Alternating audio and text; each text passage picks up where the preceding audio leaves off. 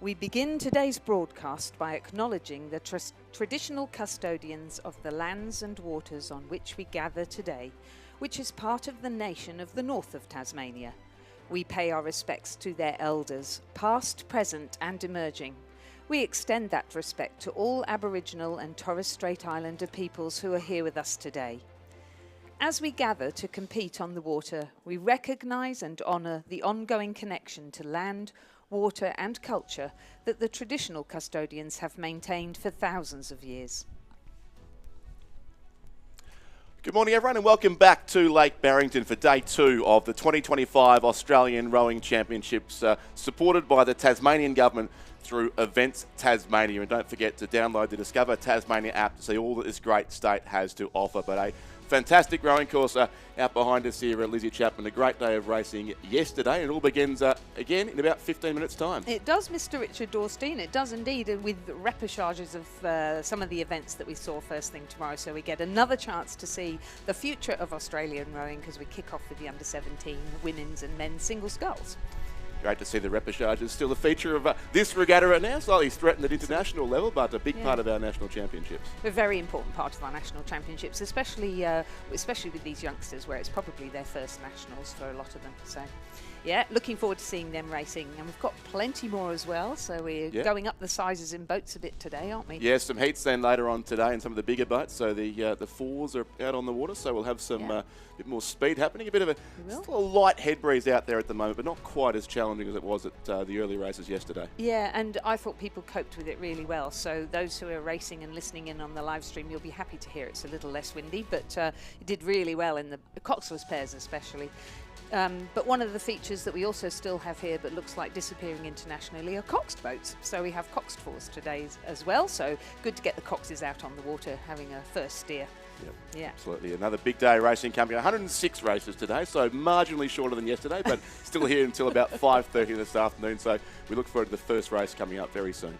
That's right. So 4 years away from this venue, but we're back now in force because this is one of the biggest entries we've ever had at the National Championships. And as Richard said, a huge day of racing ahead. So we're looking forward to you joining us on the live stream and here at the course.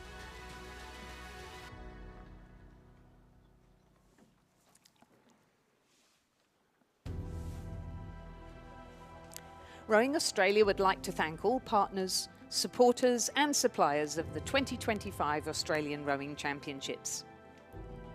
Events Tasmania, Hancock Prospecting, the Australian Sports Commission and the Australian Institute of Sport, Felipe Lido, 776 BC, Bont Rowing, Colgan Foundation, Inglewood Coffee Roasters, Bolle Australia, Bannister Downs Dairy, Sharp EIT Solutions, Ticketmaster, The Regatta Shop, Sykes Rowing, Concept 2, Croker Oars, Salters Hire, G.A. Millers, with support from Rowing Tasmania, Rowing ACT,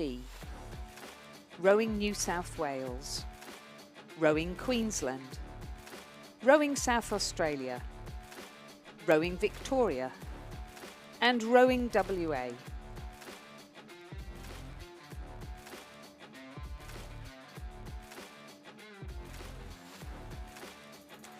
The Northwest is the food bowl of Tasmania, and the Tasting Trail is a food and drink self-drive trail designed to assist you and your taste buds in discovering the finest produce that the region has to offer.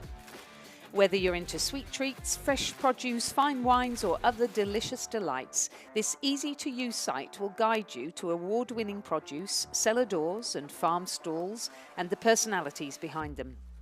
Visit www.tastingtrail.com.au for interactive maps and itineraries to unfold the delights of the Tasting Trail. With its rolling green hills and stunning coastal vistas as a backdrop, you will be welcomed into a world of berry sweet possibilities, paddock to plate dairy, dark fudge desires and malty cheer. Discover all of Tasmania's personality, from secluded arcs of white sand to verdant vineyards, succulent seafood, artsy festivals and adventure in wild places at discovertasmania.com.au or download the Discover Tasmania app.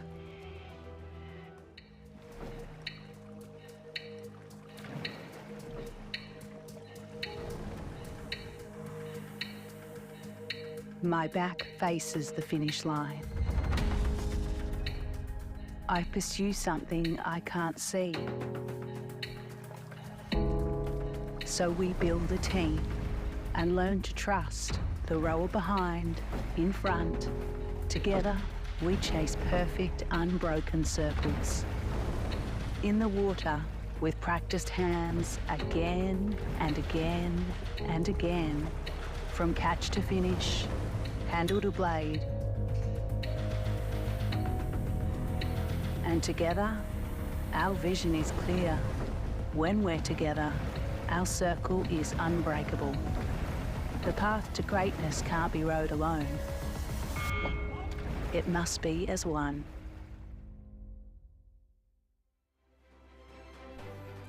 And joined this morning in the commentary box for day 2 of the Australian Championships by James Loveday, the para head coach for Rowing Australia. James, welcome, and we'll have a chat about the future of para rowing soon. But I guess firstly, like a couple of our NTC coaches, you come from the UK. Give us the brief history of your background in the sport.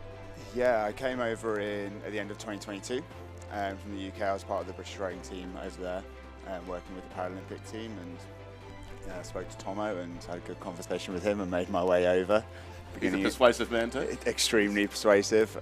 The sunshine and the beautiful country of Australia was also pretty persuasive.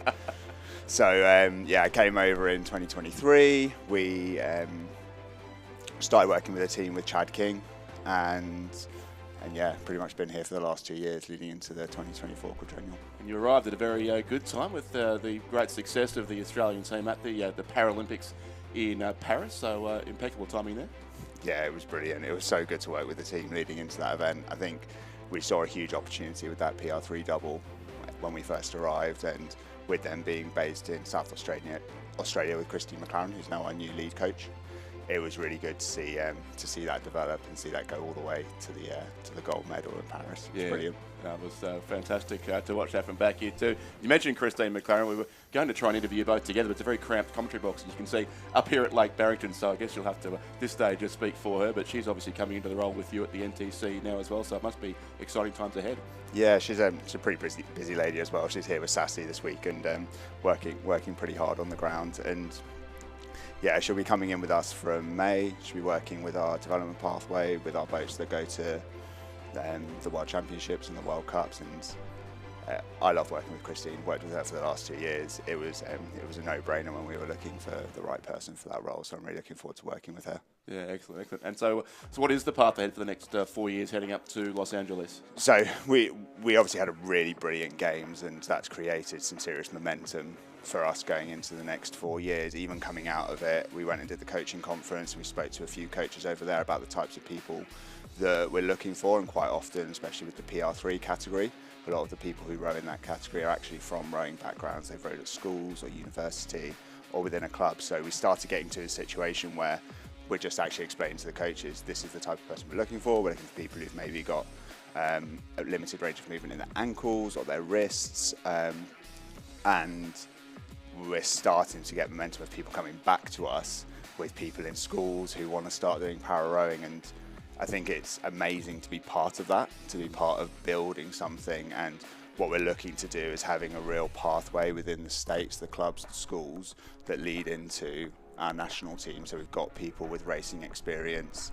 We've got people racing here that are racing in under 17 events and the PR3 event. So it's pretty cool to see the traction that we've managed to gain off the back of the games. And even if you take into account that Eric went and picked up his 4th Paralympic medal at the Paris Games, we're now getting people who are looking to join us in the PR1 categories and the PR2 categories as well. So yeah, a lot of momentum and a lot of exciting things to look forward to. Fantastic. Yes, obviously recruitment of athletes into the para side of the sport is important. I noticed at the Queensland GPS Head of the River on Saturday there was a para single scull event, which I think may have been the first time that had been raced. The same in New South Wales, so it is obviously coming in at the school levels too. Yeah. So I had a chat with a few of the schools after the coaches conference, and each of them, there's a few of them, the Shore School, Gregory Terrace, and a couple of others that had para-athletes, and they like the idea of getting this GPS event started, and credit to them, they really drove it from the school side and within the school system, and they managed to get it put into the regatta. And as you said, we get the same things within the New South Wales State Championships, the South Australia State Championships, and the events are on offer wider. So Western Australia, they have the events on offer, so if people want to be part of them, it's just a case of starting to fill the events up and making sure that we've got the critical mass of people to create a competitive environment at state level that then moves into national level. Yeah, fantastic. It's been great to see. I've been at this regatta for about 10 or so years now, and the growth of the para events from when I first started doing this commentary, we had 1 or 2 or 3 entries in some races. Now we've got heats and repechages and semis in some cases, so much bigger fields in the para events, so great to see as well. Yeah. So, James, thank you for your time. We've got some racing happening out the window behind us very soon, but enjoy your week here at Lake Barrington, and we'll talk to you again later. Thanks a lot. Cheers. Thank you.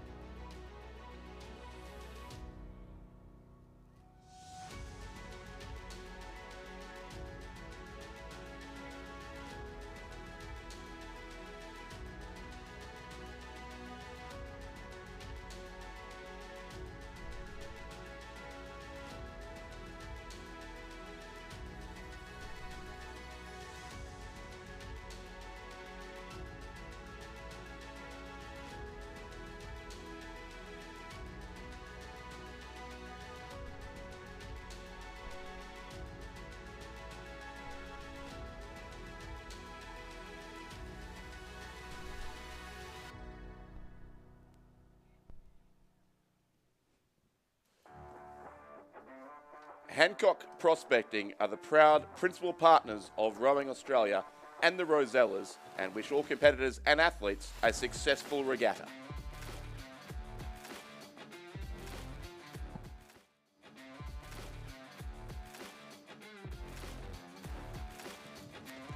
A huge thank you to Rowing Australia's official technology partner, Sharp EIT Solutions, for keeping our IT running smoothly behind the scenes. Their cutting-edge technology and expert support ensure seamless operations both on and off the water. If you're a business looking for an IT partner that truly makes a difference, whether it's managed IT services, cybersecurity, or digital solutions, Sharp EIT Solutions has you covered. Visit sharpeit.com.au to learn more and take your business technology to the next level. Rowing Australia would like to thank all of our incredible event volunteers who have generously given their time to be part of the volunteer team. Team, your dedication and commitment are the driving force behind a successful and enjoyable event for everyone involved. Attendees, as you move around the regatta this week, please take a moment to show your appreciation to our amazing volunteers and boat race officials. They're making this event possible for all of us. Don't forget to check out our traders and boat builders in the boat park to service your boats and provide spare parts. We have Sykes, Croker Oars, Wintech, Rowfit, Row Gear, Perfect Balance Rowing and Laszlo Boats. And check out the traders in our regatta village. There's a range of products and services on offer. Don't forget to pick up your official merchandise from the regatta shop, rowing apparel from 776 BC, and innovative rowing shoes from Bont Rowing. Poraloo Marine are here to talk to your club or school about sustainable development of rowing and water sports infrastructure. Stop by the Kentish Council tent for visitor information services, and the Sport Integrity Australia tent for everything you need to know about keeping our sports safe and fair. Robbie Consulting and Study and Play USA are here assisting high school athletes from Australia to achieve rowing scholarships to the United States Scholarship System. Check out the awesome prizes you can win by jumping on an erg at the Rowing Australia and Row Nation tent.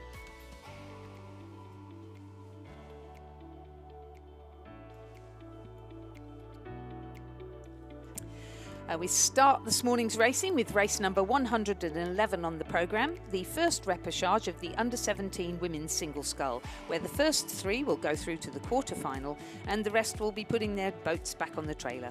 In lane 2, Kate Lonergan from Hunter Valley Grammar School. In lane 3, Eleanor Peach from St Patrick's College here in Tasmania.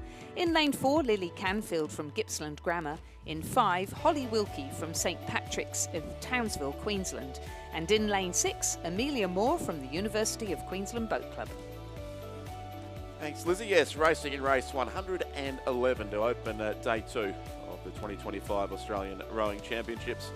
And it is the first of our elimination races here, effectively, with, as you said, the top 3 to go through to the quarterfinal. And 2 scullers from this race will end their time in this particular event, at least, as they're just through the first minute or so of this race, away from the 2,000 metre start. And this is the first of a big series of 8 repechages here in the under-17 women's single scull. We opened yesterday morning with 8 heats of the same event, and so a number of rowers, or the winner of each of the 8 heats, went through to the quarterfinals, and now the first 3 in these 8 repechages will join them there, which will take place on tomorrow morning's program. Amazing to think that this event has quarterfinals now, so it just goes to show the growth of women's rowing, really. So some of these girls are schoolgirls and will also be racing in a school program later, and some of them are at clubs only. So quite a wide range of access points, really, for the schoolgirls into, or girls of school age, into the rowing program. And as a result, a range of coaches as well. So I think you get the best of both worlds when you row at school and you row at a club. And here we see some girls who do exactly that. So we would expect from the results of the previous racing that our faster people are going to be in the middle lanes, and that's certainly what's looking like is happening now. Exactly. And speaking of club and school coaches as well, Nick Bartlett from Gippsland Grammar School is coaching Lily Canfield here, also coaching at the Mercantile Club in Melbourne, so some fair crossover there as well. But she'd sit in second, I think, Lily Canfield, the sculler from Gippsland Grammar School, just behind Holly Wilkie of St Patrick's of Townsville, who's coached by Harrison Parks. We have 2 St Patrick's in this particular repechage, and neither of the one I know best that comes from Ballarat, but St Patrick's is Townsville in lane 5. We'll see them later in the week, don't worry about that. And St Patrick's of Launceston, Tasmania, lane 3, and we should recognise them too. They'll be assisting with the medal presentations, I believe. St Patrick's on Saturday's racing, and also Marist College from Canberra, who will be doing the same on Sunday. So great to see the schools getting involved with our medal presentations as we progress through to the championship races in the second half of the regatta. It's the Queenslander who leads here. Holly Wilkie of St Patrick's Townsville has got about a length and a half now on Lily Canfield of Gippsland Grammar School. And real interest then in the race behind those 2 for 3rd place. We can see on screen there Amelia Moore of the University of Queensland, who's coached by John Pettigrew. Just out of shot, but certainly not out of contention, the 2 scullers on this side, the St Patrick's Launceston sculler, Eleanor Peach, and also Hunter Valley Grammar's Kate Lonergan.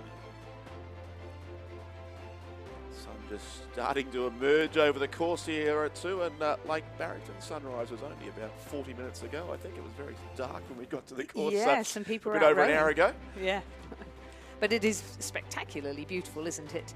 And It is for those of you who are tuning in from quite a way away, yes, it's dark. It's also very cold when you get here in the morning, although this morning was a little milder. And then once that sun hits, it really heats up quickly, doesn't it? It does. They talk about Melbourne having 4 seasons in one day, but I think we had that here yesterday as well at one Felt stage. like it. We arrived in the cold, we left in the cold, but in between it was a balmy Glorious. autumn afternoon. It was absolutely glorious, yes. Holly Wilkie, she has a 5-second lead now at the 1,000 metre mark, so halfway through our 2,000 metre course, which is the distance that is raced at the Olympics. In some of our... Usually, anyway. Oh, yes, sorry, yes, you can't even say that anymore, asterisk can and you? all these things, don't we? But no, you're right. So in schoolgirl racing, often in the younger years they race 1,000 metres, and so for some of these girls this is taking the next step up to race 2,000 metres, so double the distance, and definitely a need then to have a bit of a race plan to keep your mind from wandering. Yes, exactly. And it is a strong performance here from Holly Wilkie of St Patrick's, Townsville, out in front. But I was talking to one of the Canberra parents just before too, from Marist College. Obviously they race on an 1,800 metre course in Canberra due to the, I believe the Governor General's backyard sort of cuts off the end of that course there. But so they are also having to learn to go from 1,800 metres to 2,000. An extra 200 can make a big difference in the closing stages of their races. But this is a very good lead now to the sculler from St Patrick's of Townsville. So possibly one of the northernmost schools represented in this Australian Championships. So Holly was third in her race yesterday, but it was one of the faster heats. So doing a great job today, and sometimes getting that first race out of the way and having to go through the repechage is a good thing.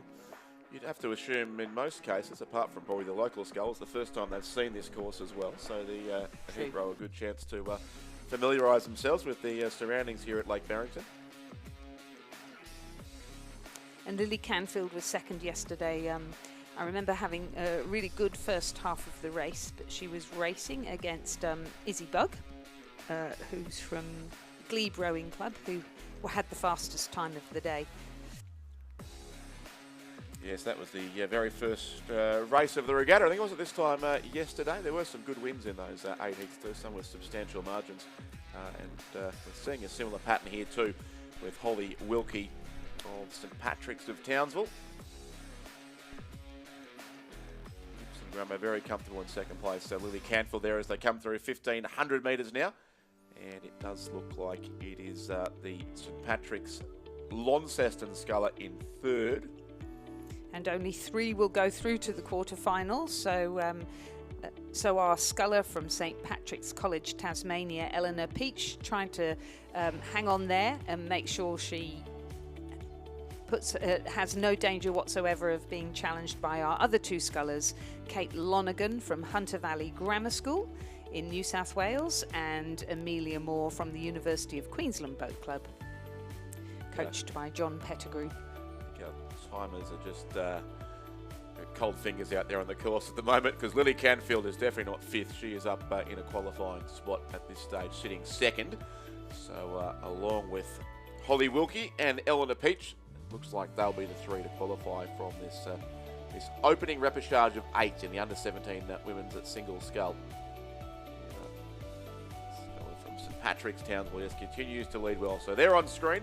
Are our 3 likely qualifiers as they go past the last of the yellow boys, marking the 1,750 metre mark of the 2,000 metre course, and they close in on the finish.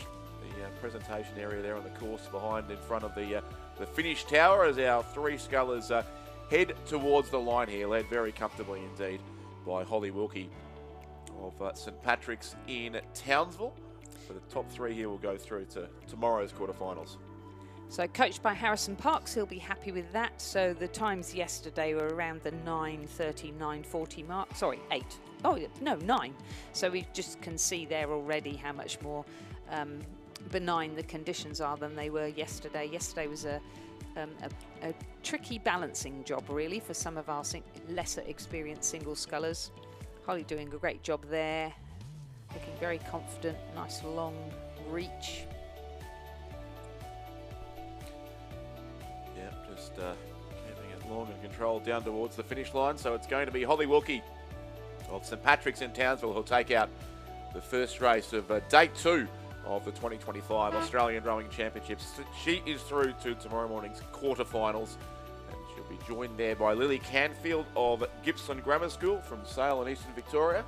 And 3rd place will go to the sculler from Launceston St Patrick's College, Eleanor Peach. So they'll be our 3 qualifiers from race 111, and missing out on a spot in the quarterfinals then it will be Amelia Moore from the University of Queensland and Kate Lonergan of Hunter Valley Grammar School in 5th position.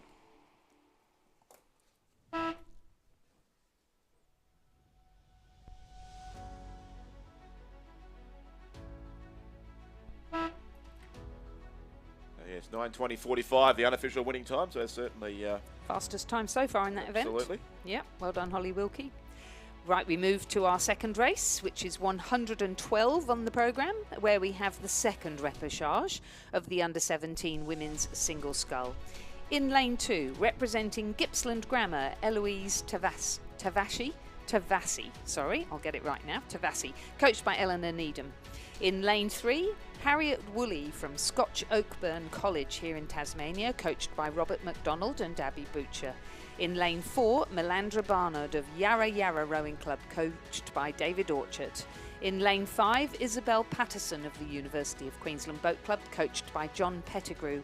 And in lane 6, Matilda Liu of Pembroke School, South Australia, coached by Amanda Sparks.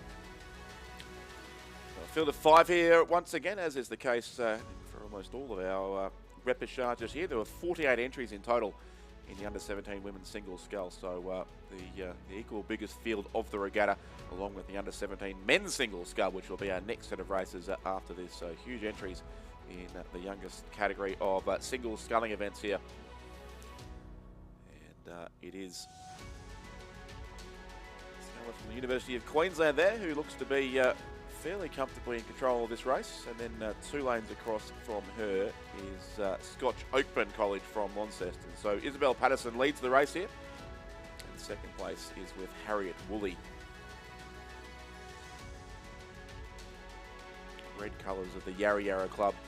In third place, that's Melandra Barnard, who probably just in a qualifying spot, but she'll race with the other, battle with the other Victorian sculler here, Eloise Tavassi of Gippsland Grammar School, for possibly the final qualifying spot to come from this second repechage.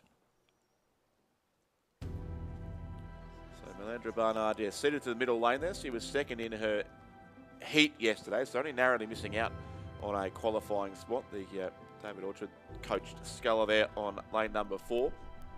Isabel Patterson was third in her heat, and Harriet Woolley fourth in hers. So again, we are seeing the seeded races here, the scullers in the centre lanes with the better finishing positions from yesterday's races.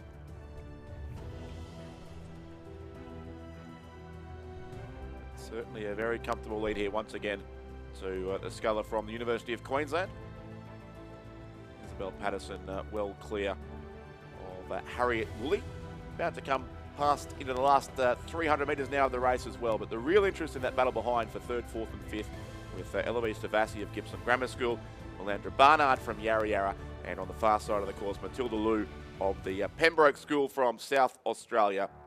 At this stage, you would think the Gippsland Grammar Sculler, Eloise Tavassi, may well be the one to go through and join Lily Canfield from the same school into the quarterfinals tomorrow, but still about 250 to go for those scullers racing for third, fourth and fifth. But a strong display here by the sculler from the University of Queensland, Isabel Patterson.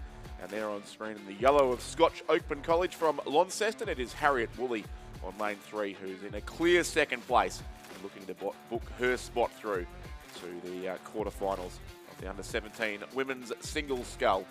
But it is the University of Queensland, so it'll be 2 from 2 for the Queensland clubs in the opening races of today's regatta. Isabel Patterson over in lane number 5, and going close there on Harriet Woolley, the second place sculler, the local from Scotch Oakburn College in Launceston, who has a good view back also on Gippsland Grammar School's Eloise Tavassi, who's coached by Eleanor Needham in third place. So they will be our qualifiers, as the University of Queensland sculler Isabel Patterson will come across shortly and take the race win here. So it's UQ first. About 4 lengths the margin it is back to Scotch Oakburn. Harriet Woolley in second place. A job done there for the sculler from Brisbane. And then third will go to Gippsland Grammar School, Eloise Tavassi, who is across the line now as well. Clear of Melandra Barnard from Yarra Yarra and Matilda Liu from the Pembroke School. So well done to Isabel Patterson and John Pettigrew, her coach there at the University of Queensland Boat Club. 9:21.99 is her provisional time, so just marginally slower than the previous repechage, and definitely on form with yesterday's racing. We've got Harriet Woolley from Scotch Oakburn, the second qualifier for the quarter-final, and Eloise Tervasi of Gippsland Grammar in the third position, and Melandra Barnard and Matilda Liu now eliminated from the event. So that was the second repechage of the under-17 women's single scull. And on the course already is the third repechage. In the third repechage, we have Evie Barras of the Pembroke School, South Australia, in lane 2. She's coached by Amanda Sparks. Georgia Cresswell of St Patrick's, Townsville, in lane 3. She's coached by Harrison Parks. In lane 4, Ayla Drury of Surfers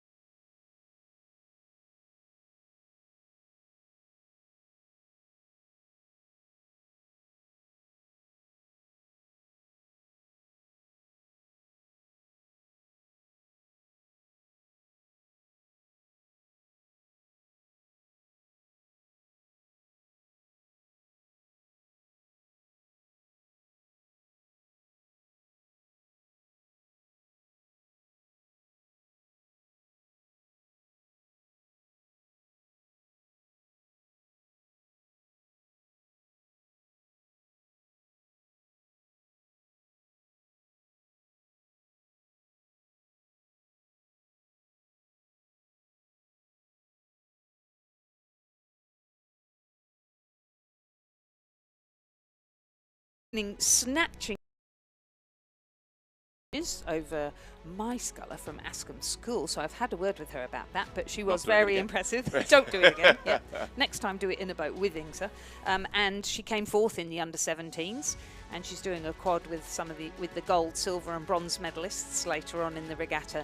So certainly used to being in a single scull, sculling up there in Surfers Paradise, and doing a great job here with a good lead as she comes in towards the finish over Sophie Winnell from MLC School in New South Wales. Very handy sculler indeed. Again, good performer, and she's coached there by Ash Brooking and Rafe Stanford-Meisel. And the Surfers Paradise sculler, as we zoomed in there on her, obviously as well as the name change without the Griffith University reference, they've also gone from the brighter red colours back to the more maroon, it looks like, of the more traditional Surfers Paradise colours as well. Oh, looks like a good finish coming up here. Yeah, so still, it is the 3 centre lanes who have it, but on the far side, watch out here for the Riverside sculler from South Australia, Caitlin Anderson, who is realised it's her last chance to go through to the quarters here, and she's putting a lot of pressure on Georgia Creswell of St Patrick's of Townsville. So the red boat has the lead there. That is Ayla Drury of Surfers Paradise. Alongside her, the MLC sculler Sophie Winnell. Those two in the qualifying spots, and I reckon they've now been joined by Caitlin Anderson from Riverside. So a very strong finish down the far side of the course by the South Australian, has gone past Georgia Creswell of St Patrick's, and also there in 5th place, Evie Barras of the Pembroke School. So 2 South Australians here on opposite sides of the course, and one looks certain to go through here with a very strong finish over on the far side of Lake Barrington. But the red boat here is still in front. Ayla Drury from Surfers Paradise will take out the 3rd repechage here of the under-17 women's single scull by about 1.5 lengths on the line. 2nd place is going to go beside her to Sophie Winnell of the MLC School, and 3rd will indeed be the South Australian sculler from Riverside. So Caitlin Anderson, very good last 500, gets herself into a quarterfinal qualifying spot. Last 500 to catapult you into the quarterfinal of the under-17 women's single scull. Just such a lot of racing for these girls, but it is fantastic, and they'll learn such a lot from doing the same thing over and over. 9:25, the provisional time for Ayla Drury, taking out repechage 3 of the under-17 women's scull, and joining her in the quarterfinal, MLC School's Sophie Winnell and Caitlin Anderson of Riverside. Well, we have 8 heats. This is 8 repechages. This is repechage number 4 in the under-17 women's single scull. Rachel Luscombe of Unley High, South Australia, is in lane 2. She's coached by Daniel Ralph and Ethan Mons.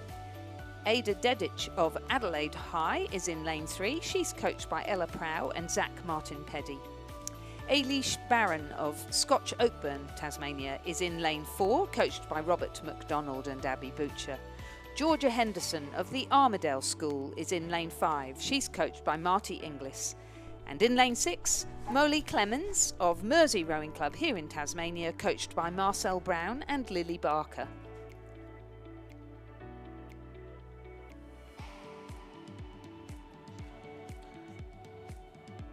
As we watch this race come down the course, Lizzie, we were just visited in the commentary box by Bill Webster, the president of the jury from this regatta, who's always welcome up here, and he did ask us to remind all athletes of the training rules for this regatta. Training is permitted on Lake Barrington while racing continues, but it is important you do have the correct training bow number, which you have to collect from Athlete Services and book a time slot for that training. All boats must launch and land from the beach only, not the pontoons. And most importantly, as far as the photo finish operation is concerned, crews must not cross the finish line when a race is concluding. So all crews training on the course, please bear those rules in mind to get your bow number and time allocation from Athlete Services. Launch and load from the beach only and not the pontoons, and do not cross the finish line when a race is concluding. And just a reminder to all crews when heading out to race that the northern 2 pontoons, so the start line end for out pontoons for those heading out to race, and the southern 2 pontoons at the finish tower end for crews coming in. Thanks for that, Richard. In our 4th repechage, we have an outstanding performance going on here from Ailish Barron of Scotch Oakburn. She has got out to an early lead, and that lead had extended to over 17 seconds by the time she got to the 1500 metre mark. So a storming last 500 coming up. The person sitting in second is Georgia Henderson from the Armadale School. I know her coach Marty Inglis will be tuning in and watching into the live stream. Georgia going very well indeed. She is such a talent, as is her sister Isabella Henderson. And sitting in second place just ahead of Rachel Luscombe of Unley High, then Ada Dedic of Adelaide High, and in 5th position at the moment Molly Clemens of Mersey. No Queenslanders in this repechage, so that winning streak was always going to come to an end. But I do know that at the Scotch Oakburn College, very involved in the program there is Hugh Baird, who spent many years in Queensland, including a stint as Director of Rowing at the Anglican Church Grammar School, which I'm contractually obliged to mention as much as I can, even though they're not racing in this regatta. So great to see Scotch Oakburn out in front, one of the many strong Launceston schools in this regatta, and the Armadale School too, Lizzie, there in second spot. They are, yeah, but Scotch Oakburn, here's the sculler from Scotch Oakburn there in the Donald Bowden boat, our sculler Ailish Barron. She's coached by Robert McDonald and Abby Butcher. We've seen quite a few good scullers coached by them in these younger age group, and she's certainly gone out there to make her mark and get herself set up for that quarter final, which is going to be very competitive. Great scull from her.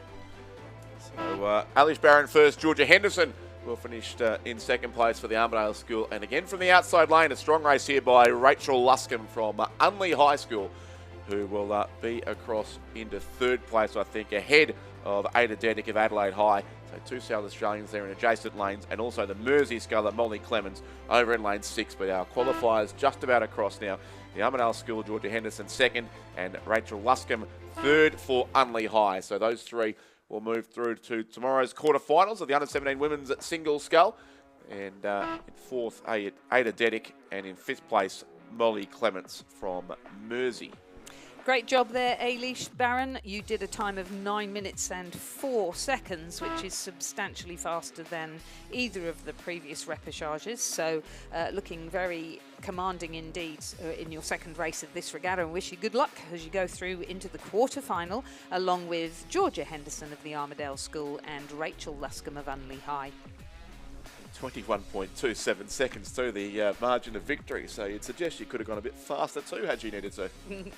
We'll see as she goes through the rounds. And we have another lead here. So this is repechage 5. We've got Sophia Stevenson from UTS Haberfield Rowing Club in New South Wales in lane 2, coached by Sam Fennessy. Zoe Ball of Commercial Rowing Club Queensland in lane 3, coached by Ross Batho and Nicholas Langford. Briar Froud of Fremantle in lane 4, coached by Keely Atchison. Lily Nolan of Commercial in lane 5. And Natalia Constanzo of Radford College ACT in lane 6, coached by Edward Wilkins, India Kazakov and head coach Gordo Marks.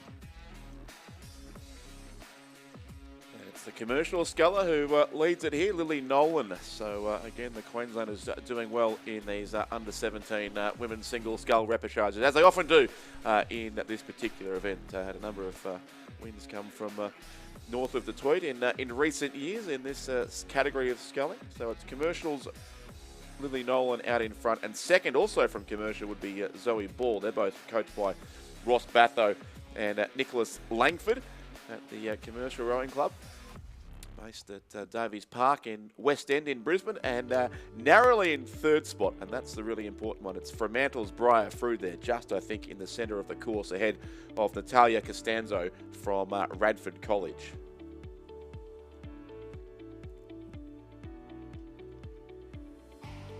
Come through 1,500 metres, so we'll get confirmation of that third spot very soon. The fifth sculler in race 2 is Sophia Stevenson from UTS Haberfield in lane number 2. She looks to be a couple of lengths off the pace in the battle for third place, but certainly Lily Nolan comfortably clear. 9 seconds she had on Zoe Ball as those two Commercial scullers make their way down the course. And then in third it is indeed Briar Froud of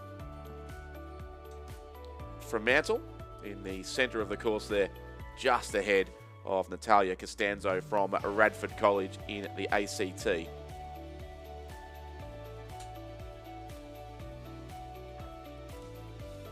Mentioned Gordon Marks there too, Lizzie. Of course, he did once fill the role that James Loveday now has, who we heard from earlier today. Yeah, for a number of years he was the the head coach of para rowing in Australia. Yeah, did a great job there, but got to say he's doing a fabulous job at Radford.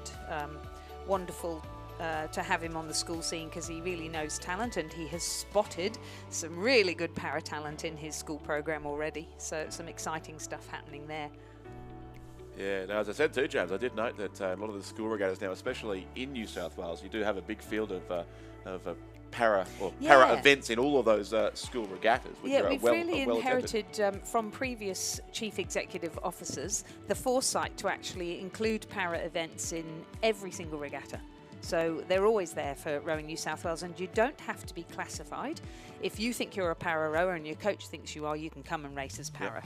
Yeah, and then you move on to getting classified at a state championships to enter, and you have to be classified before you can race at a national championships. Yes, exactly. And we will have some para races coming up. I think tomorrow might be the first of the para events. Oh, no, today. Today, in fact. No, you're right. It is today, of course. Yes, just before lunch, yes. Exactly right. We've got the PR3 men's single scull, loads of entries on at 12:45. Yeah, indeed. So it all begins this afternoon. But the variety of impairments that qualify you for para rowing is astonishing. So, and as you said, in school events, we also have para singles.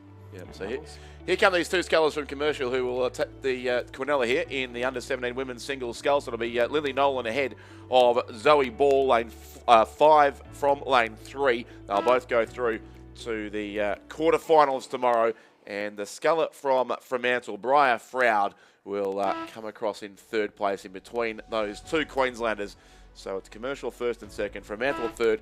They move through to the quarters. About a link in the difference there between third and fourth. So Radford College, Natalia Costanza just missing out, and Sophia Stevenson of UTS Haberfield also there in fifth place in race 115. Another fairly speedy time as well. Yeah, Lily Nolan, 9:09 is your provisional time there, and congratulations to Commercial coming first and second in the fifth repechage of the under-17 women's single scull. Our third qualifying sculler for the quarterfinal was Briar Froud from Fremantle. Just over 7 seconds first to second there, but another strong win. Bit closer.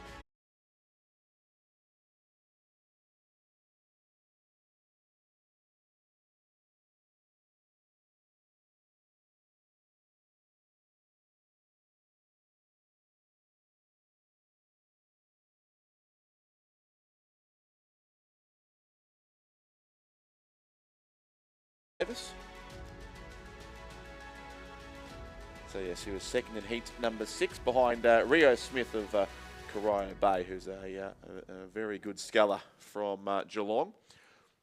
So Stephanie Pettigrew looks set here to move through to the quarterfinals, as does Genevieve Davis of Commercial. So again, 2 scullers from the Queensland clubs here front and centre in this particular race.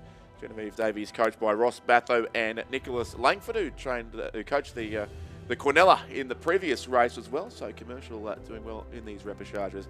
And then the Perth College sculler, it would be Evelyn James, maybe just to be tight for third, in fact, as they come through 1,500 metres. Also in the mix there is Olivia Masters from Walford Anglican, about come up as 2/3 of a second between those 2 scullers, but it was not much as all, as we saw from our camera on the 1,500 metre mark as they went through, battling out for 3rd and 4th place. And then Isabel Coddington from the Armidale School in lane number 6 would be in 5th place.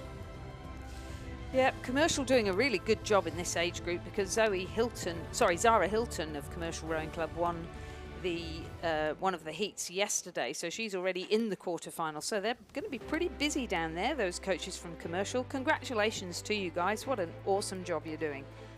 Yeah, no, Jacinta Edmonds also involved in the coaching at Commercial too for the last couple of years. So they're getting some good talent there in the coaching ranks, as well as the rowing ranks, of course. Coaches are, well, I know we coach, so we... Slightly biased. I'm not saying this because I'm a coach, but I do think that it's so... it's athlete-led, but it's really coach-driven rowing, isn't it? You can do so well when you have a coach to use as a sounding board to give you input, have a look at what you're doing from the outside, and just help you really work on the technique there. Yeah, no, exactly. And some steering coaching needed for the sculler on this side of the course. It's actually gone across into lane number 3 now, Olivia Masters, but she's not going to interfere with our race leader here, so it shouldn't cause any serious issues. But does mean she'll row a fair bit of extra distance, the sculler there from Walford Anglican in South Australia. And she's clearly in the zone and really hunting hard for that 3rd and final qualifying position. So if you're there from her school, give her a bit of a cheer, because I think she needs a bit of support there. Yeah, and just correcting, I think the umpires have intervened there to make sure she doesn't go any further across the course, because the race for 3rd is certainly an interesting one, along with Evelyn James of Perth College. But a substantial win here coming up to Stephanie Pettigrew from the University of Queensland, who I think turned it off with a few strokes to go there, and in the end gets across by about 2 lengths from the Commercial sculler Genevieve Davies. So they're easily 1st and 2nd, and just holding on to 3rd still is going to be the Perth College sculler Evelyn James, as she does hold off Olivia Masters, who certainly has rode a few more metres there, is moving across into lane number 4 or 5, but she'll finish 4th and just miss out on a qualifying spot. And then it will be Isabel Coddington of the Armidale School in 5th position, who's across the line now as well. So fairly close between all 5 sculls in the end there in the 6th repechage of the under-17 women's single scull. Another good time, 9:01 for Stephanie Pettigrew of the University of Queensland Boat Club. Nice calm race there for her. Margins 5 seconds and 12 seconds. So Stephanie Pettigrew going through to the quarterfinal with Genevieve Davies of Commercial and Evelyn James of Perth College. And we move on to the 7th, the penultimate repechage of the under-17 women's single scull. A reminder that only the top 3 go through to the quarterfinal. In this race, we have Alexia Kafasis of Yarra Yarra in lane 2. She's coached by David Orchard. In lane 3, Miranda Sutton of Mersey Rowing Club, coached by Mark Clemens and Lily Barker. In lane 4, Hannah Koch from the Radford College programme. And in lane 5, Lara Clues from the Radford programme. All of them coached by, different coaches. Max Mayer and Oscar Willink for Hannah, and for Lara, Edward Wilkins and India Kazakov. And in our last lane, lane 6, St Mary's College, Tasmania, we have Melia Bromfield, coached by Louise Allardyce. Alexia Kafasis from Yarra Yarra in lane 1, off to a good start. Sorry, lane 2. Yes, closest to the spectator side of the course, which is five rowers in these events. So it is the middle lanes that are being used And may in fact be, I think it's the centre lanes there who have the lead now. It's the two Radford scullers, in fact, side by side here in lanes 4 and 5, who would be leading the field down towards the 1500 metre mark. So Lara Clues in lane 5, just trailing Hannah Kosh in lane 4. They are our top two. Then Miranda Sutton of Mersey.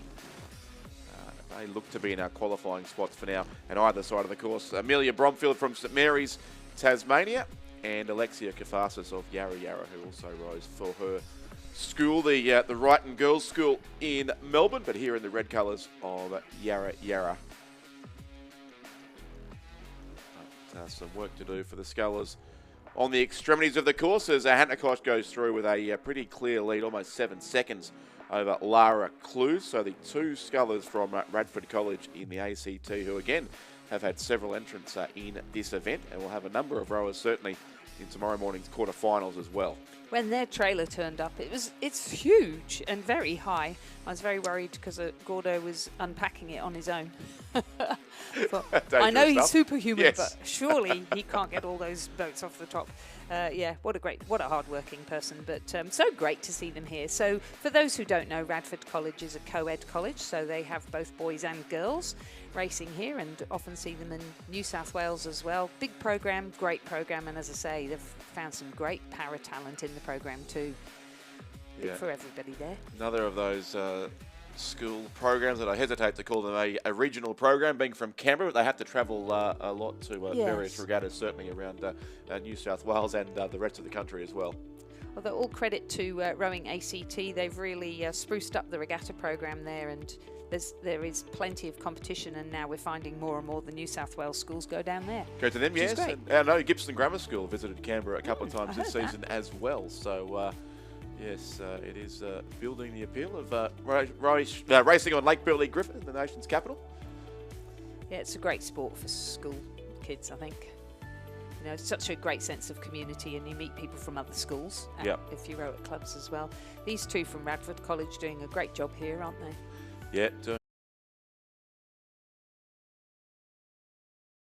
clearly our top two. And then Miranda Sutton of Mersey looking pretty comfortable in third. So our qualifiers just about set here for the quarterfinals in the 7th, the penultimate repechage of the under-17 women's single scull. And Radford College will finish first and second. So it's Hannah Kosh first, Lara Clues second.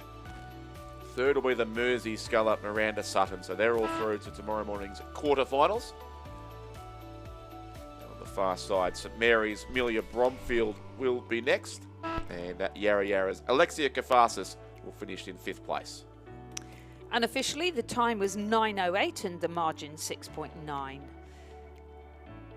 So those are our 3 scullers through to the quarterfinal. And in our final repechage, we will discover who the final contestants for our next race will be. In repechage number 8 of the under-17 women's single scull, we have Alicia Turnbull from Gippsland Grammar, coached by Eleanor Needham. In lane 3, Imogen Stewart of Tasmania University, coached by Sean Finlayson. In lane 4, Sophie Fitzgerald from the University of WA, coached by Jacob Sangster. In lane 5, Olivia Hansen-Nahoy of Fremantle Rowing Club, coached by Keely Atchison. And in lane 6, Georgie Jones from Hunter Valley Grammar School, New South Wales, coached by Rowan Hislop, Chantel Lindsay and Odin McIntosh.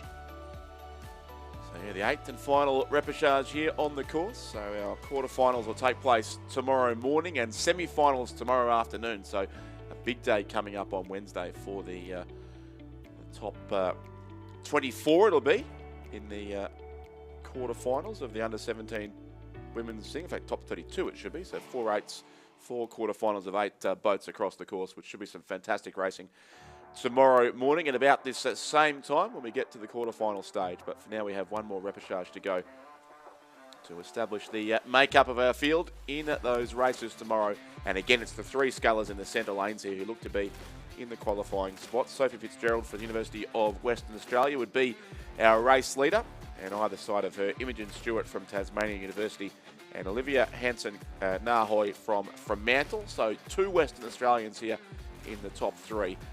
As the drone gets moving again and heads out after our scullers, making their way down the course at what looks like very close to water level as well.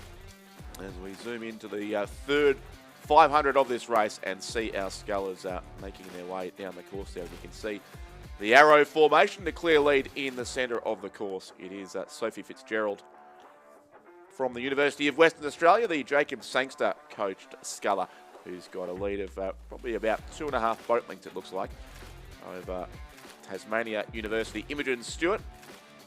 Closest to the camera on this side of the course as they go through 1,500. And then third is that second West Australian sculler, Olivia Hansen-Nahoy, who's coached by Keely Atchison at the Fremantle Rowing Club.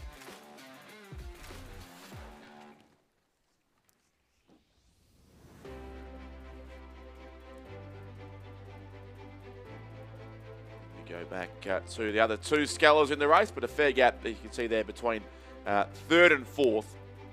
So likely our qualifiers just about determined here. Alicia Turnbull in 4th place for Gippsland Grammar School, and Georgie Jones of Hunter Valley Grammar currently sitting in 5th position.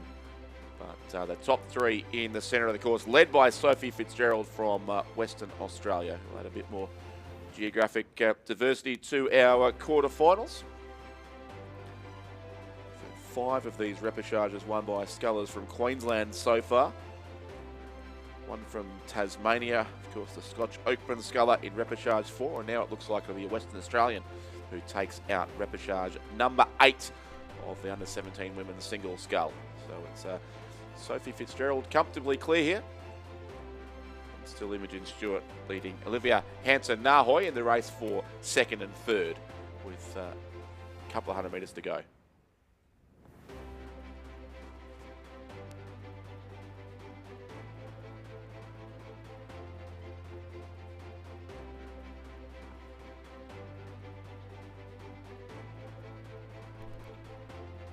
Into the final 100 metres, there you go, and just getting a bit close to the boys there too. The lead sculler just needs to steer back into the centre of her lane and is doing that gradually now, and that is the sculler from the University of Western Australia there, Sophie Fitzgerald. A great close-up shot as she closes in on the finish line, certainly rowing again, as we saw in the earlier repechages, with some good long controlled strokes there as she moves her boat comfortably up towards the finish and books her spot in the quarterfinals to come tomorrow morning in the under-17 women's singles scull. So it is Sophie Fitzgerald from the University of Western Australia who will cross for the win now on lane number 4.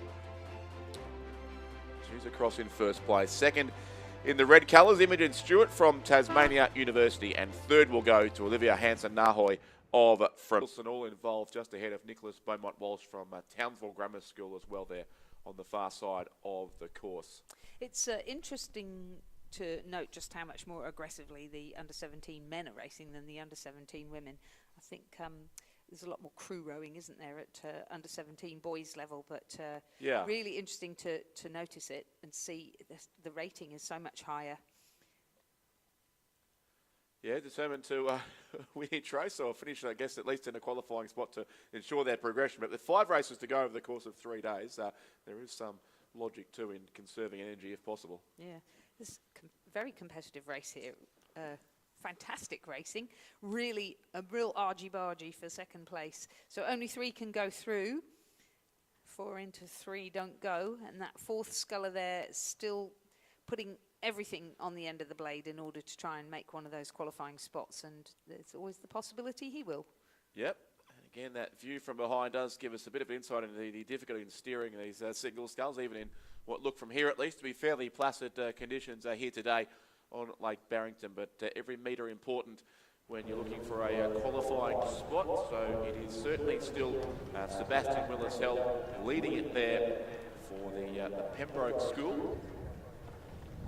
Sten of the Southport School, Liam Cormack of Brisbane Grammar, 2 more of the Queensland scullers here, and Luca Wilson from the Leichhardt Rowing Club in Sydney is the one trying to move up into the top 3 now, as we see there it is still lanes 3, 4 and 2 in the qualifying spots for now, closest to the spectator side here of Lake Barrington as they come past the through the boat park area of the course, past the yellow boys there, and they have now 250 metres to go. And as you said, Lizzie, it's a pretty compact field here with still a few chances to qualify, but very tight there for second place, that is, between Crewston of the Southport School and Liam McCormack of Brisbane Grammar, who, if they stay where they are, will both move through to the quarterfinals. Challenge there for Luca Wilson from Leichhardt over in lane 5 to try and move up one spot, but he is rapidly running out of water in which to do so. On the far side as well, Nicholas Beaumont-Walsh.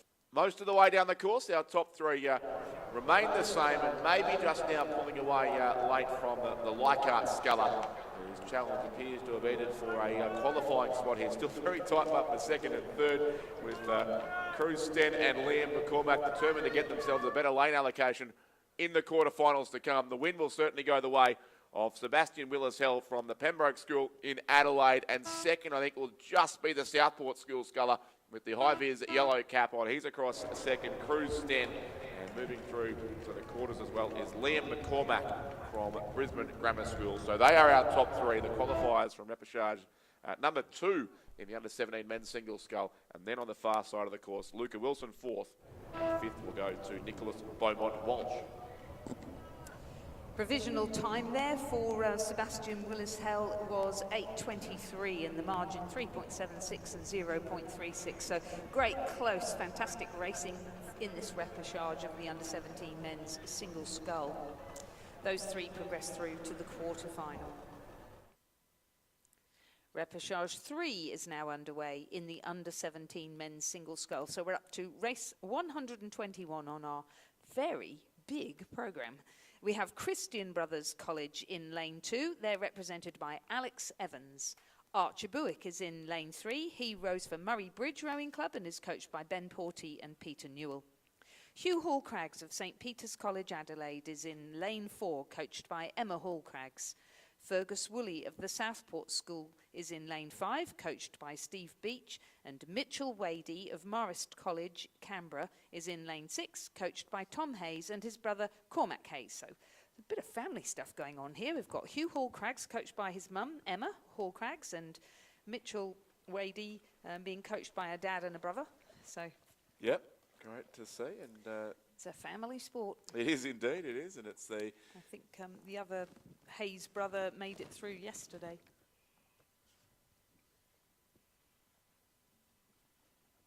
Yeah, the St Peter's College sculler from South Australia does have the lead here. That is Hugh Hall-Craggs with his boat out in front, looking again for one of these 3 qualifying spots through into the quarterfinals tomorrow of the under-17 women's single scull. So it's Hugh Hall-Craggs, and then unusually it's the 2 scullers on either side of the course at this stage who look to be second and third. Mitchell Wadey of Marist College in the ACT. Alex Evans from Christian Brothers, another South Australian. 3 South Australians, in fact, in this particular repechage. And Murray Bridges Archer Buick would be 5th, in fact. Fergus Woolley from the Southport School, the other sculler in this race, who's in the battle, certainly, for the 3rd and final qualifying spot as they are coming through now the 1,500 metre mark of this race.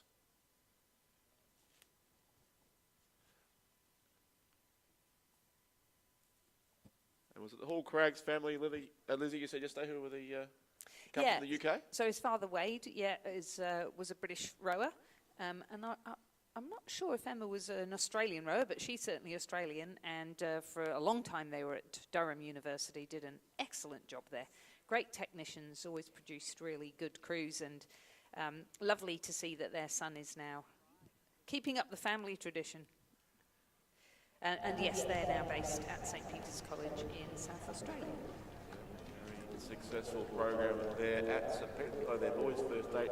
She was beaten for the first time in 9 years at the South Australian head of the river by their great rivals from Prince Alfred College. Oh, right, yes. Yep. But no such danger here for Hugh Hall-Craggs of St Peter's. Got about a 2.5 length lead on the lane 2 boat of Alex Evans from Christian Brothers College. And on the other side of the course, it still is a tight race there for 2nd and 3rd. Mitchell Wadey of Marist College there in 3rd place, but clearly in a qualifying spot ahead then of Fergus Woolley of the Southport School and Archer Buick from Murray Bridge. There's the St Peter's sculler who approaches the finish line now. Just a little bit of a wobble from side to side for a couple of strokes there. Looks to maintain his boat speed here in the final section of the race. So it is Hugh Hall Craggs. This is his head coach now by his mother Emma Hall Craggs at St Peter's College, who has a reasonably comfortable lead, at least a couple of boat lengths over Alex Evans from Christian Brothers College. So it looks like the South Australians will finish first and second here. On the far side of the course, Marist College from the ACT, Mitchell Wadey looks set to take out third. So as it's been for quite some time, they'll be our qualifiers here from the third repechage of the under-17 men's single scull. It is Hugh Hall Craggs who gets the win for St Peter's College from Adelaide. Second goes to Alex Evans of Christian Brothers College. And third, Mitchell Wadey from Marist College in the ACT, getting home ahead of Fergus Woolley of the Southport School and Archer Buick from Murray Bridge. Great racing there, and a good time of 8 minutes 11.98 seconds, 4.61 and 5.61 with the margin. So a really good row there from Hugh Hall Craggs and St Peter's College to take out first, Alex Evans of Christian Brothers to take second, and Mitchell Wadey of Marist College to take third and progress through to the quarterfinal in the under-17 men's single scull.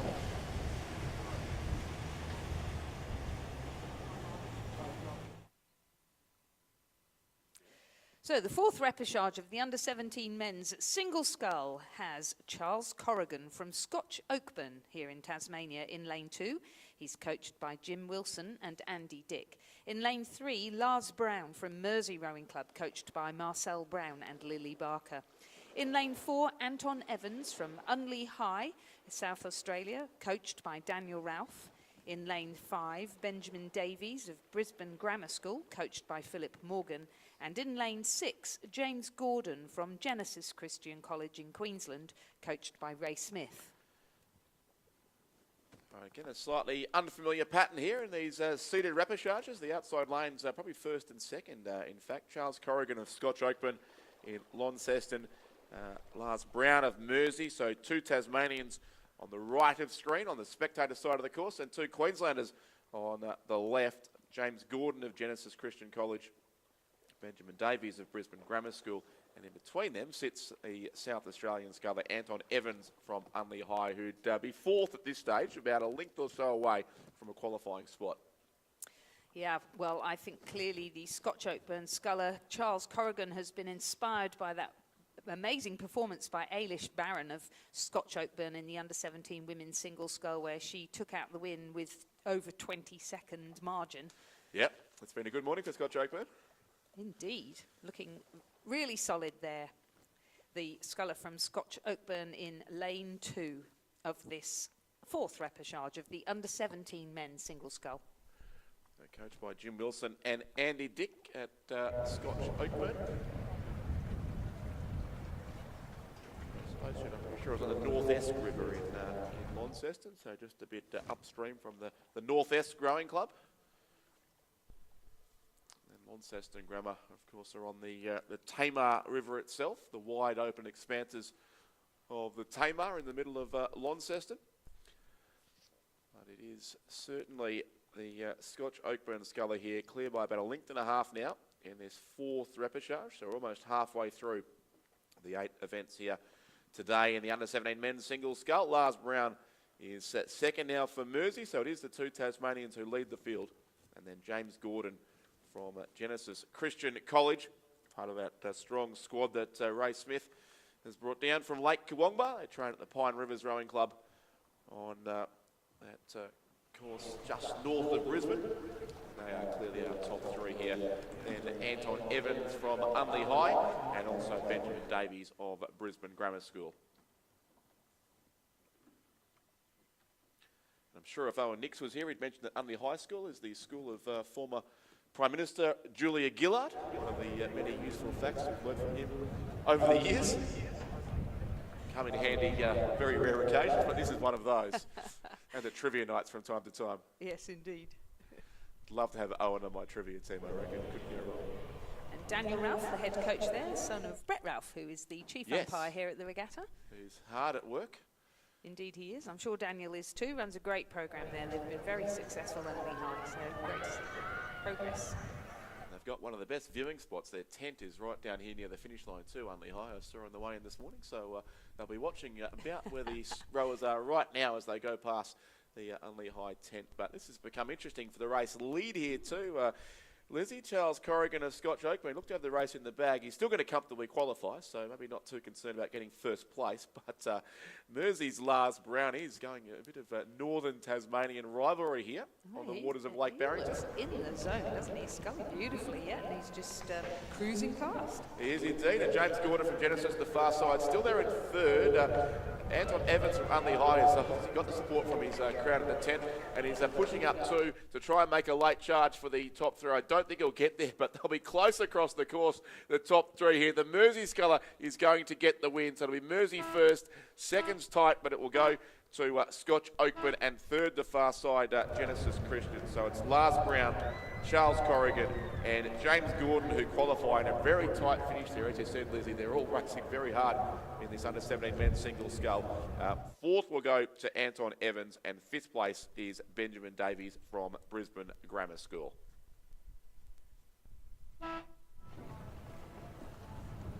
Well, congratulations to Lars Brown from Mersey Rowing Club. What a great last 500 there to overtake Charles Corrigan from Scotch Oakburn College and progress through from the repechage to the quarterfinal, along with James Gordon from Genesis Christian. Fabulous race from those three guys, plus Anton Evans from Unley High. High commendation there for his performance too.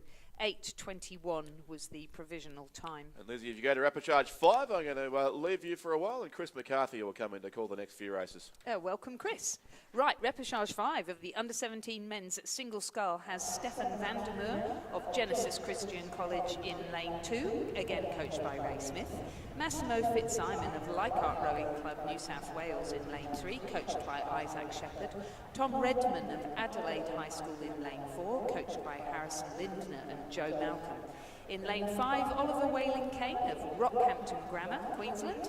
And in lane 6, another Radford College sculler, William Fraser. He's coached by Mackenzie Moore, Gus Walker and Gordo Marks.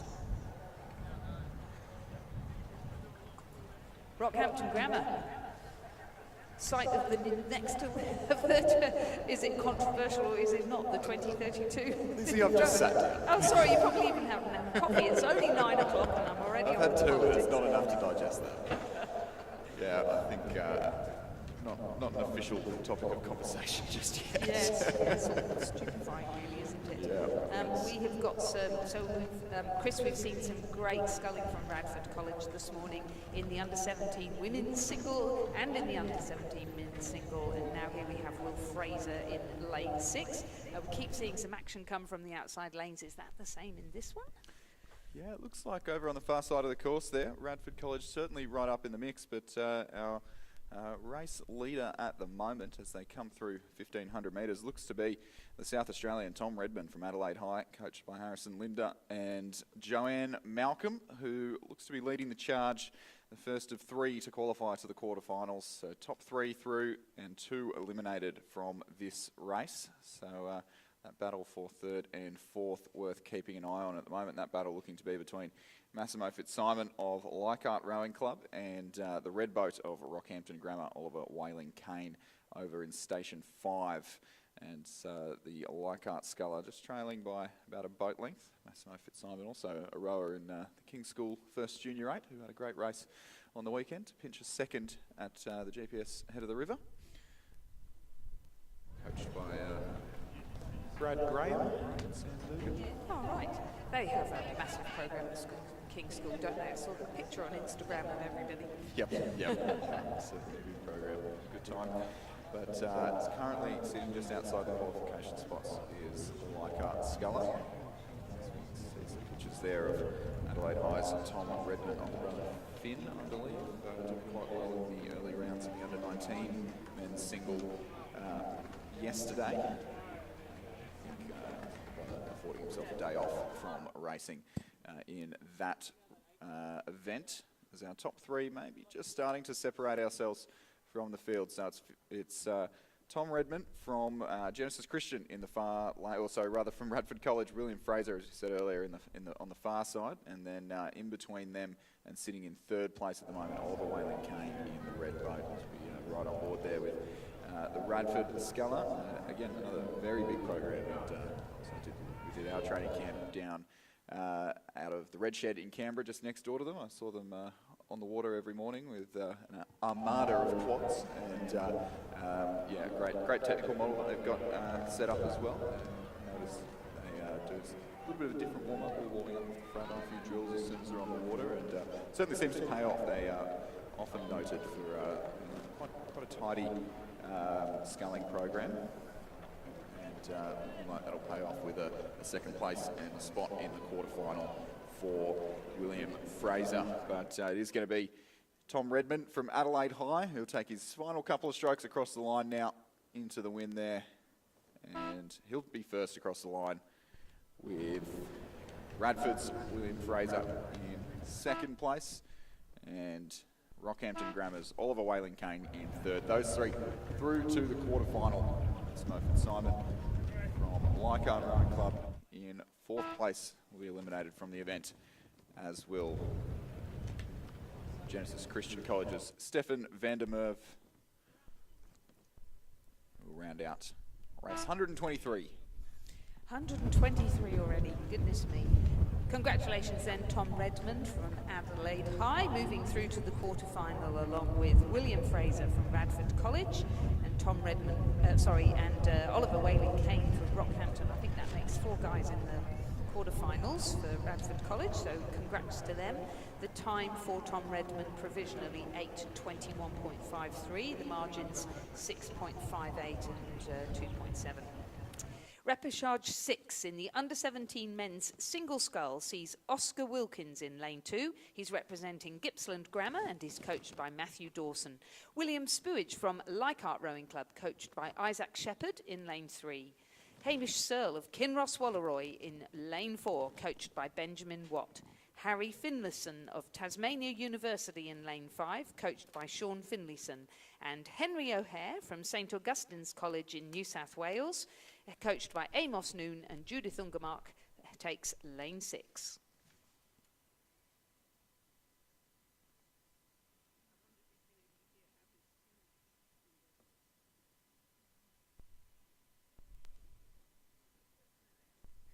So Hamish Searle in the blue boat of Kinross Walleroy leading the charge here in this 6th repechage, 6 of 8 repechages in the men's under-17 single scull.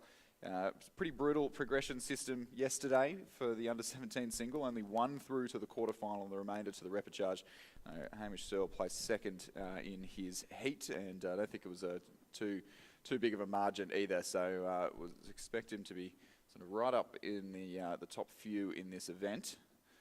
Hamish, as we mentioned yesterday, brother of Lucy Searle, who was on the under-23 Australian team in the women's 8 last year, and whose name is actually on the bow of this boat. So Hamish rowing in the boat named after his sister. How cool is that? Very cool indeed.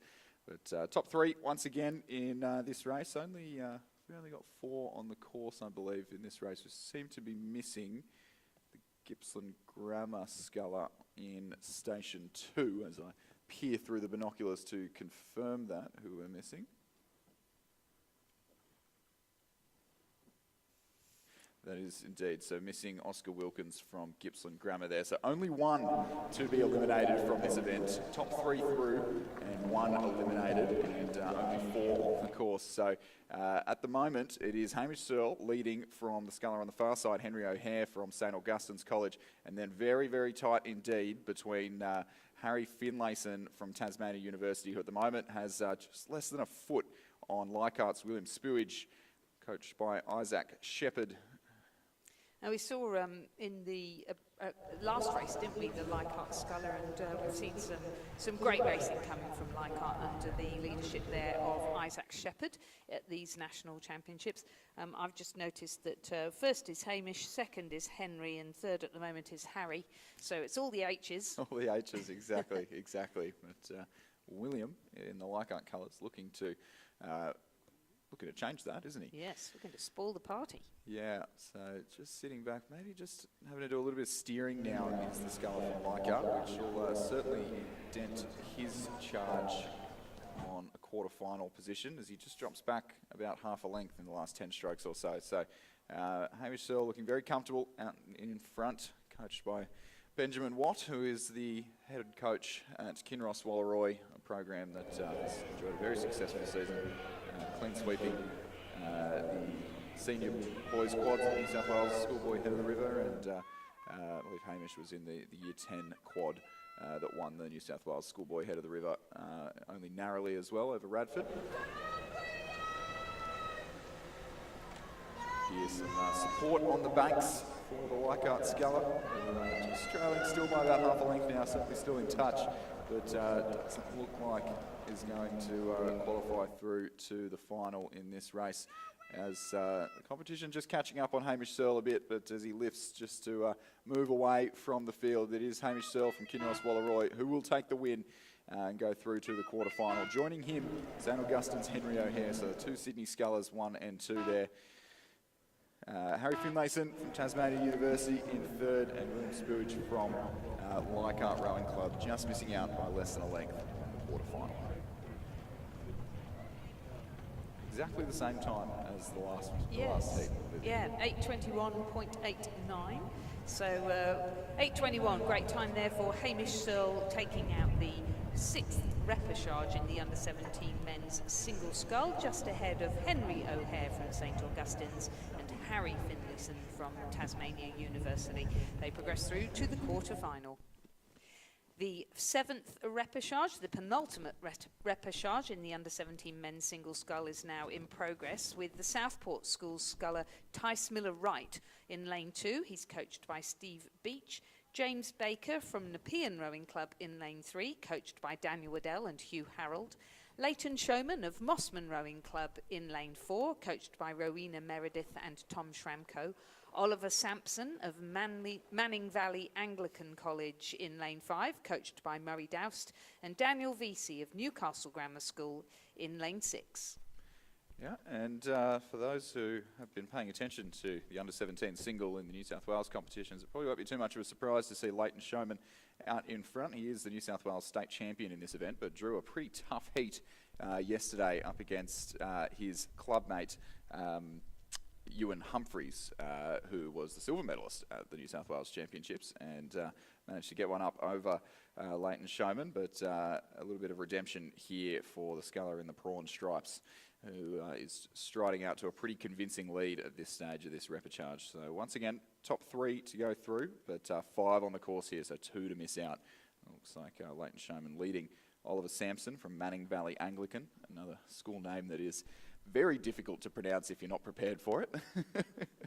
It's harder than it seems in Manning Valley Anglican, but those two scullers, 1 and 2, and the remaining 3 scullers fairly tight across the field. Tice Miller-Wright from the Southport School on the near side, doing battle with James Baker, who's currently from Nepean, who's just in front of him, and Newcastle Grammar's Daniel Versey on the far side of the course, looking to be maybe just out of the race for a quarter-final spot at this stage.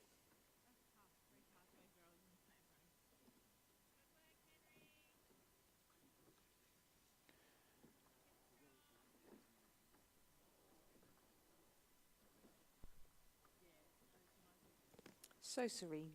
So serene. It is just a gorgeous place to row. Yeah, 100%. Sitting in the media centre this morning, watching the shadows come down the trees.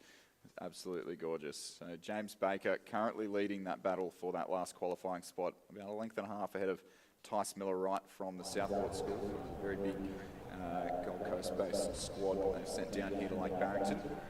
I believe Tice, the younger brother of Caden, who was in Southport School 8 that went to Henley last year, who's now down rowing at the Sydney University Boat Club. He is. And studying at Sydney University. Mm-hmm. Yeah, it's lovely to see the progression, isn't it, really, to see people come from school to university. And we were saying in the under-21s yesterday that the wealth of talent in the universities across the country at the moment is very exciting.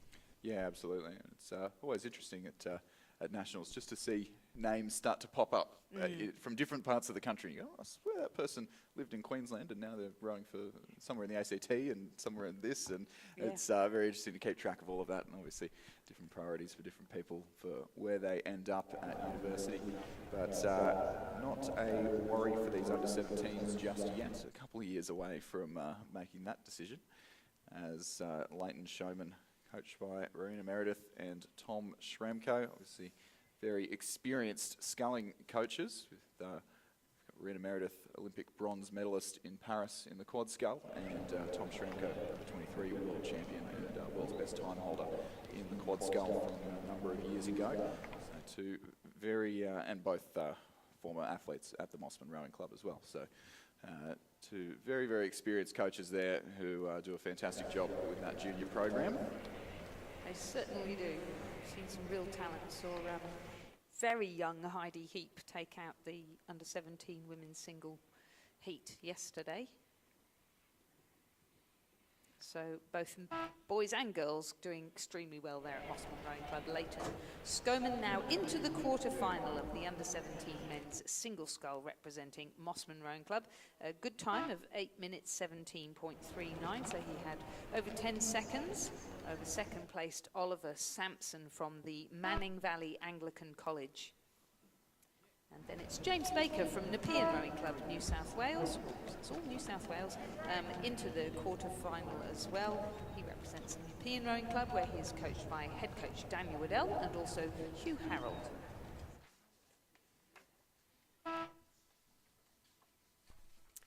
So the remainder of the scullers now missing out, having to eliminate from this event and to move on to whatever the other events are that they're competing in. There certainly are plenty here. Yeah, well, these under-17s do compete in the full field of single, double, quad. A few of the school rowers, we the 8 as well, later on as part of the Australian Schools Championships that kicks off on Thursday afternoon. Indeed. Okay, we have a final repechage. Oh, yeah, we go. 5 scullers. We've got Cohen Cook from Gippsland Grammar in lane 2, where he's coached by Matthew Dawson. In lane 3, we have Beau Furlong from Tamar, coached by Andrew Hull. In lane 4, Jasper Twitchett from North Esk Rowing Club, where he's coached by Adam Simons and Trevor Barrett. Ewan Humphreys, who rows for Mossman Rowing Club, and again coached by Rowena Meredith and Tom Schramko, who we were just talking about. And in our final lane, lane 6, we have Luca Capitipola from Gippsland Grammar School, again coached by Matthew Dawson. So they're bookending this this heat.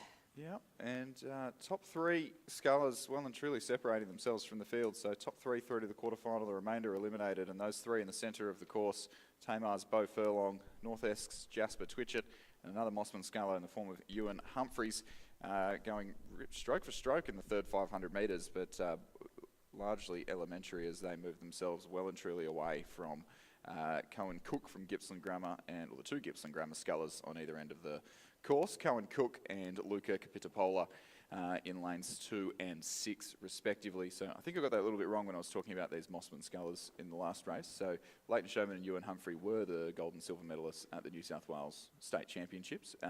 They did draw each other in the heat yesterday, but both of them were robbed of a direct qualifying spot by, maybe not robbed, beaten to, a direct qualifying spot by Tyg Bailey from Corio Bay, who, along with his twin brother, both got direct qualifying spots to the quarter-final.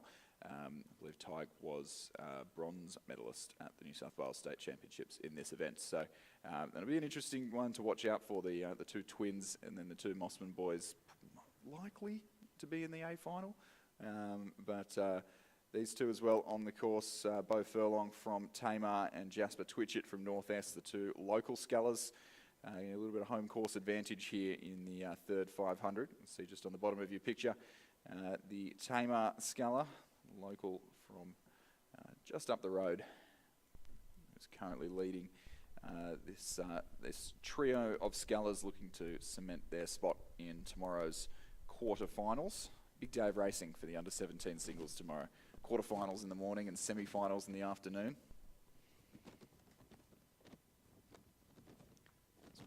almost out to now a length in between. Jasper Twitchett from North Esk Rowing Club there, white and blue colours. Sitting in between these two sculls, almost a neat length back to the three of them. Big T, Tamar Rowing Club, the Bo Furlong there, coached by Andrew Hull.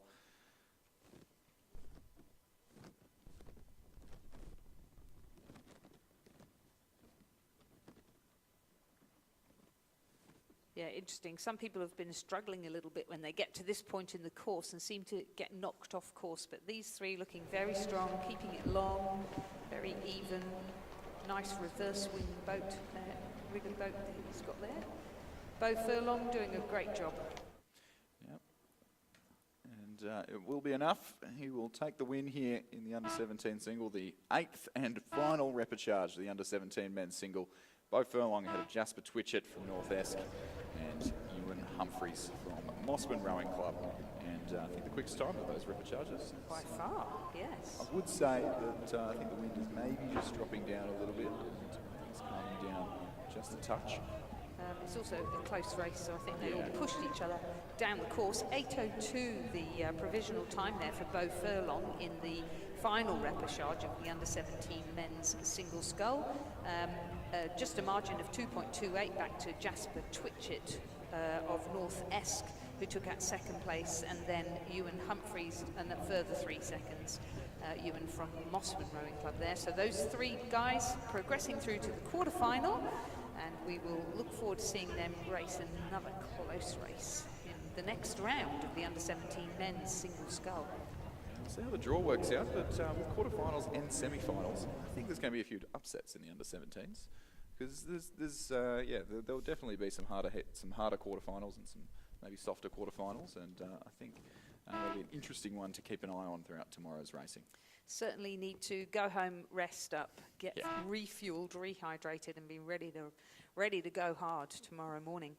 Talking of going hard, we've got the first repechage of the under-19 women's single scull. So this is an age group that represent Australia overseas in the Junior World Championships, and we've certainly got some talented and determined young ladies racing here. Freya Teschendorf from the Radford College is in lane 1, coached by Max Mayer, Oscar Willink and Gordo Marks. In lane 2, Bella Wells from the Friends School here in Tasmania, coached by Anthony Edwards and Christy Crow. In lane 3, Juliet Kelly from Fremantle Rowing Club, who I'm pretty sure is a junior international for Australia. Georgina Stevenson from Sydney University Boat Club, coached by Alan Bennett and Alfie Young. May Wayne from Scotch Oakburn, Tasmania is in lane 5. She's coached by Greta Brown. Estelle Freeman from Ballarat Clarendon College in Victoria is in lane 6. She's coached by John Novak. Layla Struthers of Rockhampton Fitzroy Rowing Club, Queensland is in lane 7. And Jessica Carroll of Genesis Christian College in Queensland is in lane 8. Jessica is coached by Ray Smith.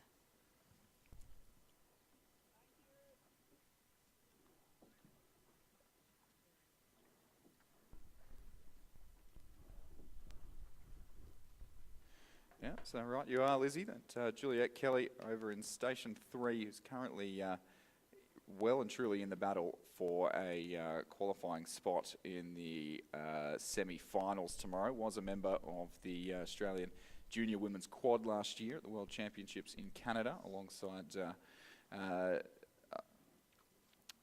alongside Cinna Metzger and Lucy Yabsley and Jade from UTS.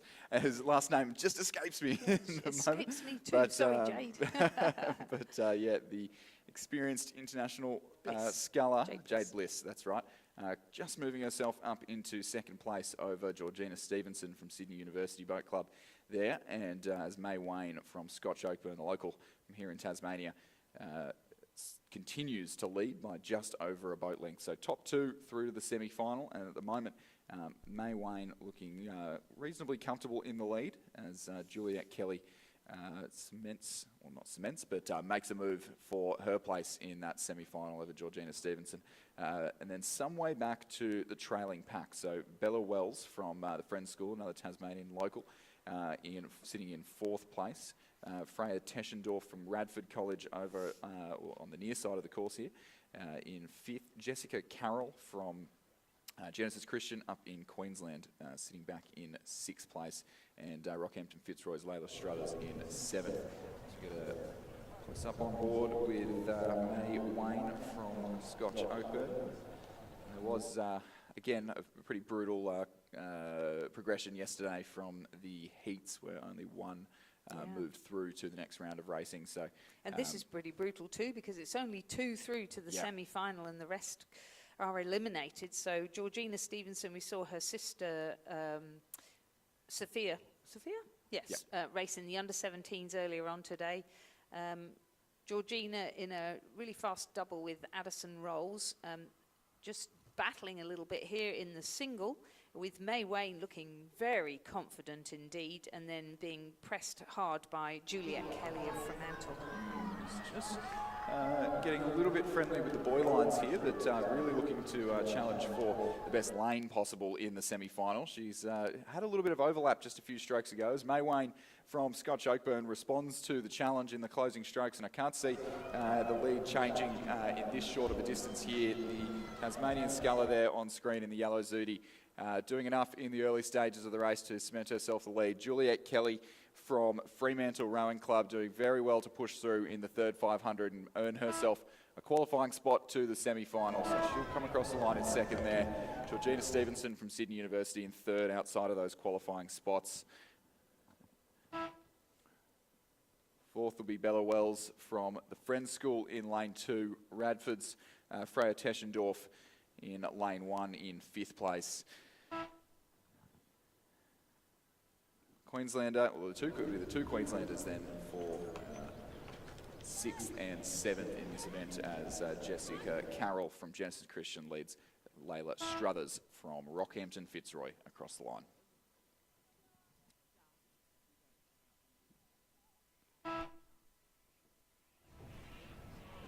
So 8:38.43, the provisional time for May Wayne there, taking out the first repechage of the under-19 women's single scull and progressing through to the semi-final.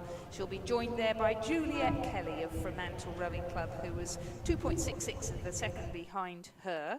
And just missing out, Georgina Stevenson of Sydney University Boat Club coming in 3rd, although that was another 7 seconds margin. So our second repechage of the under-19 women's single scull is now in progress, with Ebony Harridge of Yarra Yarra in lane 1. She's coached by David Orchard. Zoe Hutchison of Manning Valley Anglican College, New South Wales in lane 2. She's coached by Murray Doust. Addison Rolls of Sydney University Boat Club is in lane 3. She's coached by Alan Bennett and Alfie Young. Letitia Generat of Fremantle Rowing Club is in lane 4, coached by Keely Atchison, Alex Thompson and David Van Das. Elizabeth Moss of Swan River is in lane 5, coached by Mark Beer and Neville Kempton. Hannah Johansson of Toowong and the Queensland Academy of Sport is in lane 6. She's coached by Gus Rodero, Claire Raven and Flynn Lynham. Elsie Griffith of Swan River Rowing Club is in lane 7. She's coached by Mark Beer, Neville Kempton and Olivia Jones. And Kate Collier of Radford College completes our field. She's racing in lane 8. Her coaches are Maximilian Mayer, Oscar Willick and Gordon Marks.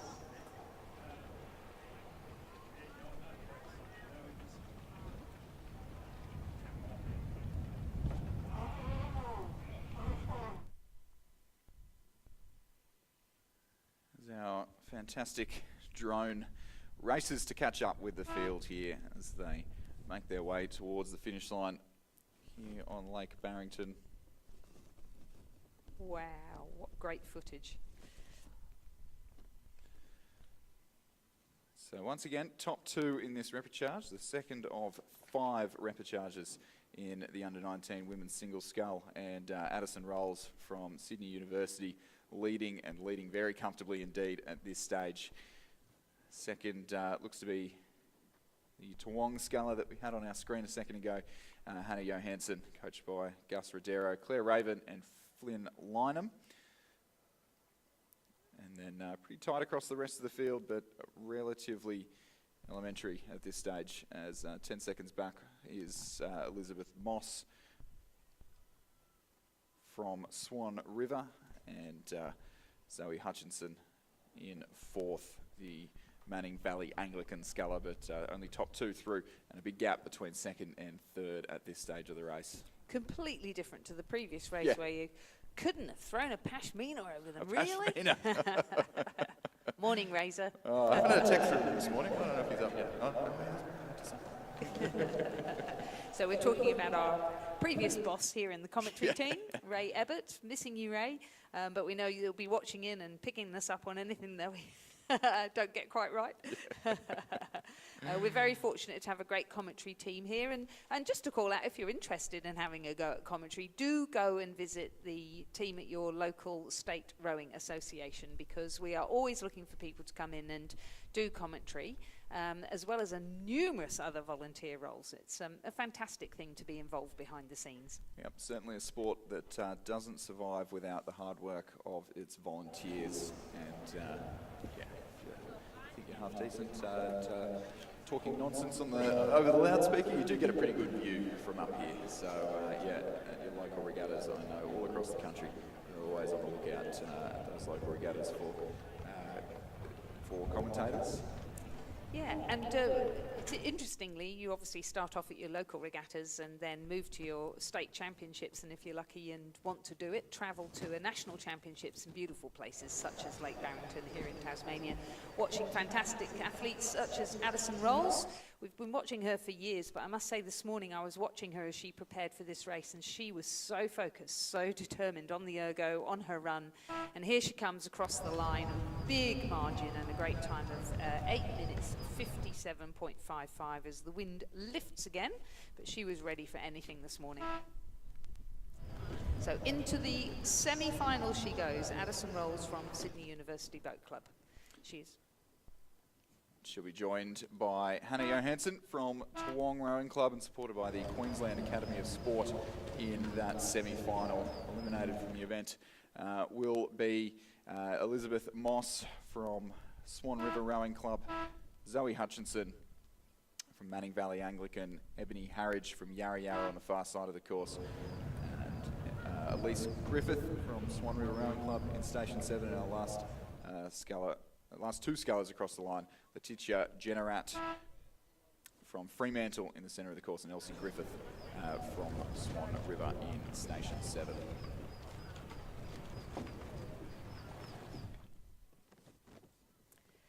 Repechage 3 of the Under-19 Women's Single Scull sees Tiana Cutts of Genesis Christian College, Queensland in lane 1. She's coached by Ray Smith. Sarah Thomas of Tasmania University in lane 2. Sadie Schlitt of Yarra Yarra in lane 3. She's coached by David Orchard. Eloise Stevens of the Mossman Rowing Club programme in lane 4, coached by Rowena Meredith and Tom Schramko. Sarah Midgley of New Norfolk Rowing Club in lane 5. Sienna Becker of Commercial Rowing Club in lane 6. She's coached by Flynn Nation and Nigel Stubbs. And Constantina Kafasis of Yarra Yarra in lane 7. She again is coached by David Orchard.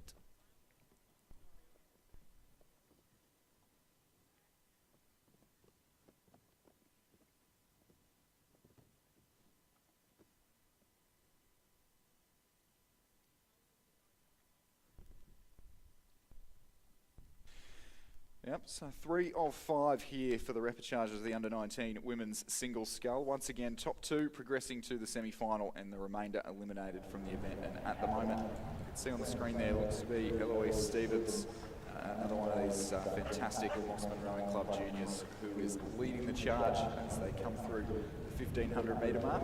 Maybe just the 1500 metre mark. Coming through now on the 1500 metre mark and leading by about a length. From the sculler in lane 7 from Yarra Yarra, Constantina Kafasis.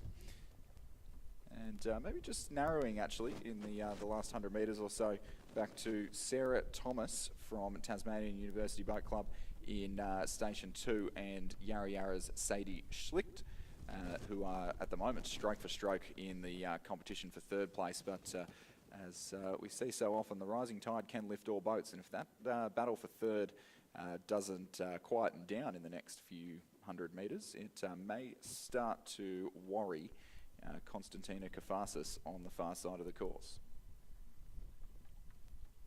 Yeah, another fantastic race, pretty close racing.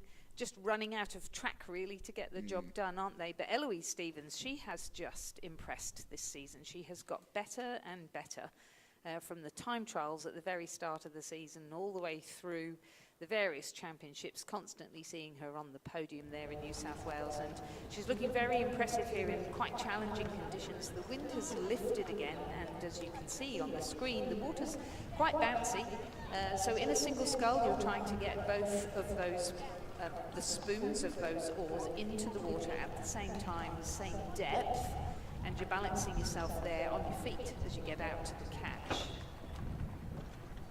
Doing a great job of it though, staying calm, working hard to stay ahead of the rest of the boats in this field and secure herself a position in the semi-final of the under-19 women's single scull.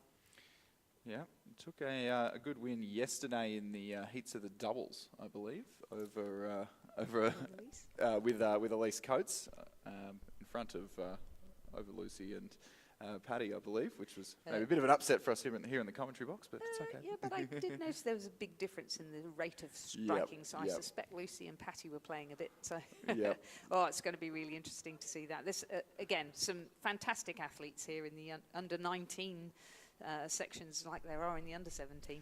Yeah, exactly. We saw such great competition all the way across the under-17s last year, where this Mossman cohort clean swept the single, double, and quad at the Australian Rowing Championships in 2024, and now looking to maybe try and do the same in the under-19s, although they certainly don't seem to have it all their way. But Eloise Stevens putting her best foot forward here in the repechage, making it through to the semi-final. Konstantina Kafasis from Yarra Yarra holds off her clubmate, and as well as Sarah Thomas from the Tasmanian University Boat Club. Sadie Schlicht, Yarra Yarra, both of those two eliminated from the event after this round of racing. Sienna Becker from Commercial, likewise in 5th place.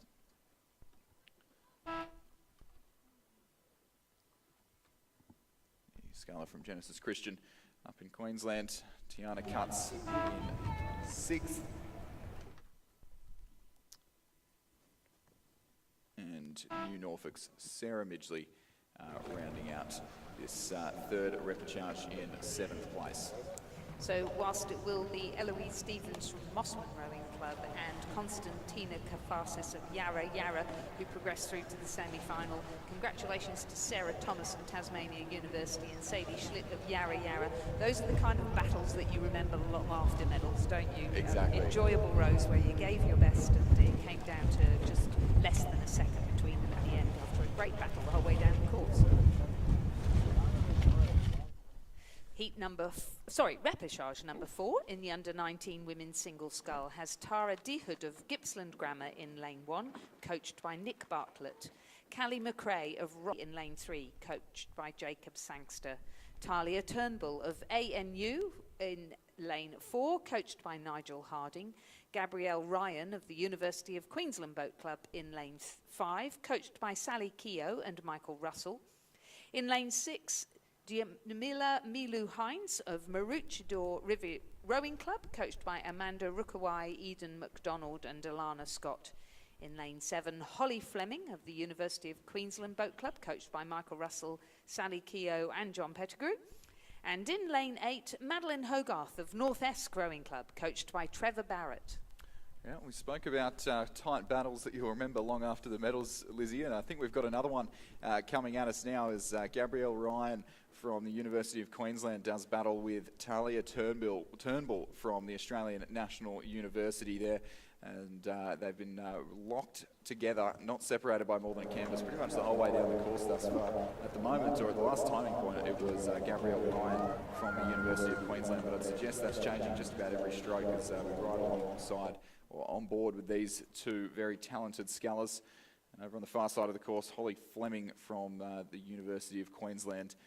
Still reasonably in the mix, but a couple lengths down. I think it'll take a superb effort to get herself into those top 2 qualification spots at this stage of the race.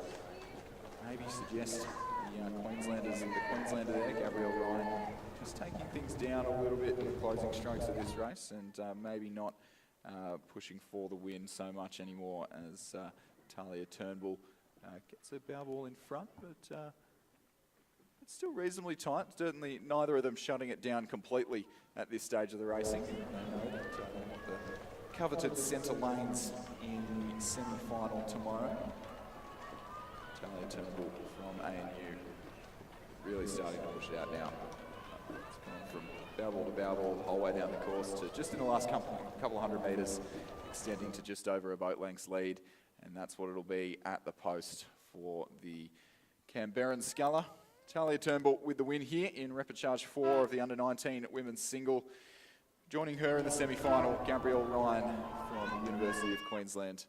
And despite staying with the leaders, not able to make an impact on those top 2 spots, Holly Fleming from the University of Queensland. And then it'll be some way back to our chasing pack of 5 scullers, which is at the moment led by another Queenslander, Callum McRae from Rockhampton Fitzroy, who finished 4th. And then very tight indeed between the University of WA's Eleanor Frank and Amelia Milu Heights, I believe, from Marucci River. 5th and 6th. Gibson Grammar in Station 1. Tara Dehood, coached by Nick Bartlett, in 7th place, and over on the far side of the course there, Madeline Hogarth from North Esk in 8th place. A slightly slower time of 8:52.91 for Talia Turnbull of the Australian National University in winning that semi-final just ahead of Gabrielle Ryan of the University of Queensland Boat Club. They progress through to the semi-final and the remainder are eliminated from the event. The margin was 3.66. In repechage 5, we have Mia Davis of Rockhampton Fitzroy Rowing Club in lane 1, Eliza Jenkins of Barwon in lane 2. Eliza is coached by Anita Whitehouse. In lane 3, Lily Soderblom of Radford College, where she's coached by Max Mayer, Oscar Willink and Gordo Marks. In lane 4, Matilda Cocker of Tasmania University, coached by Sean Finlayson. In lane 5, Xenia Palmer of Sydney Rowing Club, coached by Patrick Graham. In lane 6, Juliet Bird of Swan River Rowing Club. And in lane 7, Jodie Priest of Swan River Rowing Club.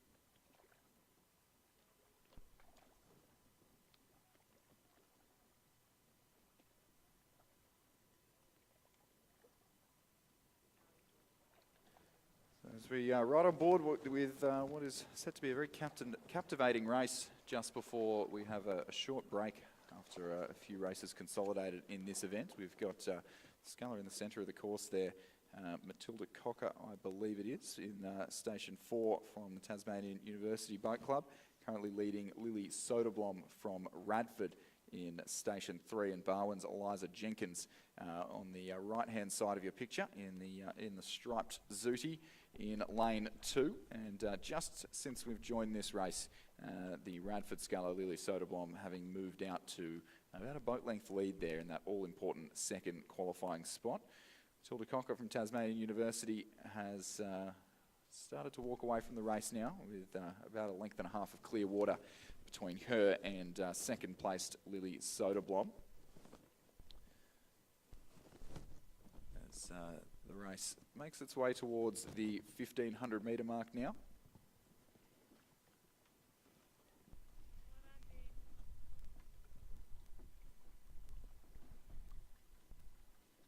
And sculler in lane 2 from Barwon, Eliza Jenkins, just starting to make a little bit of a move and try to make an impression on those top 2 qualifying spots. You can see just looking a little bit more aggressive in the water and getting a little bit of overlap again.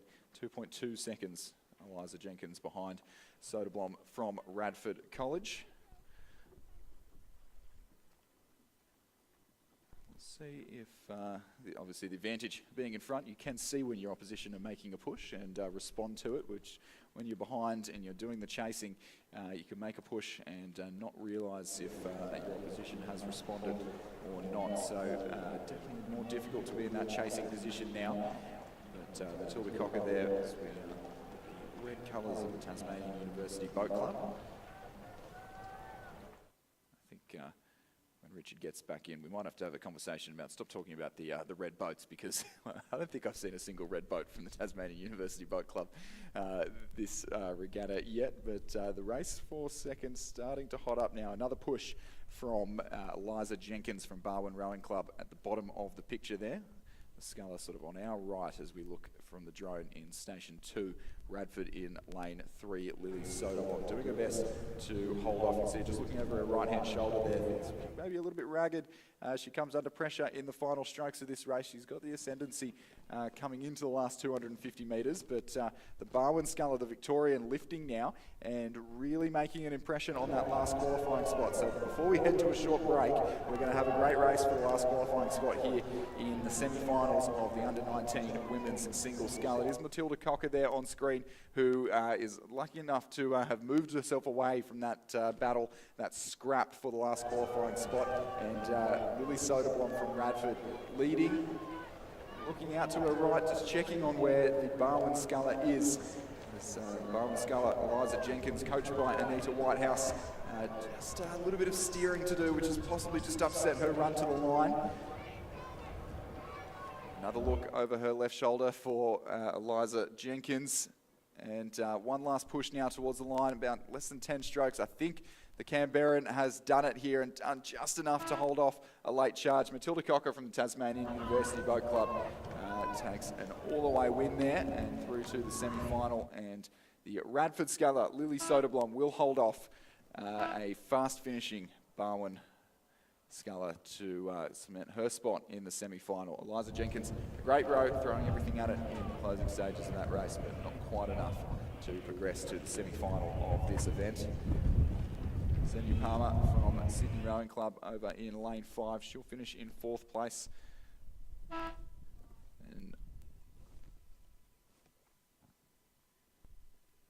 then it will be sculler in station 7. Jodie Priest from Swan River Rowing Club in 5th place, and about 120 metres to go. It'll be reasonably tight for 6th and 7th. Second Swan River sculler on the far side of the course there, Juliet Bird, possibly just leading Mia Davis from Rockhampton Fitzroy. But very close for 6th and 7th here in the last repechage of the under-19 women's single scull. It is the West Australian on the far side who just leads coming into the last strokes of the race.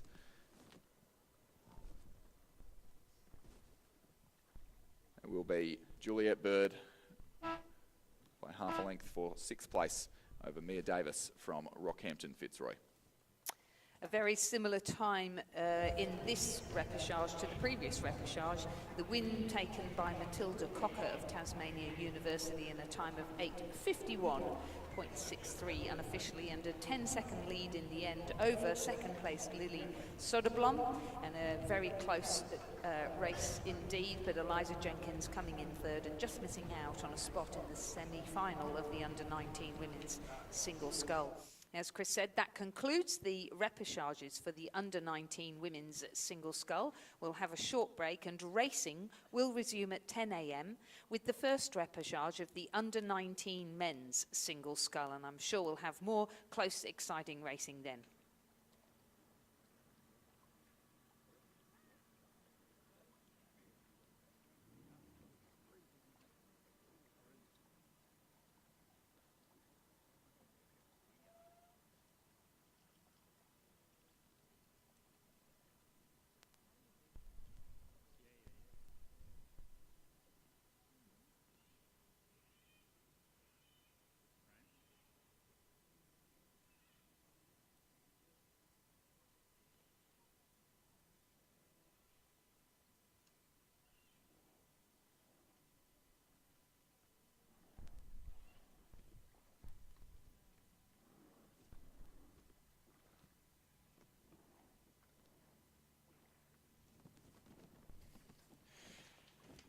In the event of an emergency or evacuation, please follow the direction of event and venue staff. All cyclists must wear a helmet throughout the venue. Dogs must be kept on a leash and kept under control at all times. Please avoid leaving bags or personal belongings unattended throughout the venue. Please keep Lake Barrington clean, making sure you put your rubbish in the bins provided. Make sure to stay sun smart and slip, slop, slap and slip. Slip on a long sleeve shirt after racing, slop on some sunscreen, slap on a hat, and sip on some water to keep you hydrated. For the latest results and daily draws, please visit our website rowingaustralia.com.au/ARC.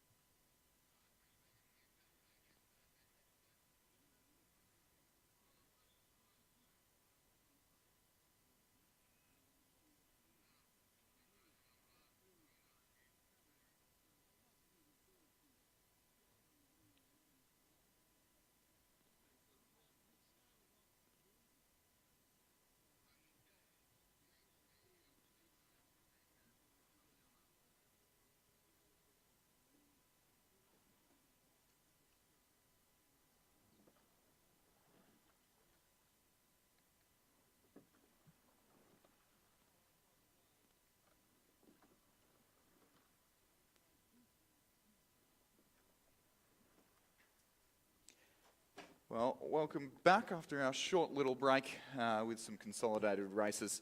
And as we bid farewell to Lizzie Chapman for the morning's commentary, and welcome back into the commentary box, the dulcet tones of Stuart John. It's one of those adjectives, isn't it? The dulcet tones every single time. No, great to be back here, and we are back underway. So it's race number 135, so it's repechage 1 of the men's singles sculls. So in lane number 1, from Cathedral School up in Townsville, we have Riley Hibble, coached by Simon Davis and Micah Talbot. In lane 2, from Sydney University, Bryn Potter, coached by Simon Huxley and Peter Warne. In lane 3, from Adelaide High, Finn Redmond, coached by Joanne Malcolm. Lane 4, from North-East Rowing Club, Isaac Peach, coached by Adam Simons and Trevor Barrett. Lane 5, from Wendouree Ballarat Rowing Club, Max Mason, coached by Jamie McDonald. In lane 6, from Canned Rowing Club in Queensland, George Curry, coached by Charles Betts. And lane 7, from Radford College, we have Benjamin Beswick, coached by Will Hatcher, Stuart Sampson and Gordon Marks.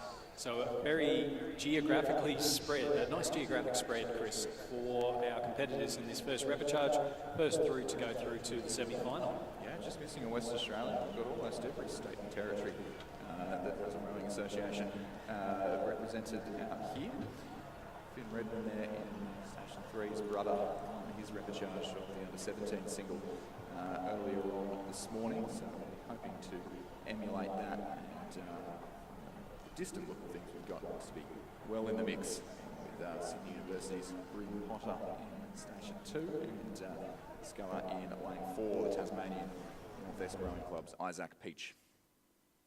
We just see there the drone footage coming in low here at the Lake Barrington International Rowing Course, and a great view over the rowers as they come down towards the 500 metre timing point. So it does look to be Max Mason from Wendouree Ballarat leading out Finn Redmond from Adelaide High. So they're our 1 and 2, but it is very early, so about 10 seconds with 500 metres to go, and still managed to go through and qualify. Yeah, exactly. It's pretty easy, especially in slower conditions to, well, not say easy, it's never easy, but there's certainly a bit more potential to change the speed of these slower moving single sculls in these slower conditions as well. But the other thing I was going to say is that having a look at the first 500 that we don't always get to see on the live stream in these early rounds of racing, it does look like the wind maybe not having as much impact in those early stages of the race. As we look down from the commentary box, it certainly looks a bit calmer down there in that almost first 1,000 metres as it was. So these scullers coming through through the 500 now. Yeah, I just wonder whether or not the way that the lake is set up, so it's narrower towards the start and it's narrower towards the finish. So when you have a headwind, I just wonder whether or not when you've got the headwind, it sort of comes through that narrow bit towards the finish, and whether that makes it a bit stronger where we are, but then a little bit lighter down where the rowers are at the moment through that 500 metres. Yeah, absolutely, as it all opens up. But it is still Max Mason from Wendouree Ballarat leading Finn Redmond from Adelaide High. George Curry from Canned challenging in third as well, and certainly not out of the running. The Canned sculler in the far side in the dark grey boat. And I think we've just had a little bit of a crab, or something's happened. Looks to be the rower Isaac Peach from North-East Rowing Club. So he may just have an equipment issue there down towards the back. He's been left behind at the 500 metre mark, unfortunately. So we'll keep an eye out on that one, hopefully able to go through. But this is the repechage, so only the first 2 to go through to the semi-final, with the rest eliminated from this event. So hopefully it's not an equipment issue, it's something that can be fixed and he can continue on down the course. Still not getting going just yet, but yeah, certainly won't be having any bearing on the race now as they leave him in their wake, and certainly not having any effect for the sculler from Wendouree Ballarat, Max Mason, who is only furthering his lead. But the Adelaide High sculler there, Finn Redmond, coached by Joe Malcolm, not quite safe just yet, with the sculler from Queensland starting to, or just keeping the pressure on from Station 6. Yeah, they're not letting him have it its own way, and again, as we mentioned earlier, there is the possibility that you can really make up some big ground towards the end. So you don't want to ease off too quickly and then all of a sudden have it where you're getting absolutely rode through right towards the end. Our leading sculler, Max Mason from the Wendouree Ballarat Rowing Club.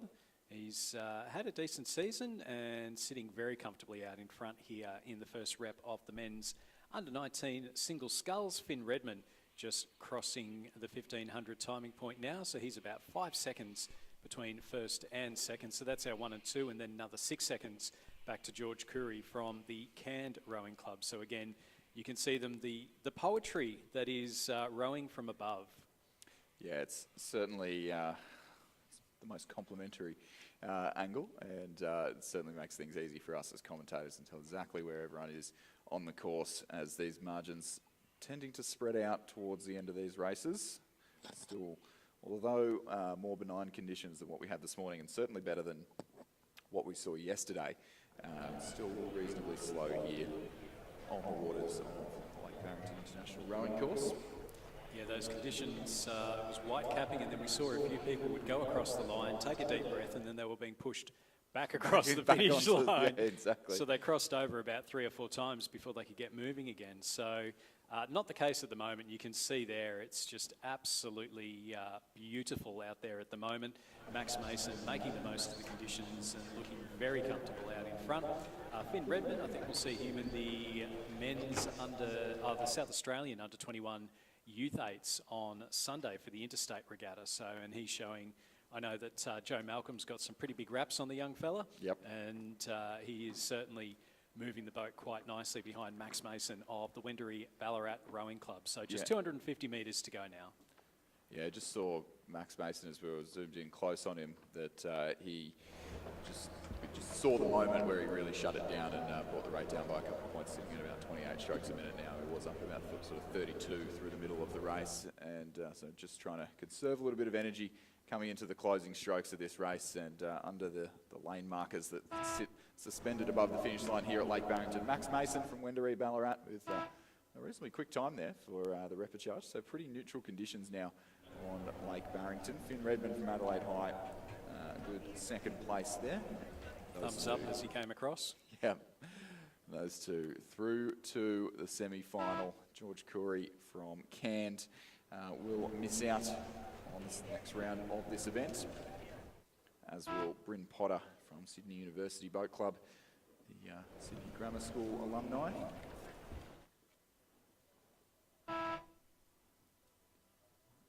Riley Hibble from Cathedral in Townsville in 5th place. And over on the far side of the course, Radford's Benjamin Beswick. So confirmation of the results. So it's a win for Max Mason from the Wendouree Ballarat Rowing Club. He'll be joined in the semi-final by Adelaide High's Finn Redmond, winning time of 7 minutes 32.83, with George Curry, Bryn Potter, Riley Hibble, Benjamin Beswick and Isaac Peach missing out. Moving on to the second repechage of the men's under-19 single sculls. In lane number 1, we have Tommy Poulton from Sydney Rowing Club, and he's coached by Patrick Graham and Brooke Robertson. In lane 2 from Townsville Grammar, we have Harry Bunday, coached by Erin McGuffey and Danielle Viven. In lane 3 from the University of WA, Dylan Capewell, coached by Jacob Sangster. Lane 4 from Marist College Canberra, Harrison Brathwaite, coached by Tom and Cormac Hayes. Lane 5 from the King's School, Lockie Tyndall, coached by David Gelly, Julian Huxley and Andy Hoffman. Lane 6 from Brisbane Grammar, Oliver Kent, coached by Richard Powell and Daniel Horsley. And lane 7 from Townsville Grammar, Liam Mackay, coached by Erin McGuffey. And that time of that last heat, Stuart, or repechage, Stuart, 7:32. That is the quickest single scull time that we've seen thus far this regatta. So certainly some more favourable conditions here on Tuesday morning of the largest ever Australian Rowing Championships. But in this second repechage, well underway now through just approaching the 750 metre mark, and it's the 3 scullers on the far side of the course there. Harrison Brathwaite from Marist, Lockie Tyndall from Kings, and Oliver Kent from Brisbane Grammar, who have moved out on the rest of the field, but only 2 of them will progress to the semi-final. The sculler on the far side there from Brisbane Grammar, Oliver Kent, currently in the lead with about half a length's ascendancy over Marist College's Harrison Braithwaite, and Lockie Tyndall from Kings about 3/4 of a length behind him. So certainly still all to play for in that battle for the top 2 qualifying spots here. Yeah, Harrison Braithwaite, the national champion in the under-17 single sculls last year. It was Marist College's first ever national title. So he was in what was a very hot heat yesterday. I think Luke Purdy was in that one as well. It was one of the quicker heats going around. So moving up to the under-19s this year and just seeing him, it's a lovely little battle between him and Oliver Kent from Brisbane Grammar. And I think Harrison Braithwaite might just be getting his bow ball very close. It's less than a second between Kent and Braithwaite. Lockie Tyndall from the King's School now dropping back. He's a couple of seconds back in 3rd place through the 1,000 metres. Then we have Tommy Poulton from Sydney Rowing Club sitting in 4th place, and then back a little bit further looks to be the Dylan Capewell from University of WA, and then Liam Mackay from Townsville Grammar School, and Harry Bunday from also from Townsville Grammar School. So again, a nice geographic spread here, as it is the rowers from Brisbane Grammar and Marist College Canberra who are out in front. Harrison Braithwaite from Marist College making a good push there in the last couple of 100 metres, and maybe just getting his bow ball out in front now, as Lockie Tyndall from the King's School, who was also on the podium of that 17 single scull race last year, still back in 3rd with just a little bit of clear water to the Brisbane Grammar sculler in station at 6, who we'll see if that was a good move from Harrison Braithwaite, or whether the Brisbane Grammar sculler is just starting to falter in this 3rd 500. But the King's School sculler will just have to really stay with them in the next couple of 100 metres or so, and see if there's any opportunity coming into the line. See the crowd of King's boys at the near the finish line. Should no doubt be cheering on their crewmate in the single scull. And I wouldn't be writing off Tommy Poulton from Sydney Rowing Club either. He seems to be making a little bit of a move over there in lane number 1. So he's starting to catch up a bit of ground there. So as they go through the 1,500 metre timing point, again, it will be fascinating to see just exactly who's got that lead and what that gap is that they'll need to make up, both Lockie Tyndall from the King's School and Tommy Poulton from Sydney Rowing Club, what kind of gap they'll need to make up to qualify for the semi-finals. It is Harrison Braithwaite through 1,500 metres though, with about half a boat length ahead of Oliver Kent from Brisbane Grammar School. So he's made a nice move through that 3rd 500. Lockie Tyndall, 5.5 seconds to make up, and then it's back probably about another 5 seconds or so to 6 seconds back to Tommy Poulton in 4th place. And then back again, we have Dylan Capewell from the University of WA in 5th, and then to Liam Mackay from Townsville Grammar, and then Harry Bunday from Townsville Grammar. Tommy Poulton from Sydney there, having a pretty good race actually, as the Kinross Walleroy alumni. Hasn't had too many real standouts this season, but really going for gold in the last few 100 metres of this race. It is our top 2 still remaining fairly unchanged. It's Harrison Braithwaite leads the Queenslander Oliver Kent, and Lockie Tyndall from the King's School just dropping a little bit further behind now, and I don't think our top 2 will get too much of a challenge in the closing 250 metres now of this race. It's Harrison Braithwaite by just under a boat length from Oliver Kent.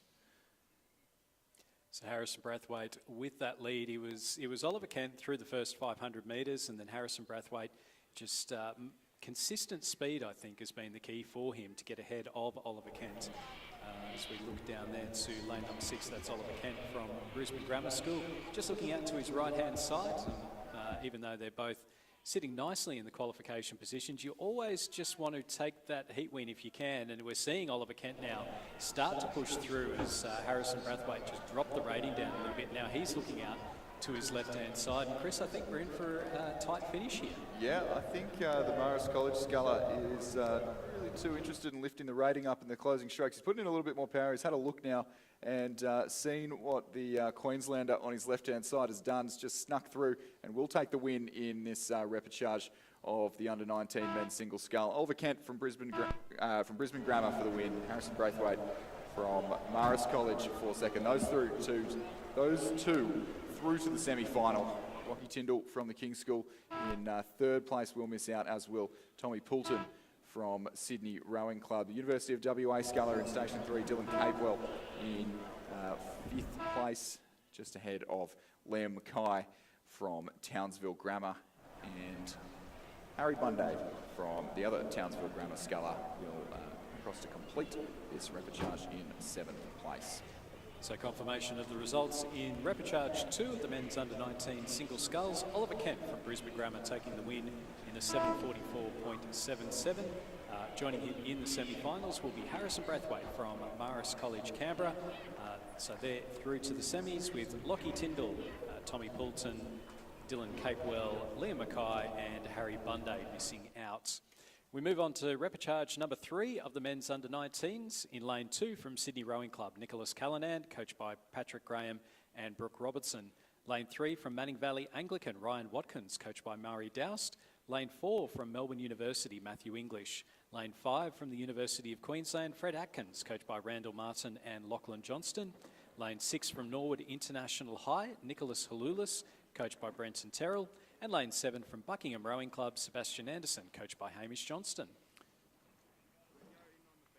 Yeah, and we've got a three-way battle for the top 2 qualifying spots here in repechage 3. Matthew English from Melbourne University Boat Club in lane 4 is currently leading from Nicholas Halulis of Norwood International High, the South Australian school, in lane 6.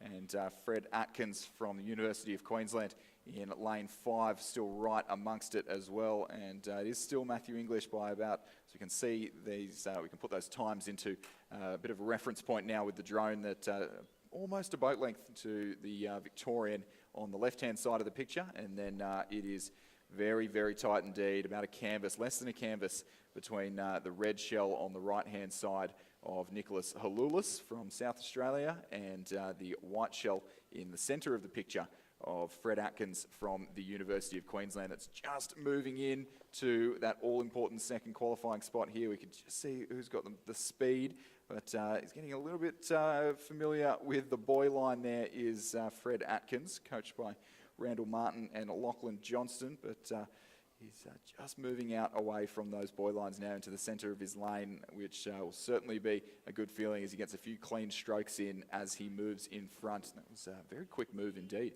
Just took a boat length in about 20 strokes there. Great to be able to ride on board with that one as the Queenslander. That's really taken a lot out of him in the closing strokes of this race. So only in the last 250 has he moved up into a qualifying position ahead of the South Australian on the far side of the course. But as it's been for the last K or so, Matthew English from the Melbourne University Boat Club will take the win here in his third repechage of the under-19 men's single scull. And a bit of a smile on the face to go with it, definitely very relieved as the Queenslander leaning back. That definitely took a lot out of him, that last minute push, but leaving it late, but making it through to the semi-final ahead of the South Australian on the screen there. Nicholas Callanan in 4th place from Sydney Rowing Club.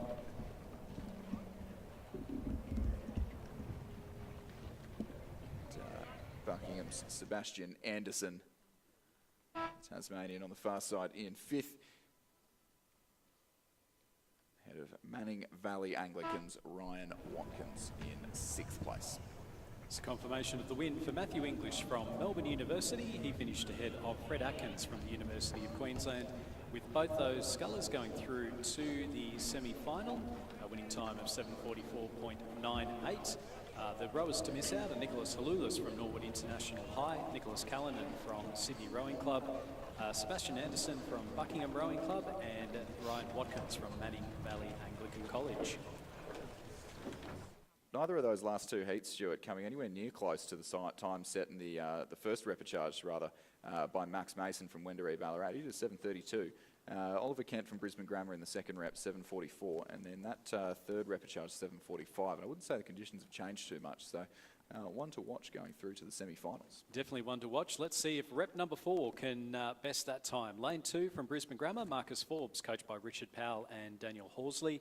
Lane 3 from Leichhardt Rowing Club, Dylan Lee, coached by Isaac Shepherd.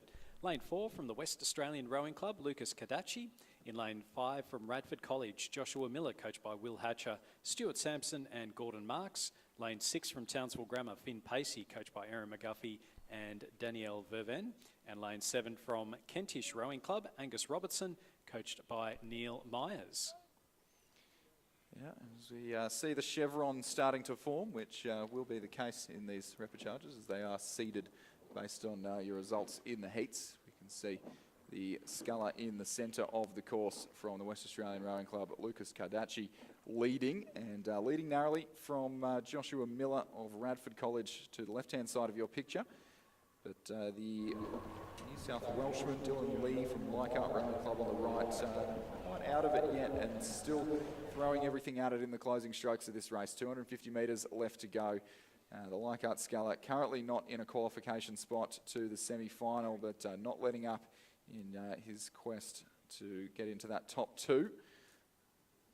Speaking of the top two, both of them look to be, well, at least Lucas Kadachi from the West Australian Rowing Club really taking things down and shutting it down in the closing few strokes of this race. Radford College sculler there that we're riding on board with, he certainly not shutting things down, still with the rating rider. You can see just nice relaxed long strokes there from the West Australian race leader. Lucas Kadachi with the leads ahead of Joshua Miller. And then Dylan Lee from Leichhardt Rowing Club just a little bit further back. So it does look like our 1 and 2 are going to be Kadachi and Miller. And that is how it will finish. So Lucas Kadachi from the West Australian Rowing Club beating Joshua Miller from Radford College in second. Dylan Lee from Leichhardt Rowing Club missing out on qualification in third spot. And then it is a bit of a gap back. We've got fourth place is Marcus Forbes from Brisbane Grammar School. And then a little bit further back again, we've got Angus Robertson from Kentish Town in fifth and Finn Pacey from Townsville Grammar in sixth place. As we just see the final sculler coming across, so confirmation of the win for Lucas Kadachi from the West Australian Rowing Club in a 7:46.32. So again, Chris, still about 15 seconds off what that first heat put down by Max Mason and also by Finn Redmond, who came in second. Still would have been a winner in every other heat based on that time. Yeah. So I mean, we saw the West Australian there really take it down in the closing strokes. But I just had a look and they were it was a little bit slower to the 1,000 metre mark as well. So yeah, Max Mason from Wendouree Ballarat laying down a marker in the repechage rounds of the under-19 men's single. In the fifth repechage of the men's under-19 single sculls, lane 2 from North Esk Rowing Club, we have Nate Bristol, coached by Adam Simons and Trevor Barrett. Lane 3 from Radford College, Lincoln Uren, coached by William Hatcher, Stuart Sampson and Gordon Marks. Lane 4 from Commercial, Owen Johnson, coached by Jacinta Edmonds. Lane 5 from St Virgil's College here in Tasmania, Llewellyn Gray. In lane 6 from the University of WA, Cooper Wood, coached by Jacob Sangster. And lane 7 from Leichhardt Rowing Club in Sydney, Peter Simkovich, and he's coached by Isaac Shepherd.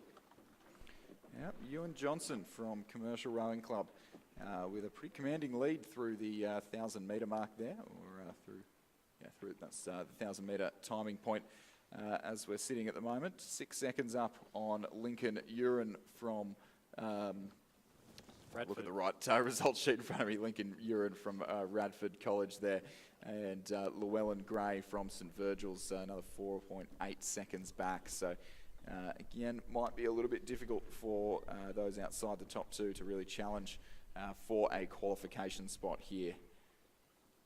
Yeah, it's been a nice start to the race for Ewan Johnson, and I don't think that we'll see him set a time similar to the first heat with Max Mason and Finn Redmond, mostly because he's so far out in front that he's got the ability to be able to drop that right down and just watch it all unfold out in front of him.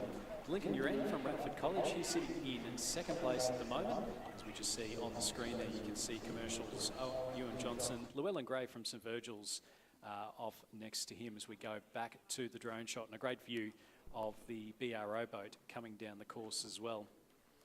So Johnson leading Uren, and then back to Gray, and then not a lot to pick between the final 3 rowers. So Nate Bristol from Northeast Rowing Club on the left-hand side of the screen, and then over on the right we have Cooper Wood from the University of Western Australia and Peter Simkovich from Leichhardt Rowing Club, as we just see there.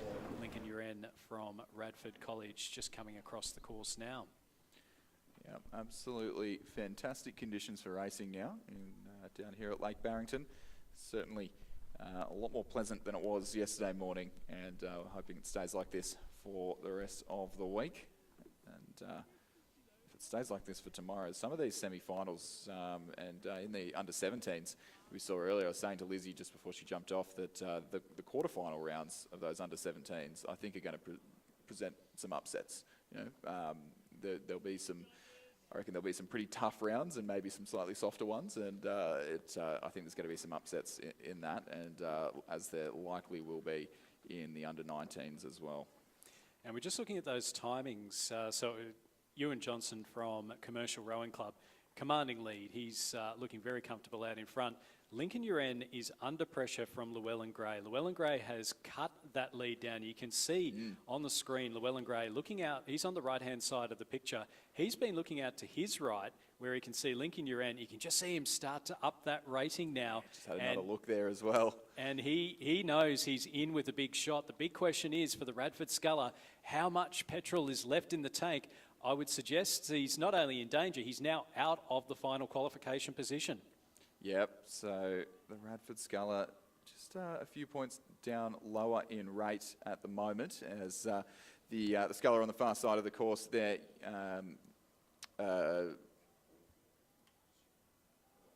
Llewellyn Gray on the far side of the course there.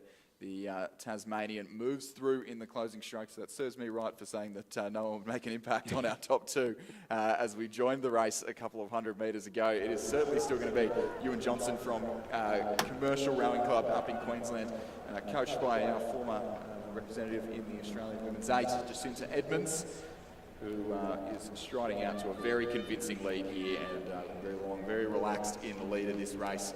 And the Tasmanian from St Virgil's to his right-hand side, Llewellyn Gray, with a very well-timed race, a well-timed push around about the 1,500 metre mark to put himself up into the qualifying spots with about 3 or 4 strokes left to go. He will come across to finish in second place and make his way to the A final, or to the semi-final rather. We're not quite there yet, but through to tomorrow's semi-final. Radford's Lincoln Uren just missing out on, well, missing out by some margin in the end, but after a well-rowed first 1,000 metres, and we'll miss out on the semi-final. Cooper Wood from the University of WA in 4th place. Peter Simkovich from Leichhardt Rowing Club in 5th. Nate Bristol from Northeast in 6th. So confirmation of the win for Ewan Johnson from Commercial Rowing Club, with second going to Llewellyn Gray from St Virgil's College. They'll go through to the semi-finals with the rest eliminated from the event. The winning time there, 7:33.84. So Johnson matching up with Max Mason and Finn Redmond from that first repechage. Yeah, and looking like he definitely had some more in the tank as well in the closing strokes of that race. And it shouldn't be super surprising. I was just flicking through yesterday's results. He did beat Finn Redmond fairly convincingly in the heats yesterday. Can't take too much from the heats, but still worth noting as we move from singles to pairs, Stuart. Yeah, the first repechage of the women's under-19 coxless pairs, first 2 through to the semi-final.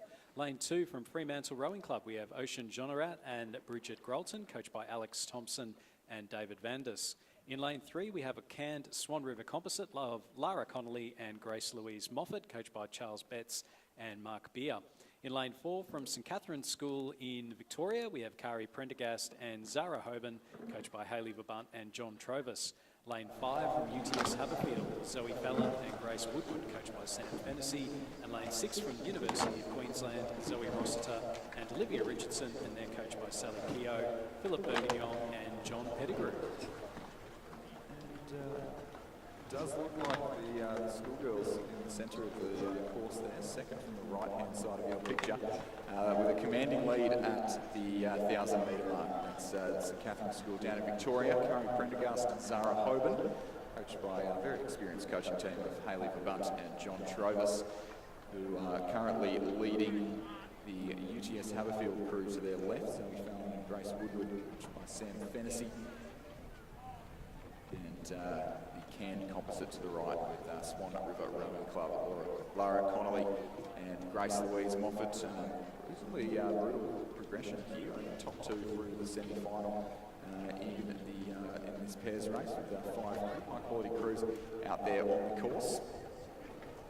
Yeah, we'll see this St Catherine's pairing in the middle of one of the St Catherine's 8s and the schoolgirl 8s later on in the week. So unsurprising, quite handy with 1 oar each, and certainly motoring through the main stages of this first repechage for the women's under-19 coxless pairs. Yeah, we saw 2 of these St Catherine's pairs out in the heats yesterday, and I think these 2 might have actually been maybe slightly quicker, but they definitely had a much tougher heat yesterday. So the other pair getting to rest the legs today, and this pair having to go through the repechage in order to qualify, but it doesn't seem to be phasing them too much as they stride out to a pretty convincing lead. UTS Haberfield under pressure now from Cairn and Swan River on the near side of the course.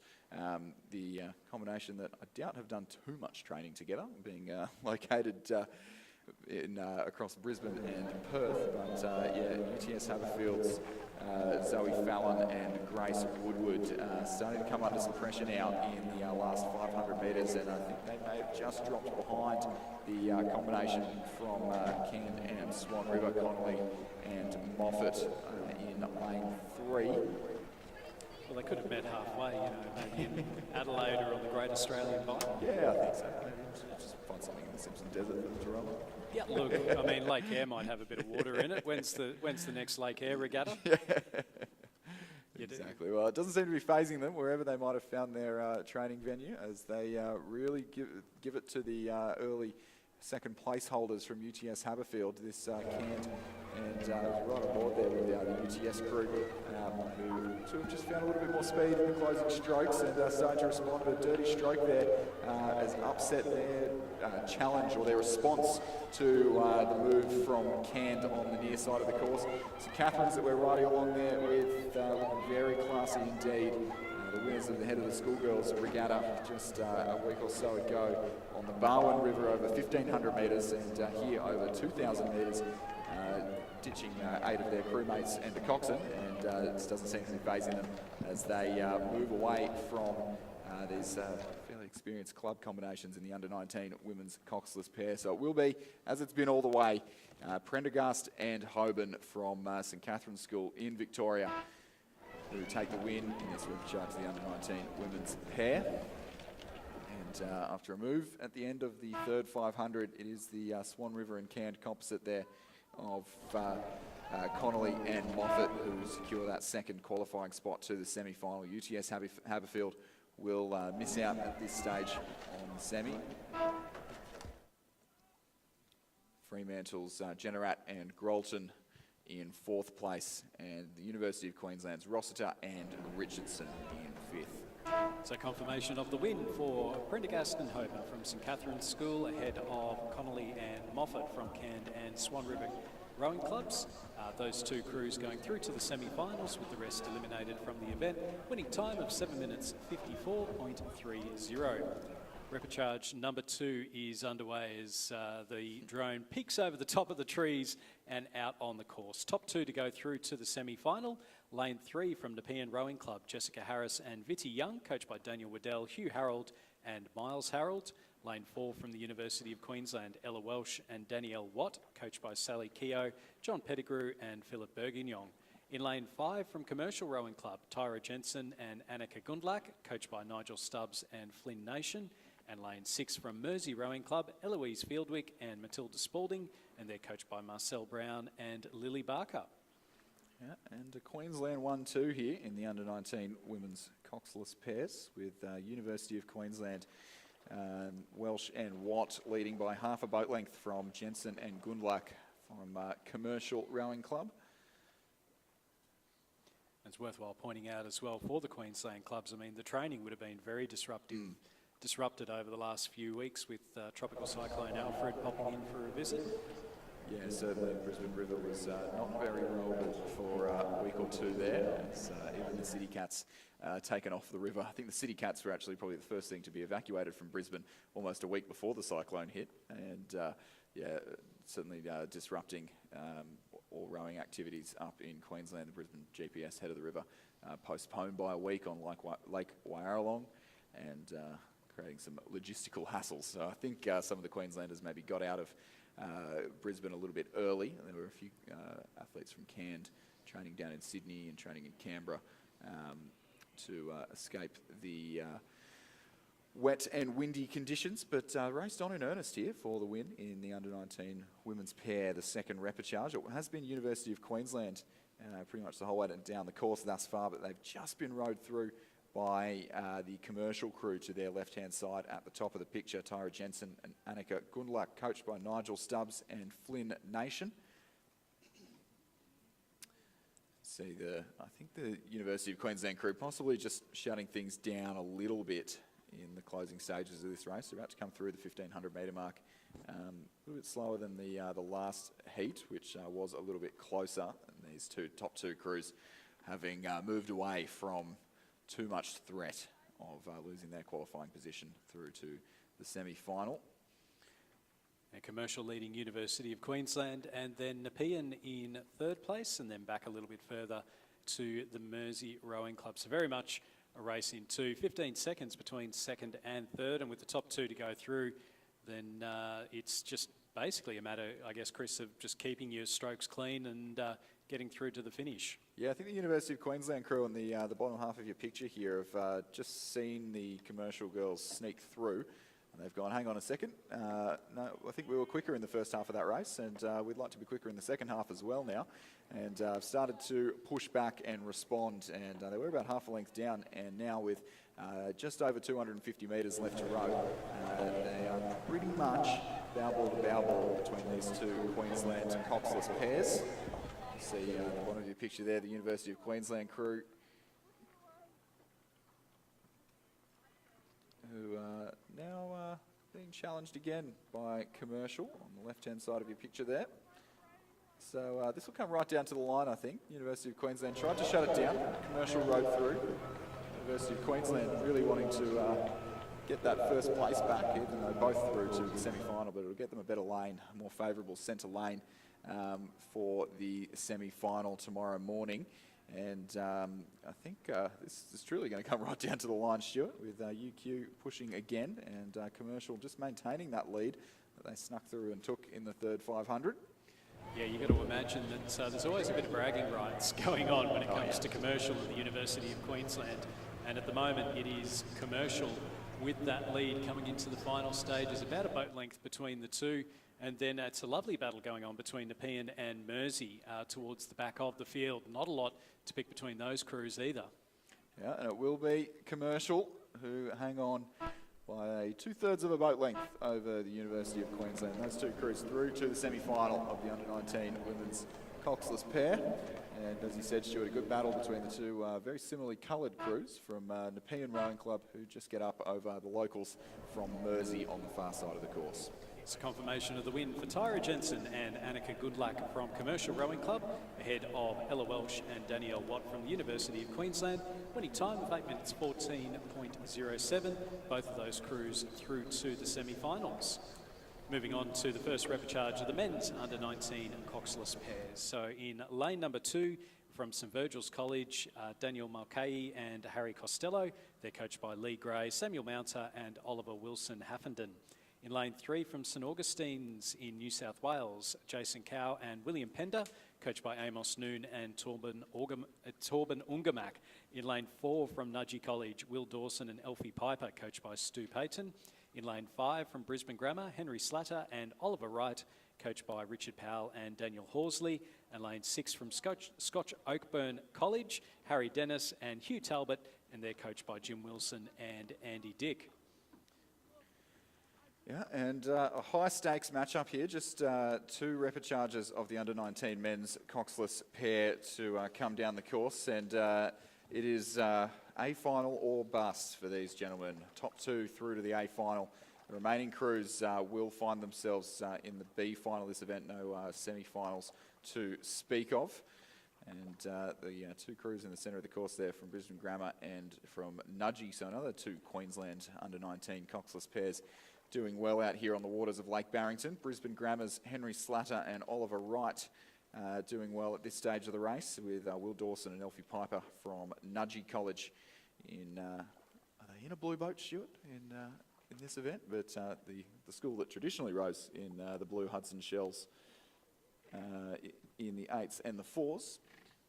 It looks like a dark blue there, so coming through, but certainly Brisbane Grammar with that lead, and we spoke about the rivalry between Commercial Rowing Club and the University of Queensland. Same again for Brisbane Grammar, Nudgee College, in just about every sport they play together in, particularly when it comes to rugby, particularly when it comes to the rowing, with Brisbane Grammar out in front ahead of St Virgil's in lane number 2, who are themselves leading out Scotch Oakburn, also from Tasmania, and then St Augustine's back a little bit further. So it's Queensland, Queensland, Tasmania, Tasmania, and New South Wales. Yeah, once again, our top two starting to push away from the rest of the field here. So a lot of work to do for those who are wishing to qualify to the A final, who aren't currently in a position to do so. So St Virgil's the only crew really best place to do that, Daniel Marquet and Harry Costello, but some way back in the closing strokes of this race, as it is still Brisbane Grammar's Henry Slatter and Oliver Wright. Henry Slatter, the younger brother of Lily Slatter, who coaches alongside our co-commentator Lizzie Chapman at the Ascombe School in Sydney now. And two blue boats in contention to this race, Brisbane Grammar the light blue and Nudgee the royal blue colours with the big N on their back. Hudson pair there. And Nudgee crew maybe having a bit of a tilt for the closing strokes of this race. Look out of the Brisbane Grammar crew just to see where they are. A bit of messy steering maybe in the Nudgee combination, but it will be as it's been for the last 1,500 metres or so, with Brisbane Grammar leading Nudgee in this repechage of the men's under-19 coxless pairs. It'll be Brisbane Grammar for the win, Nudgee for second place, and big sprint for the line for these crews. All heading through the B final though. St Virgil's and Tasmania will claim third ahead of Scotch Oakburn, the two Tasmanian crews doing battle in the closing strokes of this race, and St Augustine's from the northern beaches of Sydney in 5th place. Confirmation of the win for Henry Slatter and Oliver Wright from Brisbane Grammar School. They'll be joined in the A final by Will Dawson and Elfie Piper from Nudgee College. Going through to the B final will be Daniel Marquet and Harry Costello from St Virgil's, Harry Dennis and Hugh Talbot from Scotch Oakburn, and Jason Cow and William Pender from St Augustine's, a winning time of 7 minutes 14.16. Moving on to the second repechage of the men's under-19 coxless pairs, and again first two to the A final. In lane 2 from St Virgil's College, Oliver Woolley and Thomas Code, coached by Lee Gray, Samuel Mounter and Oliver Wilson Haffenden. In lane 3 from Wendouree Ballarat, Joshua Roberts and Harrison Grant, coached by Paul Blanchfield. In lane 4 from Prince Alfred College in Adelaide, Max Garnett and Nick Christensen. In lane 5 from Rockhampton Fitzroy Rowing Club, Nicholas Thompson and Harry Brandt, coached by Kim Byrne. In lane 6 from St Peter's College, Joseph Harrington and Oscar Worm, coached by Bridget Carlisle. And lane 7, also from St Peter's, Harrison Gray and George Quigley, and also coached by Bridget Carlisle. Yep, St Peter's College with two crews in this event, and their rivals Prince Alfred College in the centre leading this race at the moment, with Rockhampton Fitzroy sitting in between them. So if you're not aware of the storyline of South Australian rowing, this year St Peter's College were looking to win their 10th Boys Head of the River in a row, which would be an incredible feat that I don't think been replicated anywhere across the country in, well, at least in the last 50 years or so that I can think of. 10 in a row would have been incredible, but Prince Alfred College, which Max Garnett and Nick Christensen in the centre of the course there, but in the 8, they managed to, fantastic race, a great race to watch. I'd highly recommend after you're done listening to myself and Stuart on the live stream today to go and have a look at the Rowing South Australia live stream of the Boys Head of the River, and it was a fantastic race between those two crews, as well as Scotch Adelaide and Prince Alfred College with their first win at the South Australian Boys Head of the River in quite some time, and going to back it up with a win in the repechage of the under-19 men's coxless pair, most likely for these two in the centre of the course. But tight battle between Rockhampton Fitzroy, Nicholas Thompson and Harry Brandt in the centre of the picture there, and at the top of your screen, if you're looking at us on the big screen or on the live stream at home, St Peter's College, Joseph Harrington and Oscar Worm, who are looking to get themselves into a qualifying position for tomorrow's, or Thursday rather, A final of the under-19 men's coxless pair.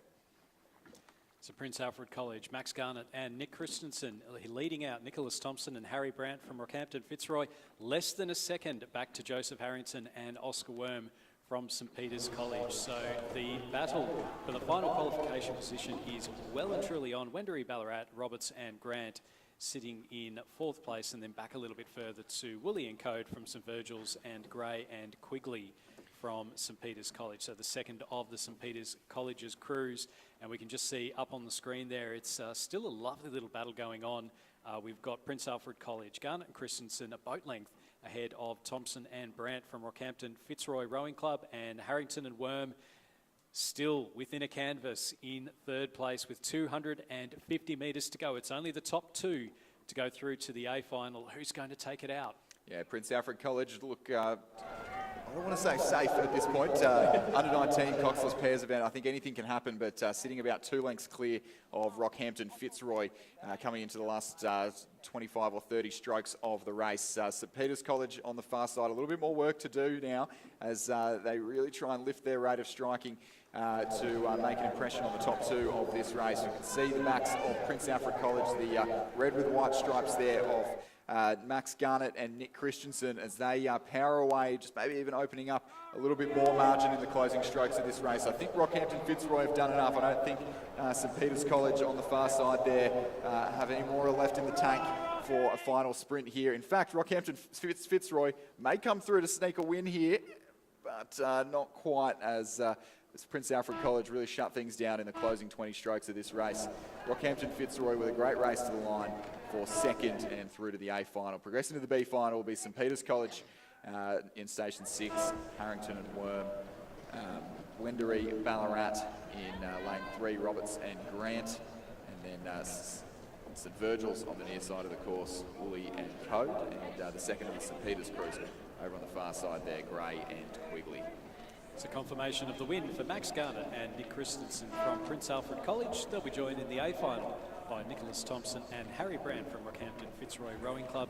A winning time of 7 minutes 6.4, so just a little bit quicker than the previous repechage.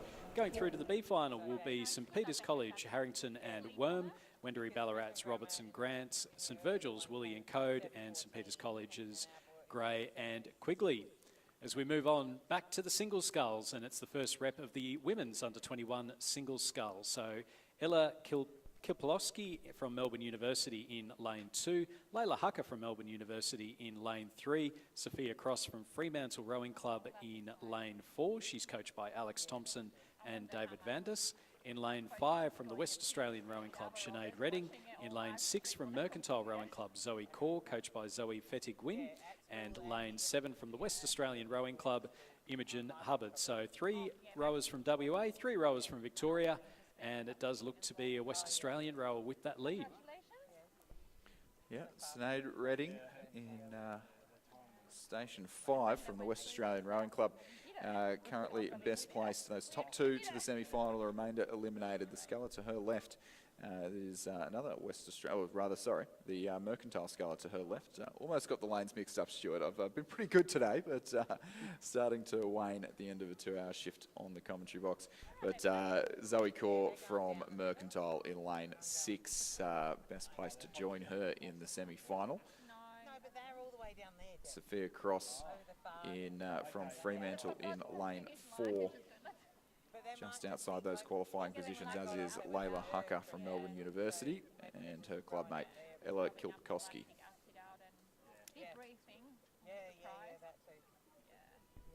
So when is the final now?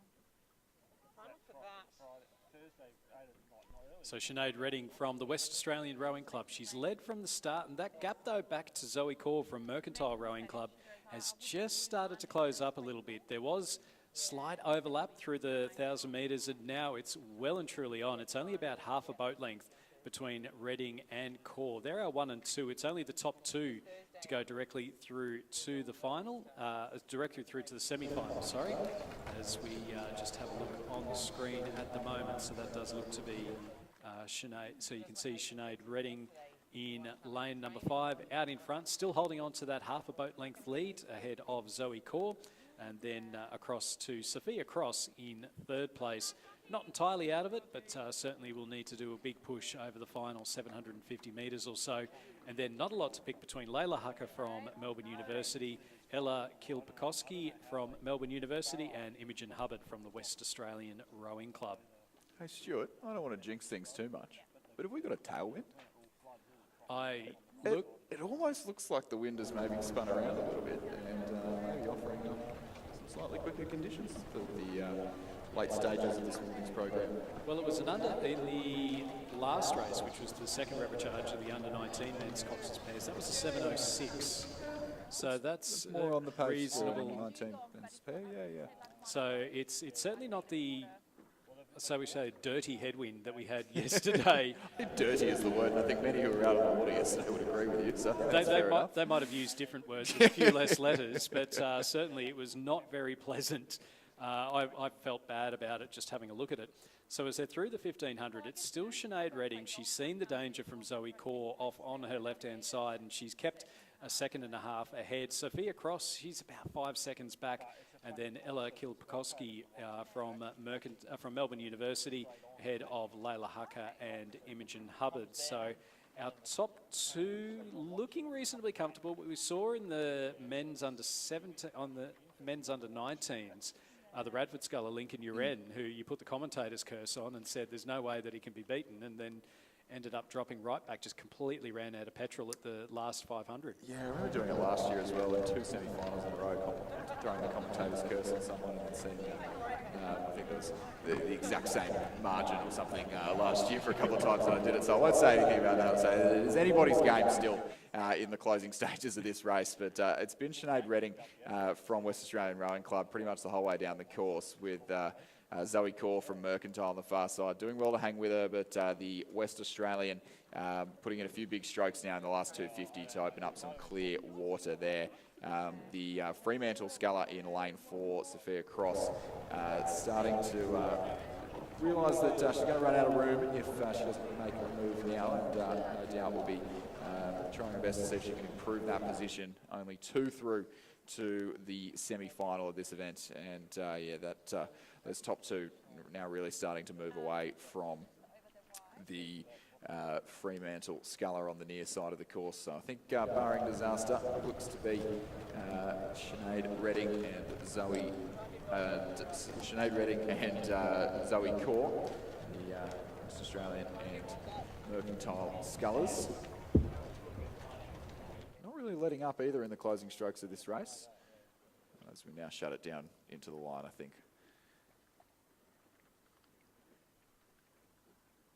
Will be the red of the West Australian Rowing Club single, the sky blue of Fremantle. Sophia Cross eliminated from the event, as is Melbourne University Boat Club's Ella Kilpakoski and her clubmate Layla Hucker. Imogen Hubbard on the far side of the course, the second West Australian Rowing Club sculler, but not joining Sinead Redding in the semi-final. She comes across the line to take 6th in the first rep of the under-21 women's single. So confirmation of the win for Sinead Redding from the West Australian Rowing Club. She'll be joined in the semi-finals by Zoe Core from Mercantile, with Sophia Cross, Illa Kilpakoski, Layla Hucker and Imogen Hubbard being eliminated from this event. Repechage number 2 of the women's under-21 single sculls is underway. First 2 again through to the semi-final. Lane 2 from Adelaide Rowing Club, Hannah Cloughton, coached by Ron Mobbs and Darren Potts. In lane 3 from Adelaide University, Anya Felderhoff. In lane 4 from Rockhampton Fitzroy, we have Georgia Brennan, coached by Kim Byrne. Lane 5 from Mercantile Rowing Club, Mia Harrison, coached by Zoe Fettig-Wynn. In Lane 6 from Commercial Rowing Club, Paris Reed, coached by Jacinta Edmonds. And Lane 7 from Swan River Rowing Club, Kelsey Brennan, coached by Olivia Jones, Mark Beer and Neville Kempton.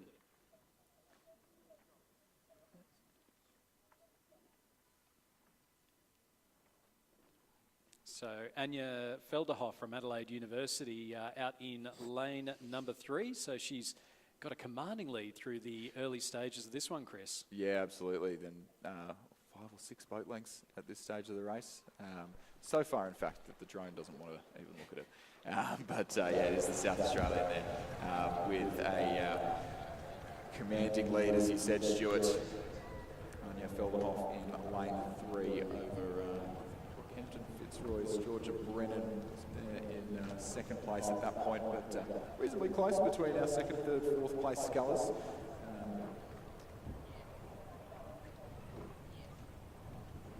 Georgia Brennan from Rockhampton Fitzroy, Mia Harrison from Mercantile, we can see on the screen there, it's just ahead of Paris Reed from Commercial in the centre of your picture, and Swan River's Kelsey Brennan on the far side of the course, on the left-hand side of your picture, just a little way out of proceedings at this stage of the race. And we haven't seen the live stream yet, but Hannah Claughton of Adelaide Rowing Club on the near side of the course as well in that hunt for second place. So 3 scullers, it's sort of in the mix for maybe even 4 for second place at this stage, as Anya Felderhoff really continues her lead in and extends that lead in this second repechage of the under-21 women's single scull. And you can see there's a nice gap back there to Hannah Claughton from Adelaide Rowing Club. So it could potentially be a South Australian 1 and 2, but Georgia Brennan and Mia Harrison, well, they'll have their own designs on that final qualification position. They're sitting in 3rd and 4th. There's only a few seconds between 2nd and 4th. Paris Reed from Commercial is sitting in 5th place ahead of Kelsey Brennan from Swan River Rowing Club back in 6th. So Anya Felderhoff with the lead, very comfortable out in front. Hannah Claughton sitting in 2nd, but will Georgia Brennan from Rockhampton Fitzroy and Mia Harrison from Mercantile be able to go up and pinch that second qualification spot? Only the top 2 through to the semi-finals. So that's certainly the battle to keep an eye on, mostly between the scullers in stations 2 and 4. Adelaide and Northern Queensland.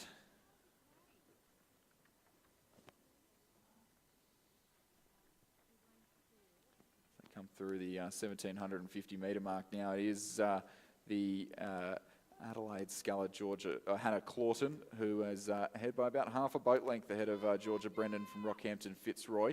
So we can just hear some crowds on the banks cheering on the Rockhampton sculler. Coached by Kim Byrne, and looking to just move up about. She'd only have to get about half a length and she'd be into the semi-final of the under-21 women's single scull. But at the moment, it looks like that position's going to Hannah Claughton of Adelaide Rowing Club, coming down towards the line.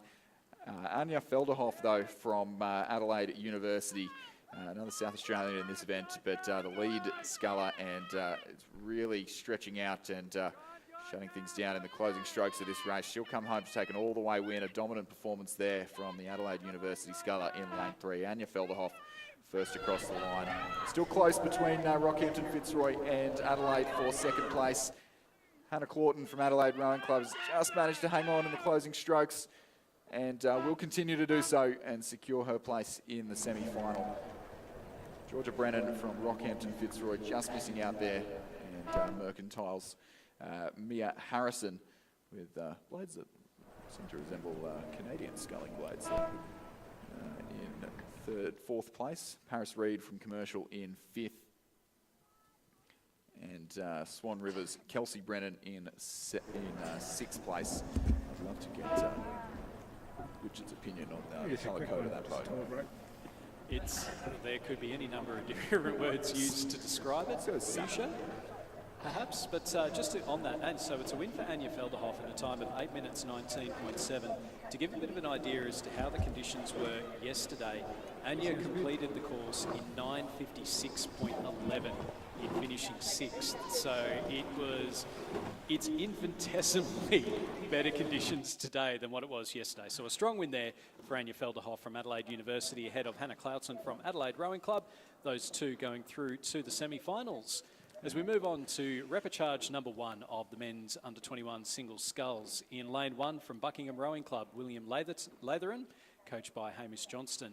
In lane 2 from Sydney Rowing Club, supported by the ACT Academy of Sport, Max McAlpine, coached by Tom Westgarth and William Hatcher. In lane 3 from Canberra Rowing Club, Angus Scott, coached by Mark Kwiatkowski. In lane 4 from Adelaide University, Henry Belcher. Lane 5 from Toowong, supported by the Queensland Academy of Sport, Mac Rogers, coached by Gus Rodero, Claire Raven and Finn Lynham. In lane 6 from North Esk Rowing Club, Oliver Quinn, coached by Dion Birtwistle and Trevor Barrett. And lane 7 from Sydney University, Alexander Tetley, coached by Simon Huxley and Peter Warne. And as I say his name a few times, and he shall appear, I'll leave you for the next little while, Stuart, and we'll hand over to Richard Dorstein to tell us what he thinks of the fuchsia colours of Swan River's single scull in the last race. Well, it's not quite fuchsia yet because it's the black and white of Adelaide University with the lead. Henry Belcher a few seconds ahead of Mac Rogers from Toowong Rowing Club, and then Angus Scott from Canberra Rowing Club sitting in 3rd place. So it's only top 2 through to the semi-final. Angus Scott, he is less than a second back, so it is well and truly on. And then over on the far side of the course as well, we've got Oliver Quinn from North Esk Rowing Club, who himself is not entirely out of it either. Max McAlpine and William Latherton from Sydney Rowing Club and Buckingham Rowing Club. Probably the two scullers out, as is Sydney University's Alexander Tetley. But all to play for as Richard joins us in the comp box. We can't talk about future just yet, but what we can talk about is Henry Belcher and this battle for second place behind him. Indeed. We know that colour palettes aren't my thing, Stuart, but we'll stick with what's happening out there on the course in this second repechage. The under-19 men's coxless pair, and it is a good race at the head of the field for just 2 qualifying spots. So it is the centre lane there of... in fact, Chris has left me the wrong page, hasn't it? It's the under-21. It's the under-21, so it's the centre lane. Henry Belcher from Adelaide University. Mac Rogers from Toowong Rowing Club. You can see him on the screen there, and then North Esk in behind. And Angus Scott really starting to up that rate, coming into the final stages. Henry Belcher looks like he's going to take the win, but who's got second? Yeah, very tight behind our race leader here. So Henry Belcher in the centre of the course, but Angus Scott and Mac Rogers either side of him as they head towards the finish. It's just the far side at this stage for Toowong Sculler, maybe, but Henry Belcher the win for Adelaide University. Tight on the line, a final surge comes from Angus Scott, but I think Mac Rogers has just held on there in the race for the all-important second spot. So they'll be the two to go through. Fourth, the far side, is Alexander Tetley of Sydney University. Fifth will go to Oliver Quinn from North Esk. Sixth, Max McAlpine from Sydney Rowing Club. And seventh, the Buckingham Scarlet, William Latherton. But those results are unofficial, but I think just enough of a gap there. Currently at 0.28 of a second. So Henry Belcher and Mac Rogers will go through for a very exciting first repechage in the under-21 men's single scull. Yeah, winning time there for Henry Belcher of 7:29.27. Mac Rogers provisionally 0.28 of a second ahead of Angus Scott. It was a great row by the CRC sculler. We're underway for the second repechage in the men's under-21 singles. So we have a scratching in lane number 1. Lane 2 from Melbourne University, Charlie White. Lane 3 from Adelaide Rowing Club, Igor Zarubin, coached by Ron Mobbs and Darren Potts. Lane 4 from Sydney University, Finlay Mitchell, coached by Simon Huxley and Peter Warne. In lane 5 from the West Australian Rowing Club, Thomas Bias. In lane 6 from Canberra Rowing Club, Campbell Milne, coached by Mark Kwiatkowski. And lane 7 from Newcastle University, Trefon Stamboli, and he's coached by Odin McIntosh. Great view down the course there too, Stuart. I've been out enjoying the sunshine and the almost absence of any wind at the moment on the course. So it's a slightly more enjoyable day outside than it was at about this time yesterday when the wind was really coming in down the course. Yeah, well, I think that 2-minute gap between the results for Anya Felderhoff finishing 6th and then a dominant win in that repechage for the women's under-21 singles. But yeah, 2 minutes tells you all you need to know. Yeah, no doubt. So these scullers no doubt enjoying these conditions a lot more as well, and these second chance repechages to move through to the semis here in the under-21 men's single scull. So this is the first of a big number of repechages, 5 in total it is here in the under-21 men's single. Will that lead to 3 semi-finals? Well, I hope not, but you never know. You never know. I think it's usually the 7-lane courses where the 3 semi-finals come. So here we're using the more traditional 8 lanes. I haven't checked the entire draw to make sure, but I'm not aware of an instance yet of 3 semi-finals. I'll be sure to let you know if I find one, but we'll see. We'll get the message through very, very bluntly. Indeed, although I've been doing that for years and nothing's changed, so I'm not sure it's going to have any effect whatsoever. But anyway, we will see what happens. But here is a very good row from the sculler from the Sydney University Boat Club there, Finlay Mitchell in lane number 4, who's got a substantial margin back on the rest of the field, and he comes through the 1,500 metre mark. And yes, how good does that water look as the boats come through the timing point there at the 3/4 way mark of this race. Finlay Mitchell by about 4 lengths at this stage from Iga Zarubin of Adelaide Rowing Club next to him in lane number 3, and then Charlie White of Melbourne Uni just has 3rd spot ahead of Thomas Bias from the West Australian Rowing Club, and then 2 sculls on the far side, Trefon Stamboli and Campbell Milne, but just 2 to qualify here from the second repechage of the under-21 men's single. So certainly it is Finlay Mitchell very well placed for the Sydney University Boat Club. Yeah, it's. I'm going to keep an eye out here on Charlie White from Melbourne University, and also Thomas Bias from the West Australian Rowing Club. I suspect that Charlie White might just be closing that gap on Igor Zarubin from Adelaide Rowing Club.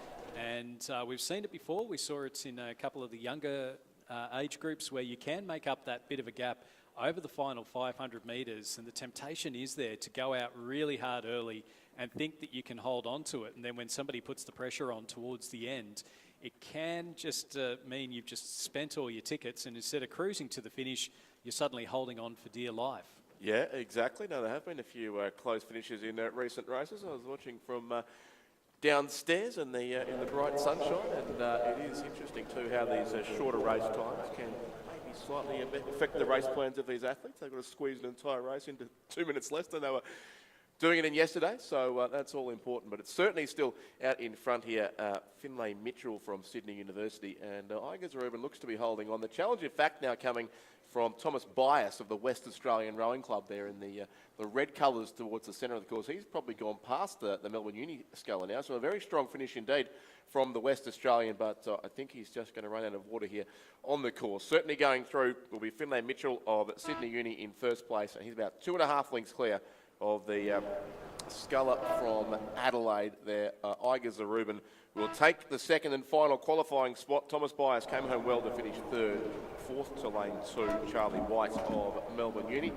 And 5th and 6th on the far side, it's Campbell Milne who beat home Trefon Stamboli in the end. A pretty good last 500 there also from the Canberra sculler. So confirmation of the win for Finlay Mitchell from Sydney University. He'll be joined in the semi-finals by Igor Zarubin from Adelaide Rowing Club. Winning time there of 7 minutes 34.26. As we move on to our 3rd repechage in the men's under-21 single sculls. And again, first 2 through to the semi-finals. So lane number 2 from Commercial Rowing Club, Pierre-Eric Cartier, coached by Jacinta Edmonds. In lane 3 from Sydney Rowing Club, Jerry Anderson, coached by Shane Mulvaney and Brooke Robertson. In lane 4 from Wendouree Ballarat Rowing Club, Joshua Matheson, coached by Sam Hutchinson and Jamie McDonald. In lane 5 from Canberra Rowing Club, supported by the ACT Academy of Sport, Jesse Rosen, coached by Tom Westgarth and Will Hatcher.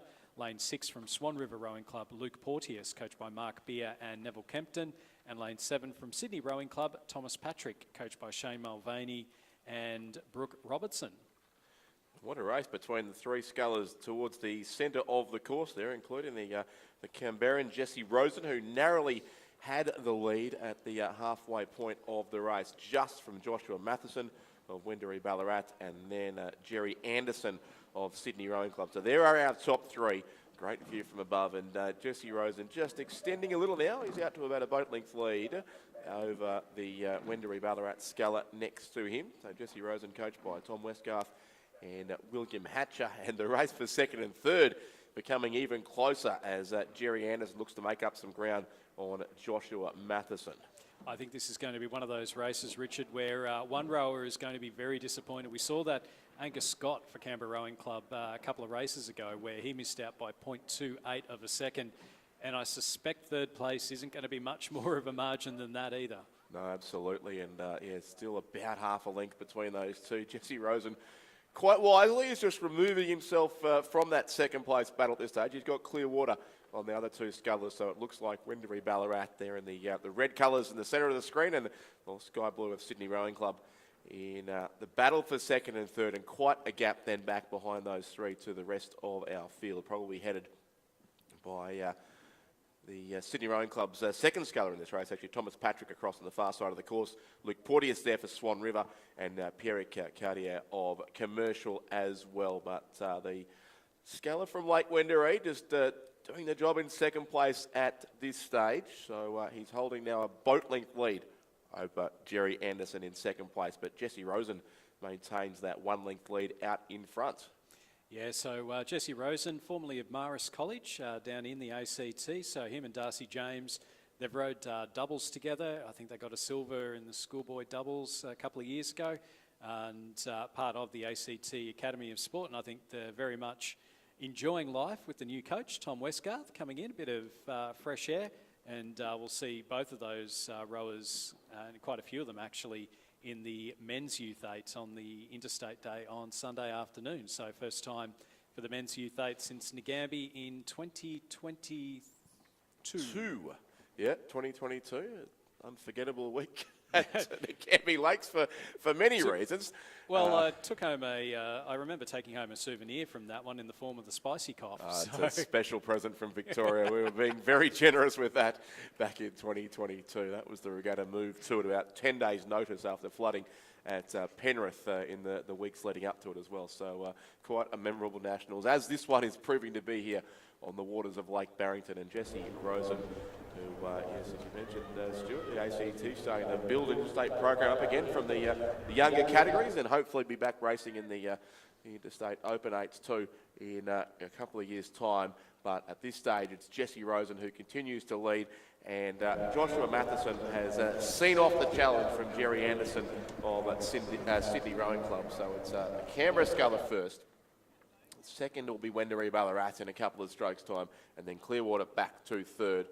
So I'm not sure what you call the colours in that winning boat either, Stuart. That's got a full set of 3 different streaks on it. So Jesse Rosen gets the win, Wendouree Ballarat, Joshua Matheson finishes second, and Jerry Anderson in third for Sydney. I reckon that's ACT colours. That's a dark blue with a yellow stripe down the front and then white on the bottom. So that's what the Zooty is. So he's in the interstate boat already. Oh, there you go.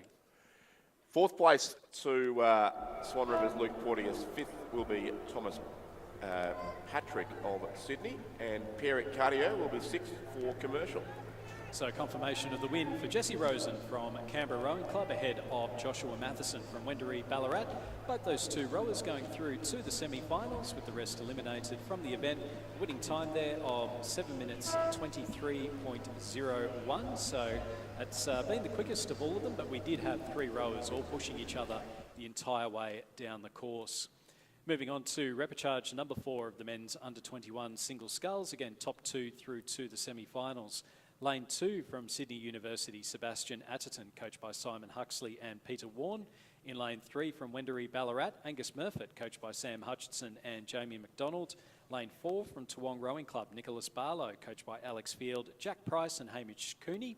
In lane 5 from Adelaide University, James Williams. In lane 6 from Canberra Rowing Club, Ben Hayward, coached by Mark Kwiatkowski. And lane 7 from Buckingham Rowing Club, Oliver Hart, coached by Hamish Johnston.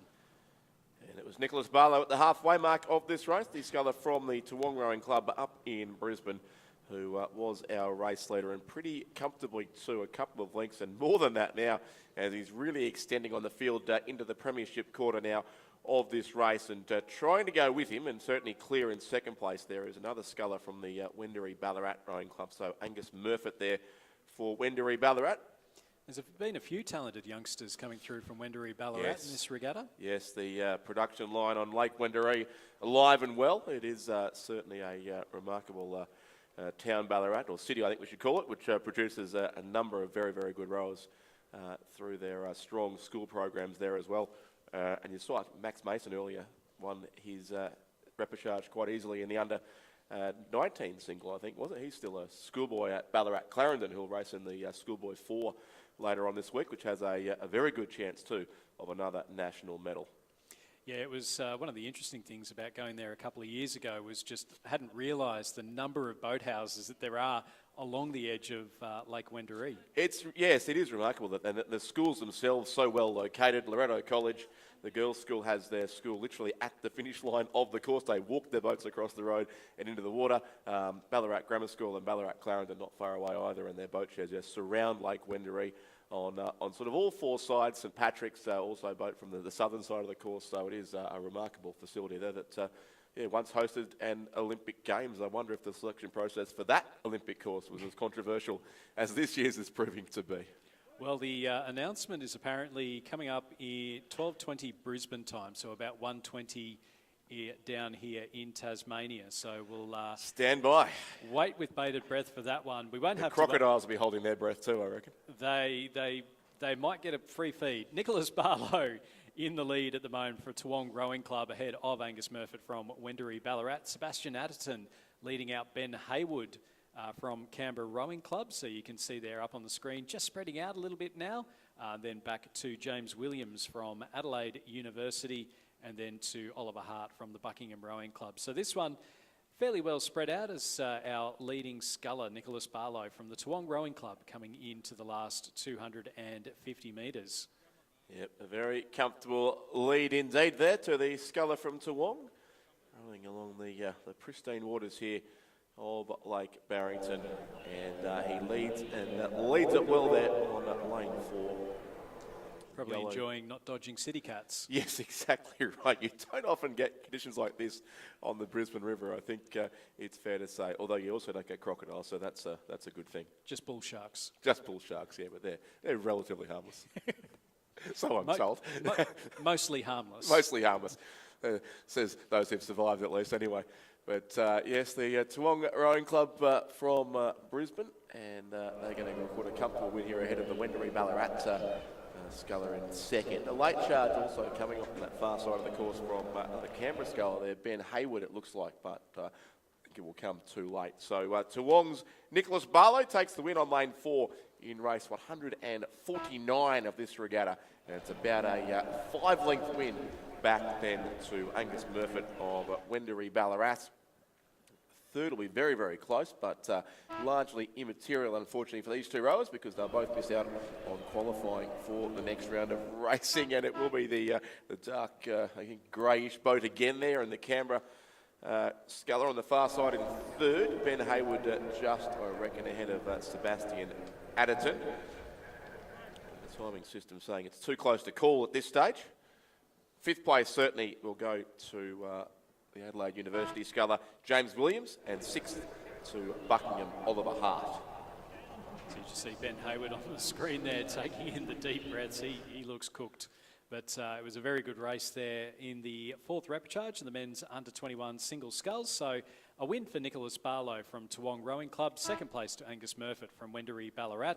Those two rowers going through to the semi-finals, a winning time of 7 minutes 21. So that is our quickest repechage so far.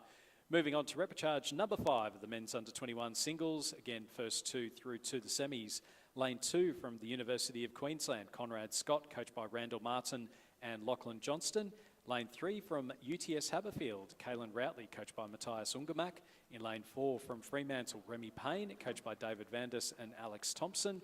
Lane 5 from Mercantile Rowing Club, Archie Critchell, coached by Ed Ryan. Lane 6 from Barwon Rowing Club, Elliot Renton Gibb, coached by Michael Cushion. And lane 7 from Canberra Rowing Club, Dylan Outram, coached by Mark Kwiatkowski.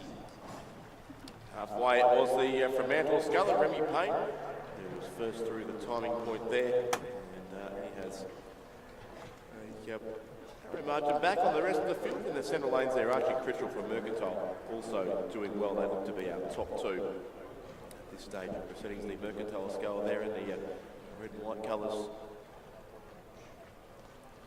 towards the left of the screen, I think, and he comes down alongside the Scull, and certainly from Fremantle out in front, Remy Payne. So it is the two top-ranked rowers at this stage of this repechage. The qualifying spots also up there across in lane number 6, the Barwon Sculler, Elliot Renton Gibb. And a bit of a gap back behind those top three who we are watching make their way down the course here from the camera high atop of the David Shear Judges Tower here at Lake Barrington. To be Remy Payne, probably from Elliot Renton Gibb, and then Archie Critchell in third at this stage. So our leading rowers just coming up now to the 1500 metre timing point. Remy Payne from the Fremantle Rowing Club, as we just see the camera panning across to that 1500. So it's a nice little battle between Archie Critchell and Elliot Renton Gibb from Mercantile and Barwon Rowing Club. So Melbourne v Geelong.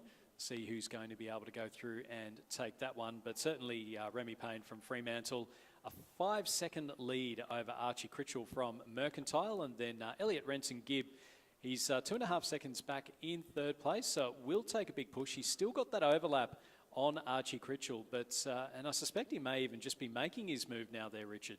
Yeah, it is a good battle between those two scullers who obviously would have raced each other a little bit around Victoria in recent months, but there they are side by side with a narrow lead certain to, again, what looks like a multicoloured boat there for Archie Critchell of Mercantile, who is the son of triple Olympian Jane Robinson. So there is some rowing pedigree certainly in the genes there, and he does just narrowly hobble still ahead of Elliot Renton Gibb from the Barwon Rowing Club, but still plenty of racing for those two as they make their way into the final 300 metres now.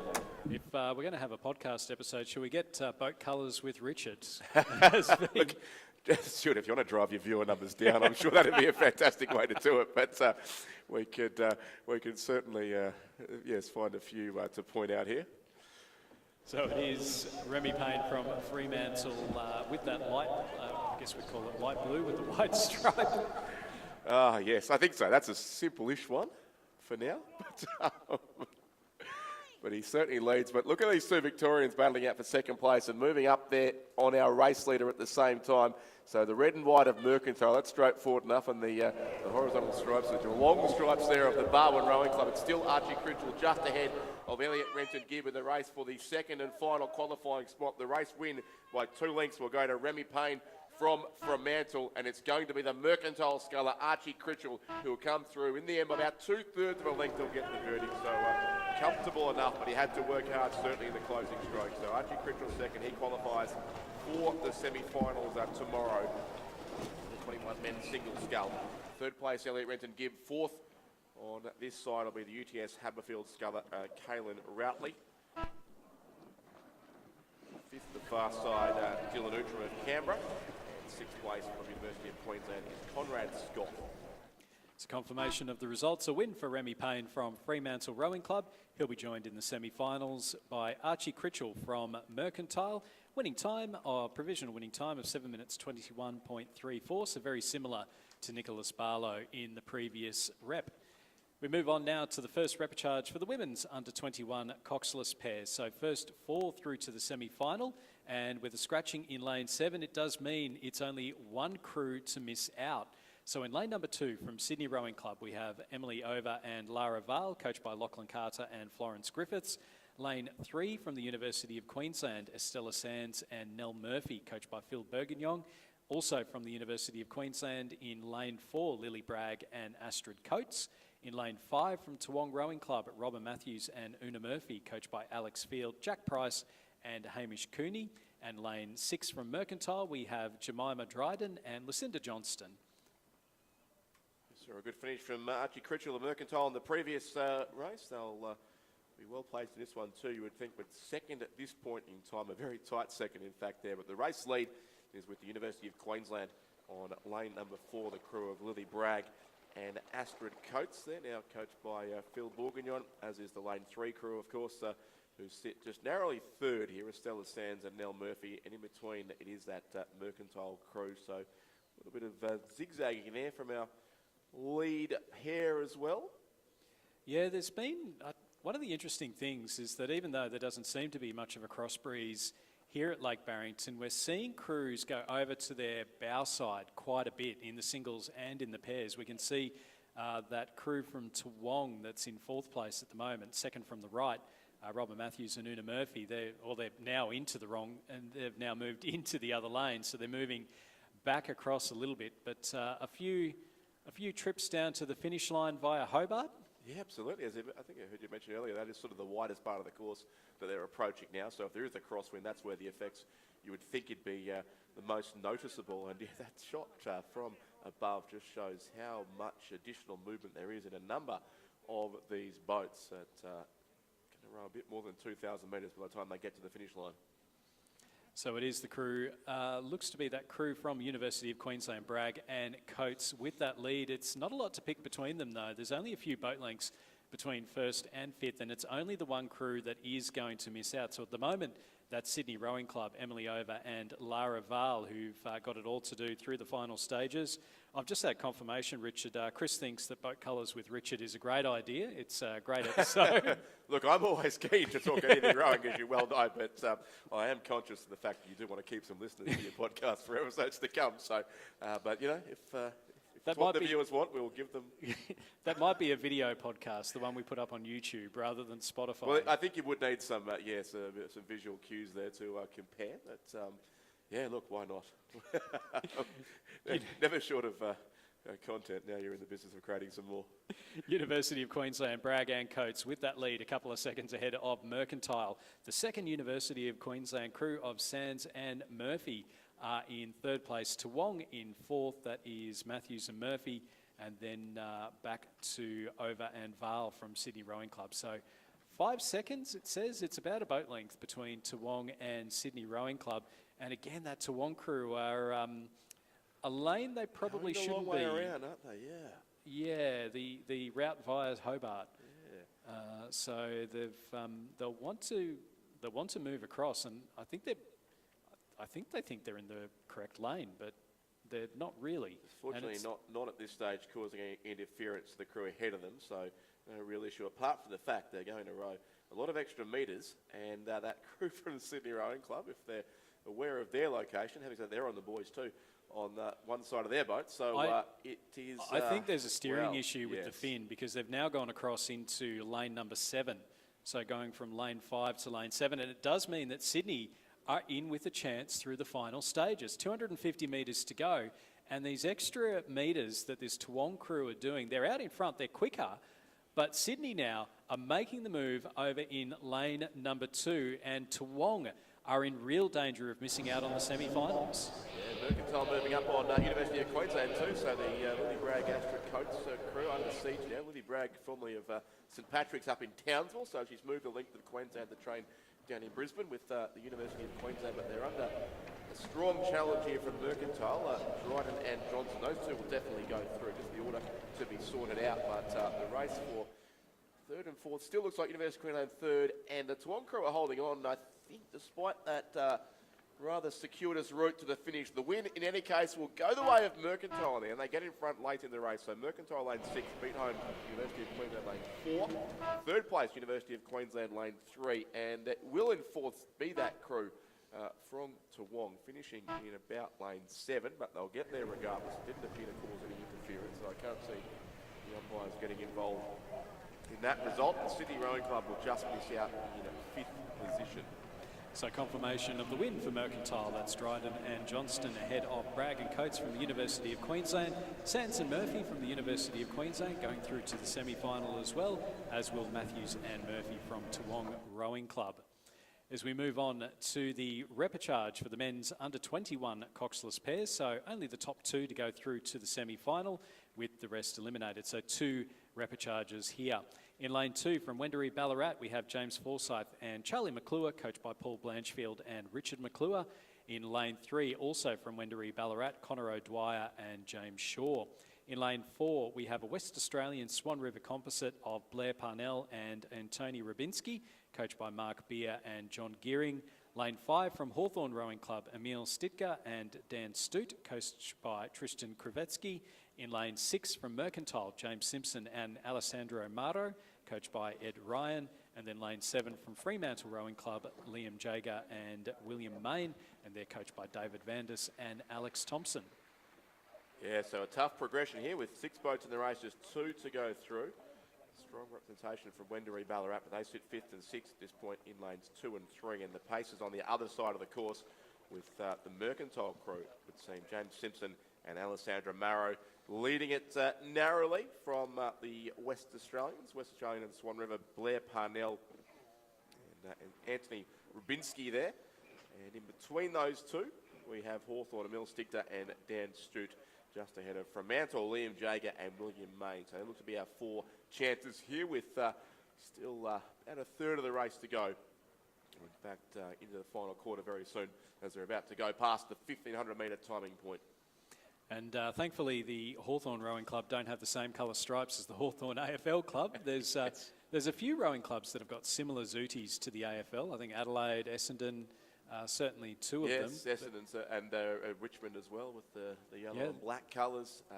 Footscray City, who still row on the red, white and blue of the team now known as the Western Bulldogs. Last week they were back to Footscray for their 100th anniversary match. But yes, it does follow quite logically, I suppose, that these sporting clubs tend to have their genesis in some of the same ideals anyway. But the key thing is that we don't have to get you to call the colours of the Hawthorn. Very lucky that we don't. The Hawthorn Football Club. The Hawthorn Rowing Club, the crew there in lane number 5, that's Stitka and Stute. They are half a boat length and maybe just out about 3/4 of a boat length now in 3rd place, with only the top 2 going through. Merck's looking comfortable out in front. West Australian Swan River Composite of Parnell and Rubinski, the 2nd placed crew. And then can Hawthorn make it up over the final 200 metres? Fremantle's Jager and Main possibly just dropping back a little bit too far now with 250 metres left to go.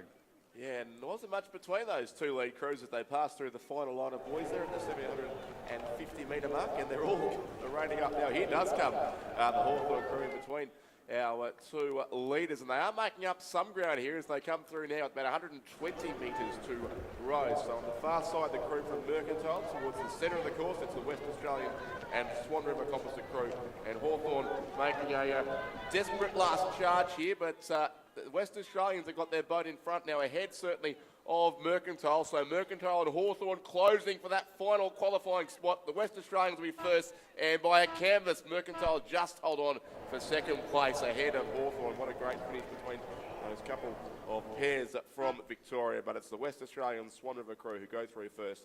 2nd Mercantile, 3rd Hawthorn, about 3/4 of a second looks like between those combinations. 4th will be Fremantle. 5th on this side, Wendouree Ballarat lane 2. That's Forsyth and McClure ahead of Wendouree Ballarat lane 3, O'Dwyer and Shaw. So confirmation of the win for the West Australian Swan River Composite of Parnell and Rubinski. They finished just ahead of Simpson and Murrow from Mercantile Rowing Club. Both those crews going through to the semi-final with the Hawthorn crew of Stitka and Stute finishing less than a second back in 3rd place in what was a fantastic race in the first repechage of the men's under-21 coxless pairs. Repechage 2 is on your screen and underway. It is lane number 1, Melbourne University, Beppe Daly and Ted O'Malley. In lane 2 from UTS Haberfield, we have Marcus Black and Hunter Hyde, coached by Tim McLaren. Lane 3 from Sydney University, Campbell Wickham and Gus Ciascola, coached by Simon Huxley and Peter Warne. Lane 4 from Tasmania University, Falcon Palmer and Rowan Sanderson, coached by Andrew Palmer. In lane 5 from Melbourne University, Matthew English and Max Boycott. In lane 6 from Mercantile, Lockie Roberts and Matisse Kerr, coached by Ed Ryan. And lane 7 from Melbourne University, Harvey Stewart and Corey Johnson. And they're past the halfway mark now of this 2nd repechage, and a boat out in front there by about a length is the combination from Sydney University with a field of 7 here in the 2nd repechage of the under-21 men's coxless pair. So it is Sydney Uni, Wickham and Sisolka by about a length from what I think I can comfortably call the red boat there of Tasmania University, Falcon Palmer and Rowan Sanderson. And then towards the far side of the course, lane 6, Mercantile will be 3rd, Lockie Roberts and Matisse Kerr. So that is the battle at this stage for 2nd and 3rd. Also in contention, you would think, Melbourne Uni, Bep Daly and Ted O'Malley on this side of the course. And a bit of a gap back to Melbourne Uni, the far side. And a couple more pairs up behind them as well. But just two will go through, so it is certainly some fairly cutthroat racing here in the repechages of the under-21 men's coxless pair as they come through the third 500 of this race. And the crew from Sydney University maintains and possibly just slightly extends their lead now over that red boat. Yeah, it's universities everywhere. It's Sydney University leading Tasmania University and Melbourne University making up third and fourth. So the university boat clubs providing plenty of talent here, particularly in this men's under-21 pairs repechage. It is Campbell Wickham and Gus Scull. I will get that correct by the end of the regatta, but they are leading through 1,500 metres. Falcon Palmer and Rowan Sanderson from Tasmania University in second place ahead of Mercantile, who have moved up into... they've got Mercantile moving up ahead of Melbourne University, then UTS Haberfield, the second Melbourne University crew. So, there's three Melbourne University. Three in this race from Melbourne Uni. They're all over the course here in lanes 1 and 7 and also in lane 5. But it's probably the lane 1 that's got the best chance here to move through. But some ground to make up certainly. So Sydney Uni, Tasmania University, Mercantile, the only non-university in the race, who are just outside the qualifying spots now in third. So Sydney University with that lead, and I suspect as we're coming into the last 250 metres, Sydney University have led Tasmania University throughout the race, and again we're just starting to see a little bit of a push come here from the third place crew. So that is the crew from Mercantile over in lane number 6, Lockie Roberts and Matisse Kerr. Just starting to close that gap a little bit on Tasmania University. It's only 250 metres to go, and we're just seeing Tasmania University realise that they were under some pressure and just start to up that rating a little bit. It's gap closing, was closing, it's now just extending out a little bit, and it does look like our first two are definitely going to go through. So Sydney University and Tasmania University, our two favourites to go through with about 100 or so metres left to go. Yeah, clear length lead to Sydney Uni, and the red boat there comfortably second. So they will be the two qualifiers from this second repechage. So it's Wickham and Sasolka who take the win. Second goes to Palmer and Sanderson. And towards the far side, Mercantile will hold on for third place.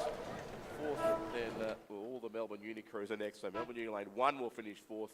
Fifth will go to UTS lane 2. And then it's lanes 5 and 7. Again, Melbourne University in 6th and 7th spot. So Sydney Uni through there.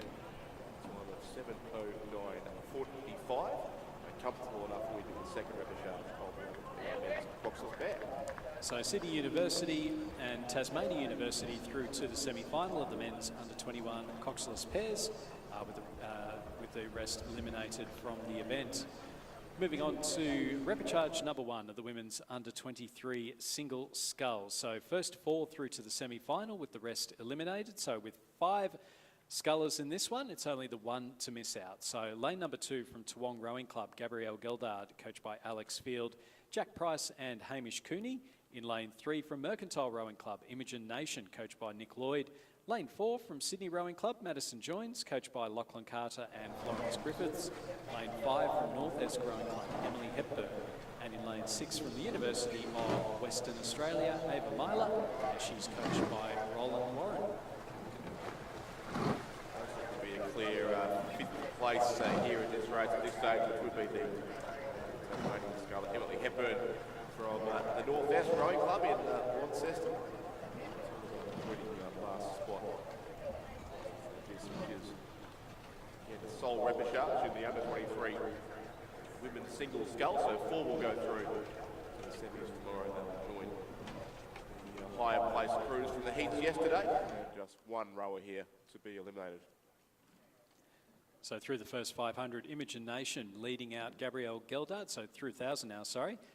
Imogen Nation leading out Gabrielle Geldard. Madison Joins our 1, 2 and 3. So it's only a couple of seconds. It's literally 2 seconds between first and third. Back a little bit further then, Ava Myler from the University of Western Australia is 12 seconds back in 4th place, but she has a comfortable lead over Emily Hepburn from the North Esk Rowing Club in 5th place. So just the one rower to miss out. It does look like it is going to be Emily Hepburn from North Esk.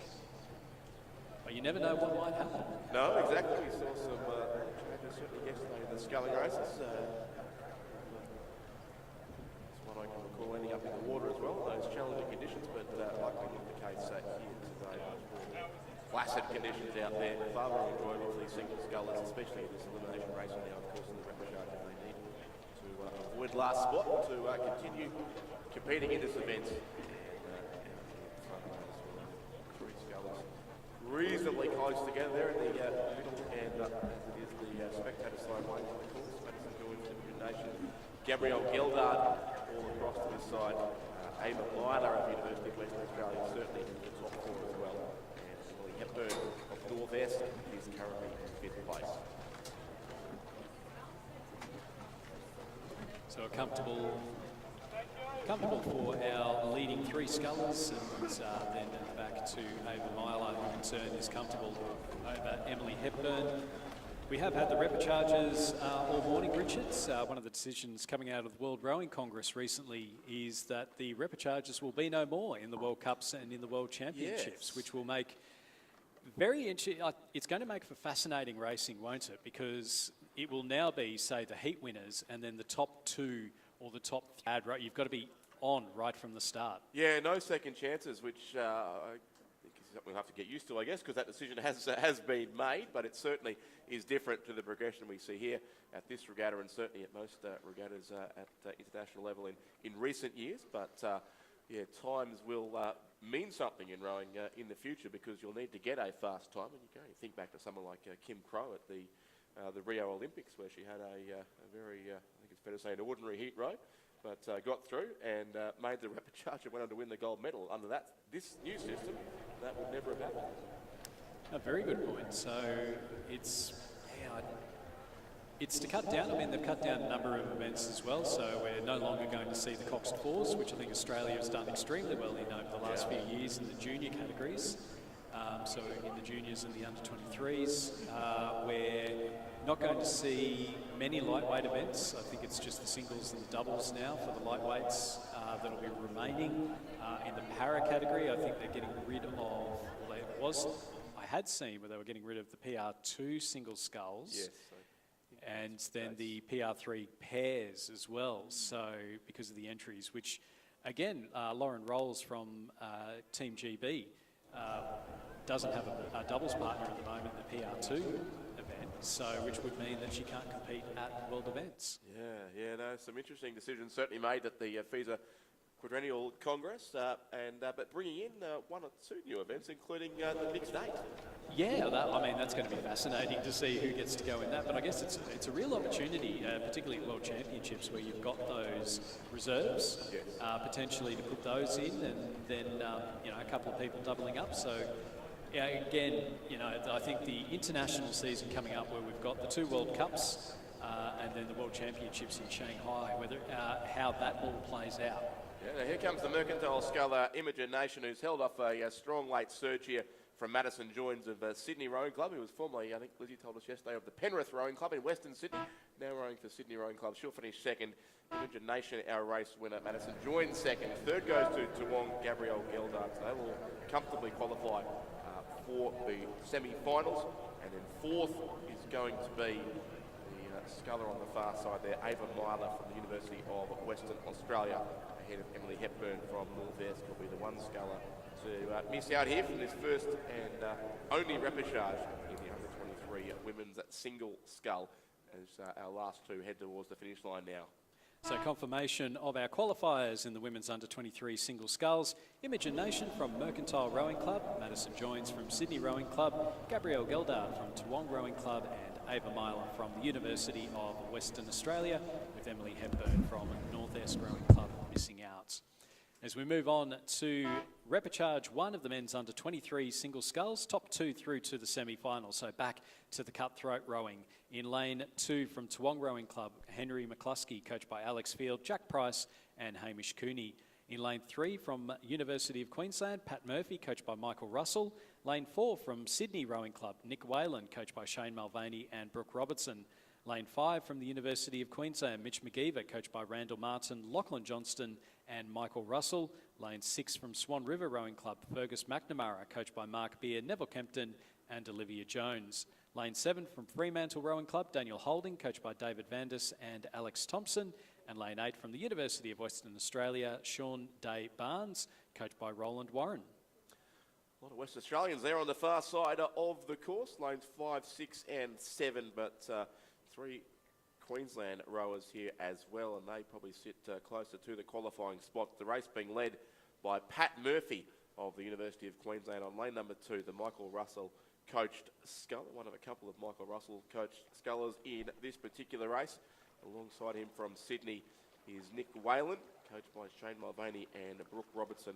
So they're in the qualifying spots for now as they go through the 1,500 metre mark. So Pat Murphy first, Nick Whalen second, Mitch McGeever third for the University of Queensland. And then we go to our West Australian division on the far side of the course. Fergus McNamara for now is in fifth. In fact, Daniel Holding is fourth and Fergus McNamara fifth. So Fremantle from Swan River, but they've got some work to do if they're to get up into the top 2 here, those scullers from the west on the far side of the course. Yeah, it's again going to be interesting to watch Mitch McGeever from the University of Queensland, whether or not he's able to get up over Nick Whalen or Pat Murphy. Nick Whalen now just starting to make his move. He's got to within half a boat length there of Pat Murphy from the University of Queensland. Mitch McGeever, it's just opening up a little bit though. It does look like he might have just spent his tickets a little bit early, coming up towards the Red Boys, and you can see there that gap between second and third just starting to stretch out a little bit.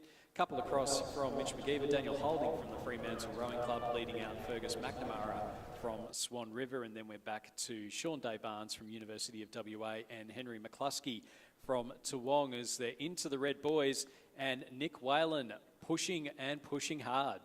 Yeah, absolutely. It's I think you're right, Stuart, that the run from Mitch McGeever looks to have pretty much come to an end. Instead, it is Nick Whalen from Sydney Rowing Club is really pushing not just to stay in the top 2, but to take the race win here.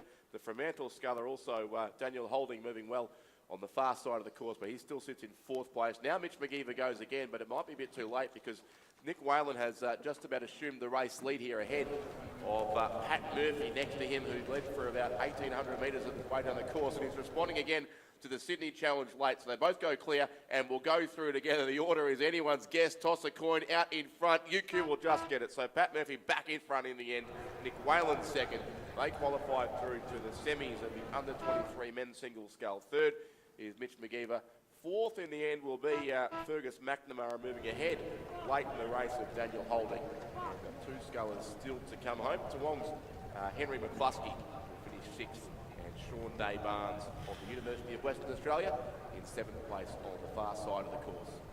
So confirmation of the win for Pat Murphy from the University of Queensland by 0.41 of a second from Nick Whalen from Sydney Rowing Club. Those 2 scullers going through to the semi-finals, with the rest eliminated from the event. Moving back down the course, you can see there the wind's starting to come through from the drone footage as we move on to repechage number 2 of the men's under-23 single sculls. So lane 1 from the University of WA, Jacob Minchin, coached by Roland Warren. In lane 2 from Melbourne University, Nick Atkins. We have a scratching in lane 3. Lane 4 from Sydney Rowing Club, Flynn Wilkinson, coached by Shane Mulvaney and Brooke Robertson. Lane 5 from UTS Haberfield, Liam Taylor, coached by Tim McLaren. Lane 6 from the University of Queensland, Lex Tucker, coached by Lachlan Johnston and Randall Martin. And lane 7 from Toowong Rowing Club, Ben Stockwell, coached by Alex Field, Jack Price and Hamish Cooney. So Liam Taylor just with the lead over Lex Tucker, but not by much. Yeah, good race in 3 here once again for 2 qualifying spots. There was just 0.39 of a second at the halfway mark of the race between our race leader, Liam Taylor from UTS Haberfield, and Lex Tucker from the University of Queensland. And then maybe a length back to in 3rd place from Sydney Rowing Club, Flynn Wilkinson. So some of the same clubs from that close finish in the previous race.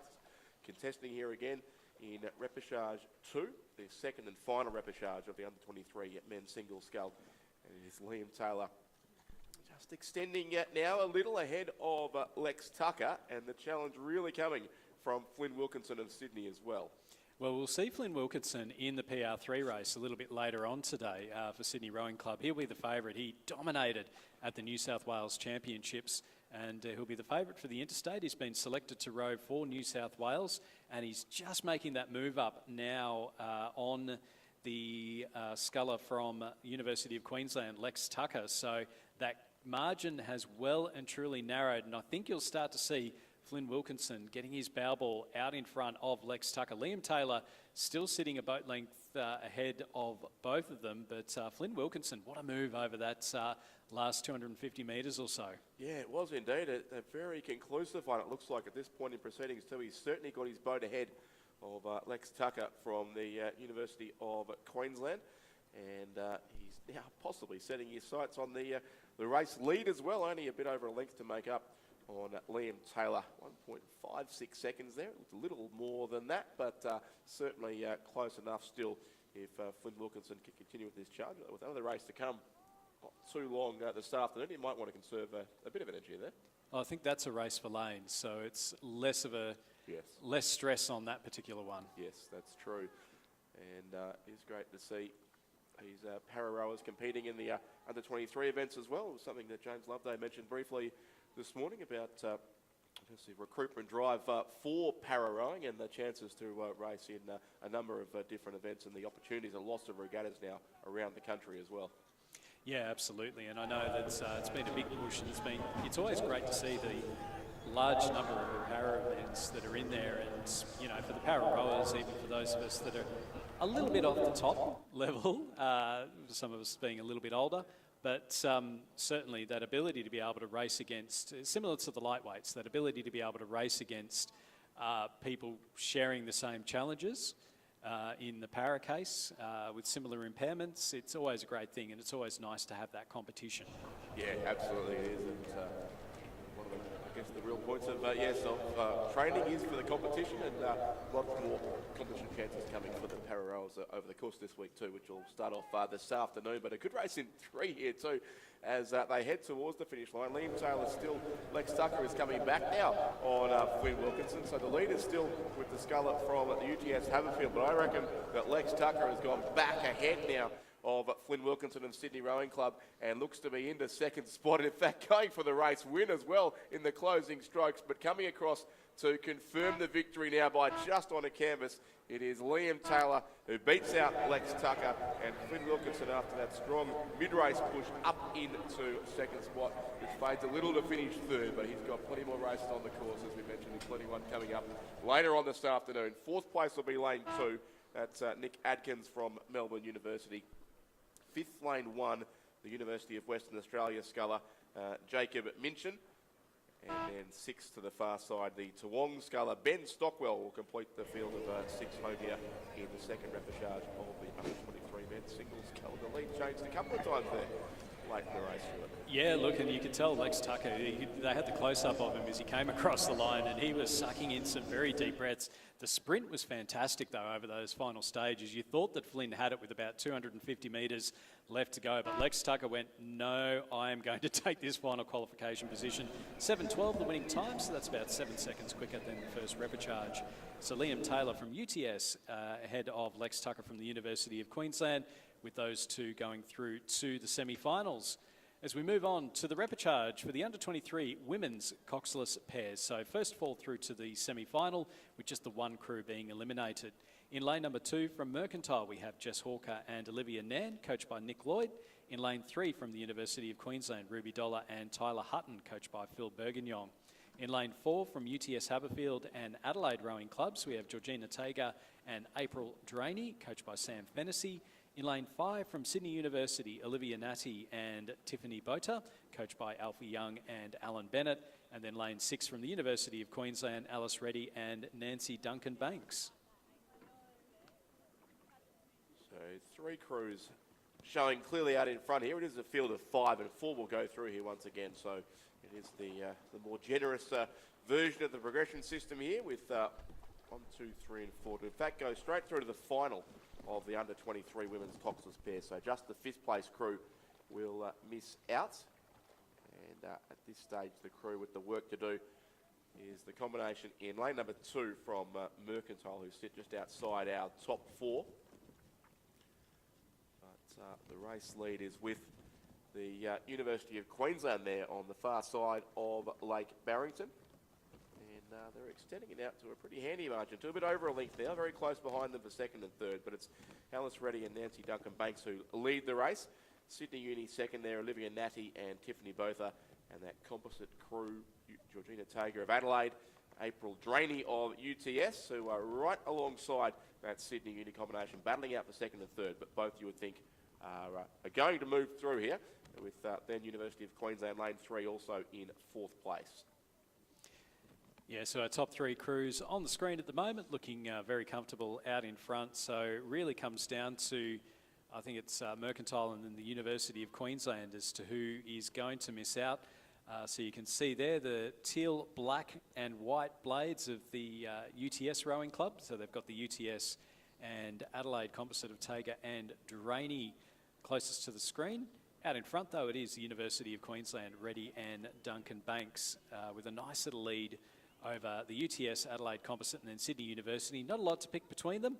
And then in that battle for 4th place, it's only half a boat length between the University of Queensland and Mercantile in lanes 3 and 2. So very, very close going in there, and we'll keep an eye out on that one to see who's going to make it through. Yeah, just 0.57 of a second there it was, with 500 to go between those crews in lanes 4 and 5, and lead looked to be switching back and forth with almost every stroke they took. But now, as they continue into this last 500 metres, doesn't appear to be that composite crew, just extending a slightly bigger margin over Sydney Uni. But that's the University of Queensland out in front. The crew on lane 6 on the far side of Lake Barrington. As the sun has really come out brightly now, you can just see that little bit of movement on the course caused by the wind. So there is still a bit of challenge out there for these athletes as they make their way down the course. But it's University of Queensland first, and here comes the composite crew, maybe not content with second place. Are they going for the race win here as well? Look, why not? If you can get in and get that good lane for this for the final, then definitely go in and do it. First 4 direct go through, and that opportunity to be able to get one of those inside lanes, if you've got that chance, then go and do it. So University of Queensland still leading out Sydney University and the UTS Adelaide composite, but it is now, it's all 3 coming across. You could throw Razor's Pashmina over these 3 crews there, Richard, because there is absolutely nothing in between them. And then Mercantile have moved ahead of the University of Queensland for the final qualification position. Yeah, what a finish from Mercantile, but what a finish out in front. These 3 crews are all going to go through, but the order is anyone's guess. UTS Composite, Sydney Uni, and maybe just University of Queensland on the far side. I reckon we'll get it in a 3-way photo. I think it's 6 from 5. From 4, and then Mercantile have really charged home late. Jess Hawker and Olivia Nairn have gone past the University of Queensland, and they'll go through to the final as well, just edging out there Ruby Dollar and Tyler Hutton. So great racing there in the under-23 women's coxless pair, and lots of zeros there on the screen, Stuart, as well. Yeah, there was absolutely nothing in that. But what we can tell you is that the University of Queensland, Reddy and Duncan-Banks, Sydney University, Natty and Bota, Adelaide and UTS Haberfield, Tager and Draney, and then Mercantile's Hawker and Nan, our 4 crews going through to the final of the women's under-23 coxless pairs. The University of Queensland, Dollar and Hutton, the crew to miss out. As we move on for the rep for the men's under-23 coxless pairs, again, first 4 through to the A final, with the rest going through to the B final. Lane 1 from Adelaide University, Max Henry and Arthur Drayton. In lane 2 from Cand Rowing Club, Mackenzie Branch and Jake Gilmore, coached by Charles Betts. In lane 3 from Sydney Rowing Club, we have Hugh Harold and MacArthur Bucknell. They're coached by Shane Mulvaney and Brooke Robertson. In lane 4 from Fremantle and Swan River, we have Harper Davies and Oscar Lowry, coached by Mark Beer and David Vandis. In lane 5 from Toowong Rowing Club, Moss Murphy and Joseph Petrie Rapar, coached by Alex Field, Jack Price and Hamish Cooney. In lane 6 from UTS Haberfield, Lawson Banks and Brandon Smith, coached by Matthias Ungermack. And lane 7 from Melbourne University and Mercantile, we have Jake Pokinghorn and James Horton, and they're coached by Nick Lloyd. Top 4 through to the A final. And Richard, again, I can't tell you who's going to qualify.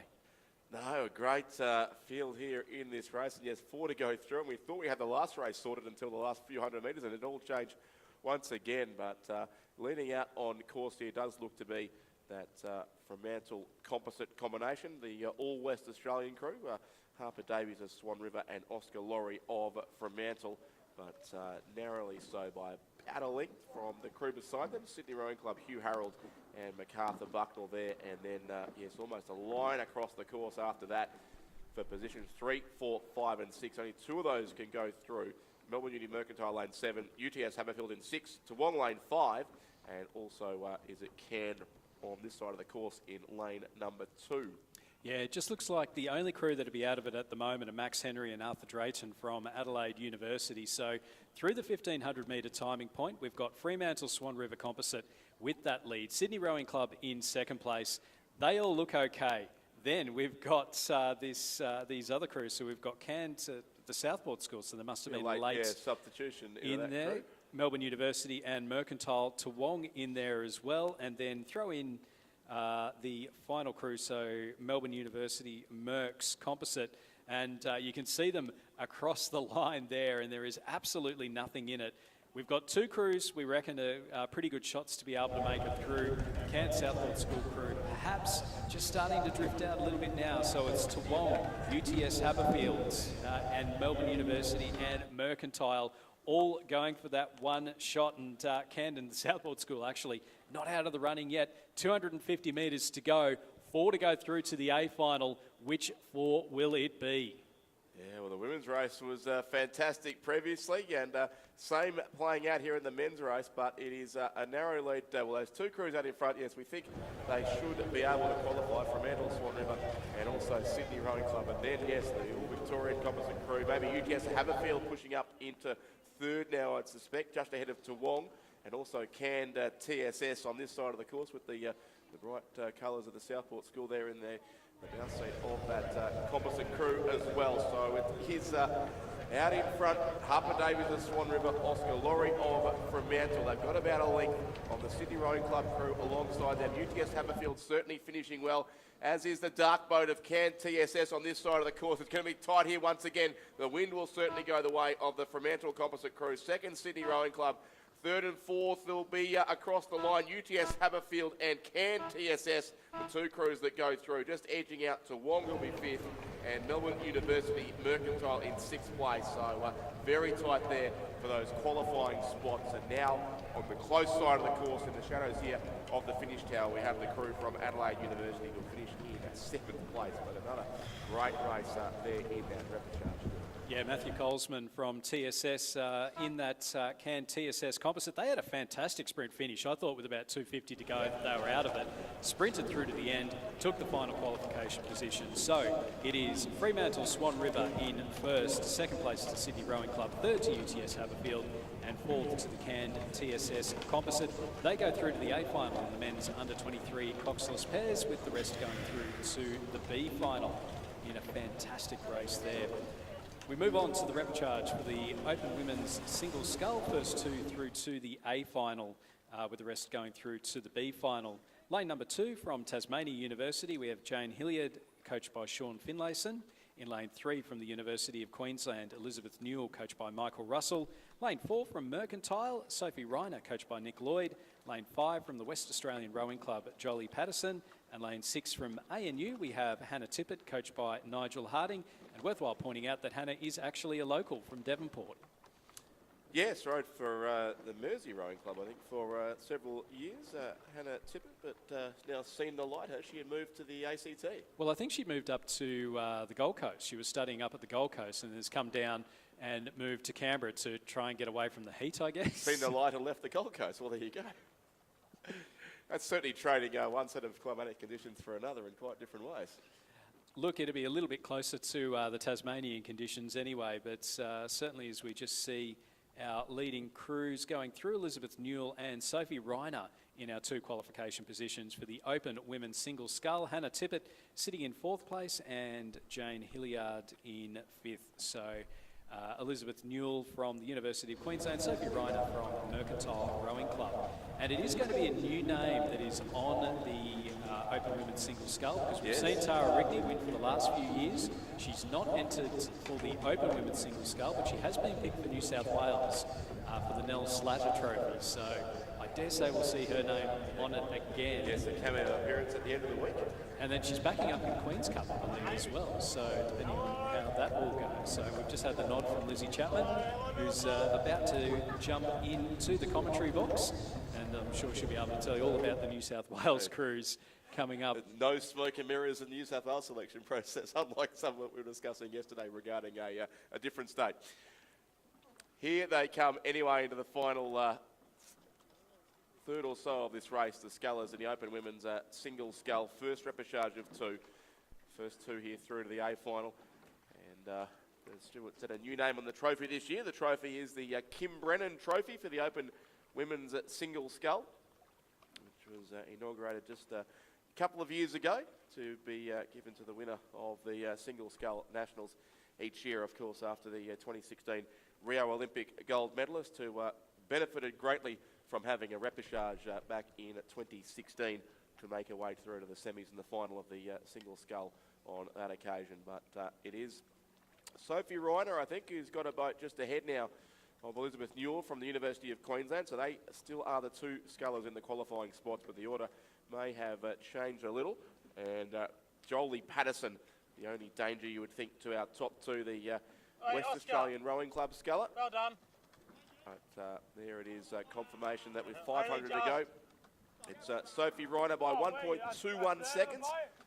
Elizabeth Newell second for the University of Queensland, and Jolie Patterson in third place. Then Hannah Tippett, the Tasmanian, racing now for the Australian National University, and in fifth place, Jane Hilliard of Tasmania University. Welcome back, Lizzie Chapman. Thank you very much indeed. Yeah, just looking at these two, Sophie Reiner, I think under 23 team last year, I think, and Elizabeth Newell, who of course has raced for Australia in coastal rowing, so I'm sure she's enjoying these conditions. right at home. Right yes, at home, it yes. Is, yeah, it's one of the misconceptions about coastal rowing too. I think in Australia we tend to confuse it with surfboat rowing too much. 100%. That we need breaking waves on the beach, but coastal rowing was generally designed, yes, to be rowed from a beach, but not a beach possibly in the standard Australian sense either. 100%. No, you're not supposed to be doing it if it's waves of more than, I think, 1.5 meters. So that definitely rules out a lot of our coastal waters. Yeah, although Port Phillip Bay in Melbourne is a fantastic venue. Rowing Victoria have run a few come and try events off Williamstown Beach, so the slightly more placid waters of Port Phillip Bay. Yes, rather than Noosa, where the naturals are. Yes, with my school that I coach, we train in Botany Bay, and that's beautiful. Flat as a mirror so often, and it's got Brighton Le Sands Beach there, so I often think, oh, perfect place for coastal rowing. Great for plane spotters too, I've seen. So interested that if you're into watching them land at the airport. But this is a great finish we should watch here, because Sophie Reiner being challenged again late by Elizabeth Newell. They both look set to go through here. They're over a length clear of Jolie Patterson, and then Hannah Tippett on the far side. But Sophie Reiner, who was the winner at Australian Henley a few weeks ago as well in that match racing battle on the Yarra River in Melbourne, is going to take the win here too in the first repechage of the Open Women's Single Scull, but narrowly so. They'll both go through regardless. So Sophie Reiner of Mercantile first, Elizabeth Newell second for the University of Queensland, Jolie Patterson third of the West Australian Rowing Club. Fourth place will be Hannah Tippett of the Australian National University, and fifth place, the red colours there of Tasmania University Boat Club. That is Jane Hilliard across the line. So pretty close together there in the first repechage of the Open Women's Single Scull. Yes, indeed. And for Sophie Reiner of Mercantile, first across the line in a provisional time of 7:54. Elizabeth Newell less than a second behind her, and the two of them going through to the A final of the Open Women's Single Scull, where I'm sure they're all hoping they're going to be able to race in the final for the Kim Brennan Cup. The second repechage is now underway with Brianna Murray of Swan River Rowing Club in lane 3. Kate Oliver of Tasmania University in lane 4. She's coached by Brett Crow and Nadia Bleaken. Elora Kelly of the Australian National University in lane 5, coached by Nigel Harding. And Clements Lucas Roast of Fremantle Rowing Club in lane 6, coached by Alex Thompson and David Van Doss.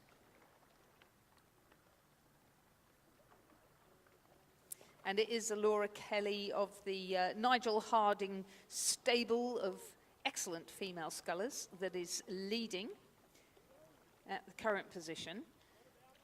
But again, a good race going on for the first two qualifying positions. It is indeed, yes. Laura Kelly of ANU, Kate Oliver of Tasmania University alongside her. They are certainly our clear top two, but not a lot between them at all as they look to be the last two rowers through here. So the winners will go straight through to the A final of the Open Women's at Single Scull.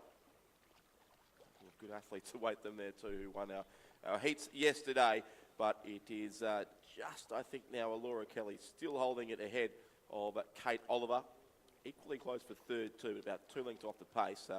Clements Lucas Roast of Fremantle on the far side of the course, on the top of the screen. And Brianna Murray of Swan River Rowing Club is battling out with her for third place. But they both got to make up a fair bit of ground quickly if they're to move through in the top two here to be the last two into the final of the Open Women's Single Scull, who will race on Thursday for the Kim Brennan Trophy.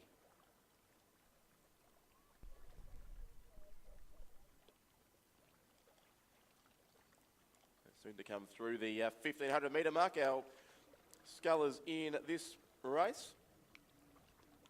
And I think we might just see that Laura Kelly has narrowly extended her margin on the chasing form of Kate Oliver, but not by much, in fact, as they go across them. In fact, under a canvas in it, so it's still very tight for top spot there. 2/3 of a second it'll be with Laura Kelly just ahead of Kate Oliver here in the second repechage, but as was the case in the previous repechage, the top two fairly well clear and likely to qualify for the final here. Our two heat winners yesterday were Laura Goulet of the UTS Haberfield Rowing Club, of course, of the NTC athletes here at this regatta, and Catherine Kahn of the Australian National University. So those scullers do await in the A final to come on Thursday morning by virtue of their heat wins yesterday in the Open Women's Single. But it's still just Laura Kelly, but the Tasmanians certainly having a strong effort out of here is Kate Oliver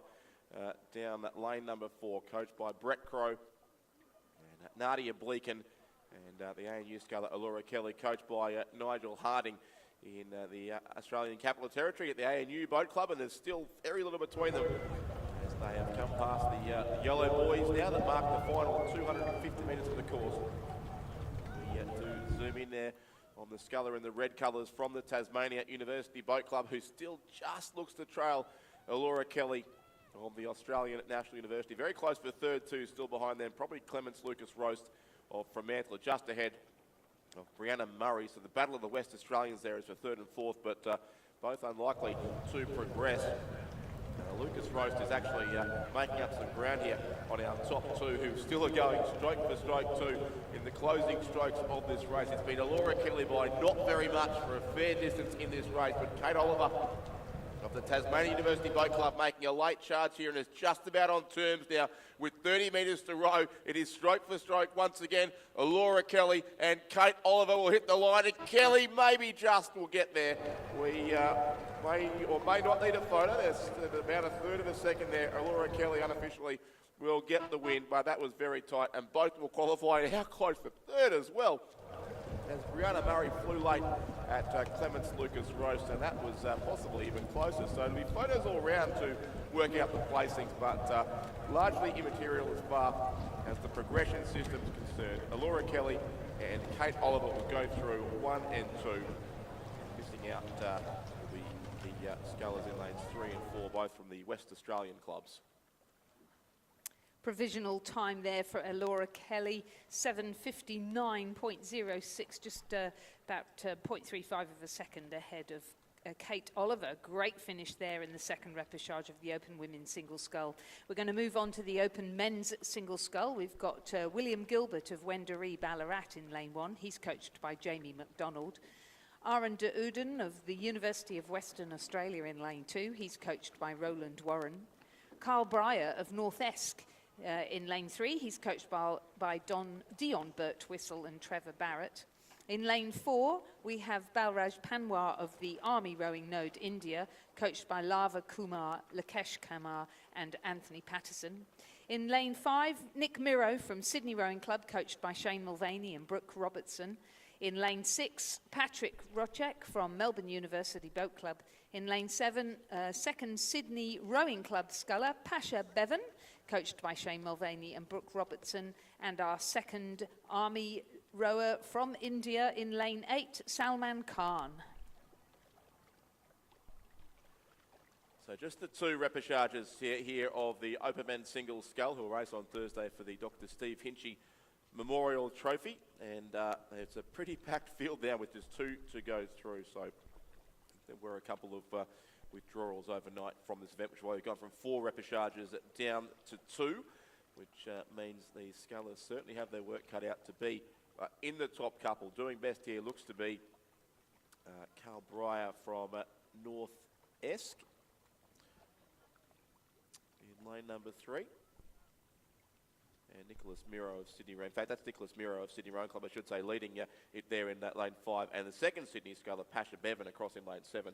So it's Sydney 1 and 2, which explains why Chris McCarthy has suddenly appeared behind us once again. As they, at this stage, looking set to take out both qualifying spots in race 161, the first repechage of the Open Men's Singles. So it's Nicholas Miro first, Pasha Bevan second. Pat Rochek, mystery Italian number 2 from the Melbourne University Boat Club, who, along with Sophie Reiner, who we saw in the water a couple of races ago, both won their events, the Open Single Sculls at Australian Henley. But he is also a world champion and a World Cup winner from last year, Patrick Rochek, in the lightweight events, but of course competing here in the Open Men's Single Scull, top category of racing, the Single Scull at this regatta. 2 scullers for the Sydney Rowing Club still sit first and second at this stage, and that's a great view of them either side of Patrick Rochek from Melbourne University as they make their way now in the last 250 metres of this course. The first repechage of 2 in the Open Men's Single Scull. Good strong finish also coming there from the Army Rowing Node India sculler. In fact, on the far side there, Salman Khan, who's really asking some questions late in this race. So will it be one of our international visitors to upset the Sydney Rowing Club Quinella here?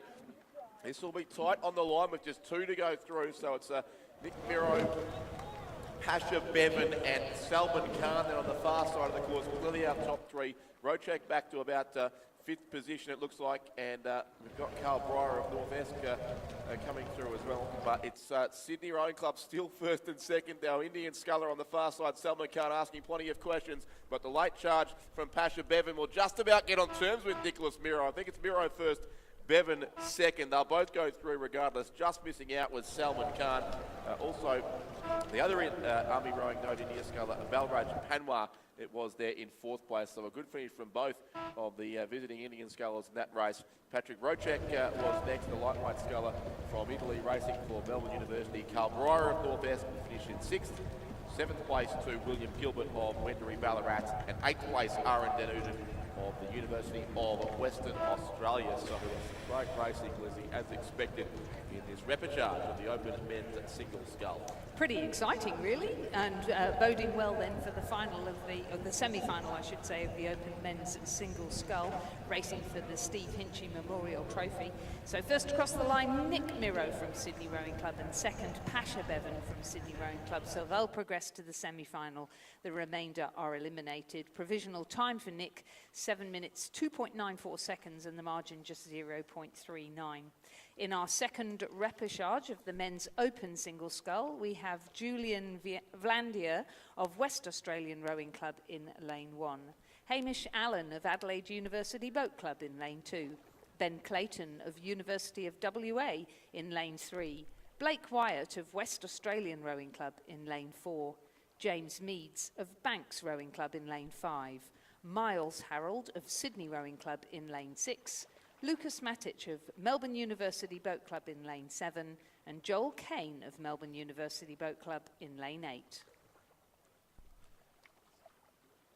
And Lucas Matic of Melbourne Uni is Well placed on the far side of the course. Certainly well clear of all the scullers either side of him. The other one in our top two through the first half of the race looked to be Ben Clayton of the University of Western Australia. You can see him there in the bright sunshine, about 4 lanes across from Matic of Melbourne University. They, at this stage, have the 2 qualifying spots, but in between, they'd keep a watchful eye, certainly, on Blake Wyatt of the West Australian Rowing Club, James Meads, who's the club captain of the Banks Rowing Club in Melbourne, and Miles Harold also for Sydney Rowing Club, and then Melbourne Union Joel Kane on the far side of the course as well. So our top 6 all in shot there, about 4 lengths first to 6th at this point of the race, being led certainly by Lucas Matic from Melbourne University, who I'm pretty sure completed his schooling at Nudgee College up in Brisbane, but back now racing for Melbourne University.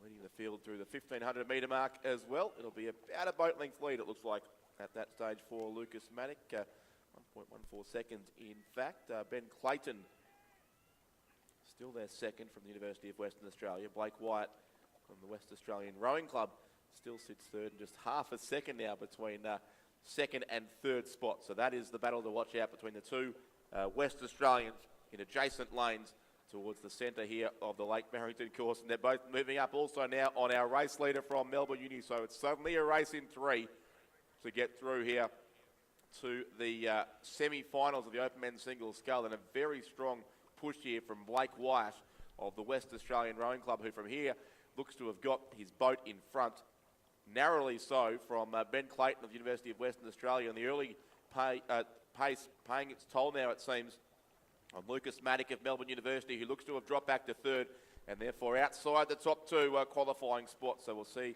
3 and 4, Ben Clayton, coached by Jamie Hewlett, and Blake Wyatt in lane 4, who's really pushed through strongly over the last 500 metres of this race, and they now do sit in the 2 qualifying spots. Also coming home well from Sydney Rowing Club is Miles Harold in lane number 6, who might also get past Lucas Matic here in the closing strokes of the race. Then it's the Banks sculler James Meads, Joel Kane from Melbourne Uni on the far side. Back to this side, Julian Vianda and Hamish Allen, but it is a West Australian Quinella coming up here in the second repechage of the Open Men's Single Scull, which is a few strokes to go. And it is Blake Wyatt who really pushed through strongly in the second half of the race, who will take the win, and he'll hold on just ahead of Ben Clayton next to him. Coming home very strongly indeed was Miles Harold of Sydney, but he fell about half a length short in the end. 4th place then will be Lucas Matic of Melbourne Uni, who led the race through the halfway mark. Banks then follows him in. That's James Meads in 5th place. 6th will go to Joel Kane of Melbourne Uni on the far side of the course. 7th place, Adelaide University. That's Hamish Allen on lane 2. And 8th to Julian Viander of the West Australian Rowing Club, who will finish 1st and 8th in the second repechage of the Open Men's Single Scull. Provisional time there for Blake Wyatt of West Australian Rowing Club, taking out the second repechage of the Open Men's Single Scull, is 7:05.69, just 0.53 ahead of the second placed Ben Clayton from the University of Western Australia, coached by Jamie Hewlett. Those 2 progress to the semi-final. The rest are eliminated. A shame, really. I think another race between those guys would be awesome. It is after racing like that, absolutely. And we now have a little bit of a break because there have been repechages not needed due to withdrawals of single scullers. So racing will resume again with the Open Women's Coxless Pairs repechages at 12:30. Reminder for those here at the course, but the Little Red Coffee Van is open for business still here down at the finish line entrance. So if the queues are too much in the main catering area towards the boat park, please come down to the finish line. The Little Red Coffee Van has plenty of coffee and also some food items available too, burrito bowls. Very nice mint slice too, I have to say. I like a bit of cake myself. We do, so yes, come on down. I understand one of the other food vendors might close for an hour or so for lunch, but not down here. So the Little Red Coffee Van open right through the lunch break here. Line. Just a word, so whilst we're talking about the finish line, for coaches, coxes, athletes going out to train in the lunch hour in particular, or lunch break, and into the afternoon, quite a few of the crews are doing drills or pausing on the finish line as they're rowing down the course. to the training area behind the finish line. Please don't do that. That really mucks up the view of the judges and is very distracting for the crew. So you should really stop rowing if a race is just finishing as you row past, and please keep rowing as you go through the finish line. You can tell where it is because there are flags overhead. Please keep moving past that area and start your drills after that point. Thank you. Yeah, it was one of 3 clear requests from Bill Webster earlier today, which I did even write down so we could repeat them. So, but firstly, if you're training on the course, make sure you do have a training bow number and an allocated time in which to do so. You must launch and land from the beach and not the pontoons. The pontoons are reserved for crews going out to race. And as Lizzie has correctly said, do not cross the finish line while another race is finishing, because it can interfere with our judges' view and the photo finish equipment.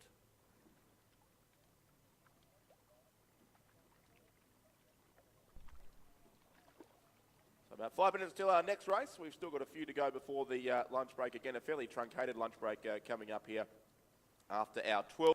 New women's head coach, another, Lizzie, of your former compatriots in Jamie Harris. Yep, I don't know whether I know him or not, but that's exciting.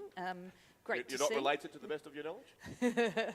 Well, who knows? From the old mother Exactly. country, I'm sure we are somewhere. But I'm more excited because we have Open's women's coxless pairs repechage, Open men's coxless pair repechage, so they're going to be humdingers.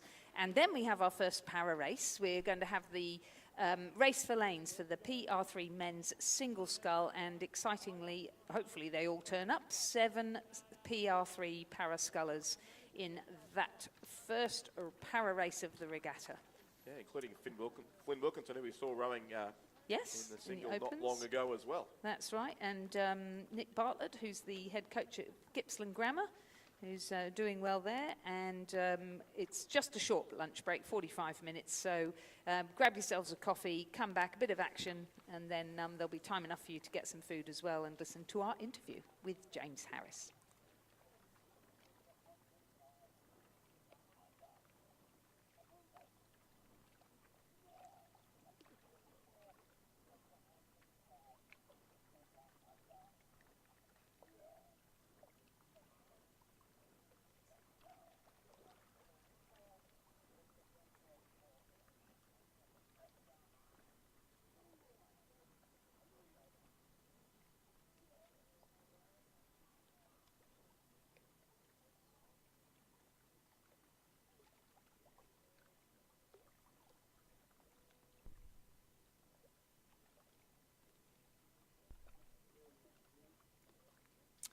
Rowing Australia's National Integrity Framework has been adopted to mitigate integrity threats to rowing in Australia in relation to member protection, child safeguarding, competition manipulation, and improper drug use. Rowing Australia is committed to ensuring a safe, fair, and trustworthy environment for all participants at all levels and disciplines of rowing.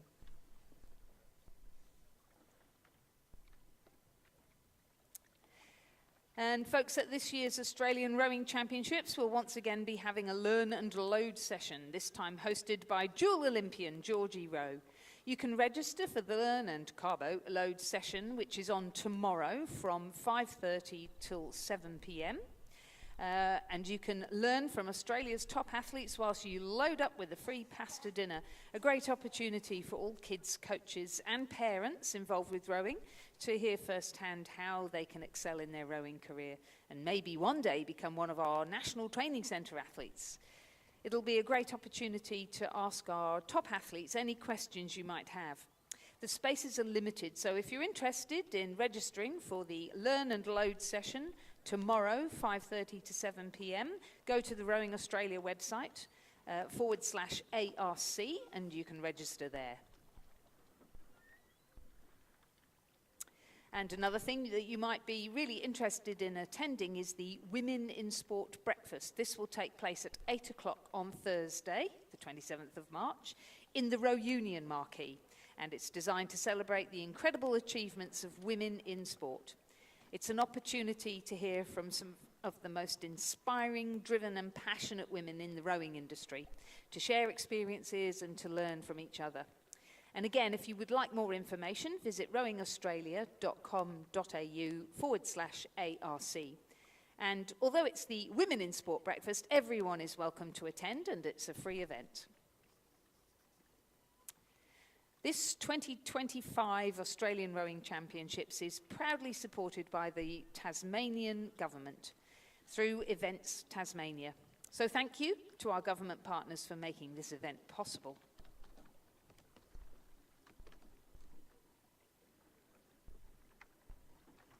And with impeccable timing, Lizzie, we're just about ready to go in our next final time for 12:30, our next race, at least I should say, not finals yet. They're coming up on Thursday morning, but this is the first repechage of the Open Women's Coxless pair. And they're off and running.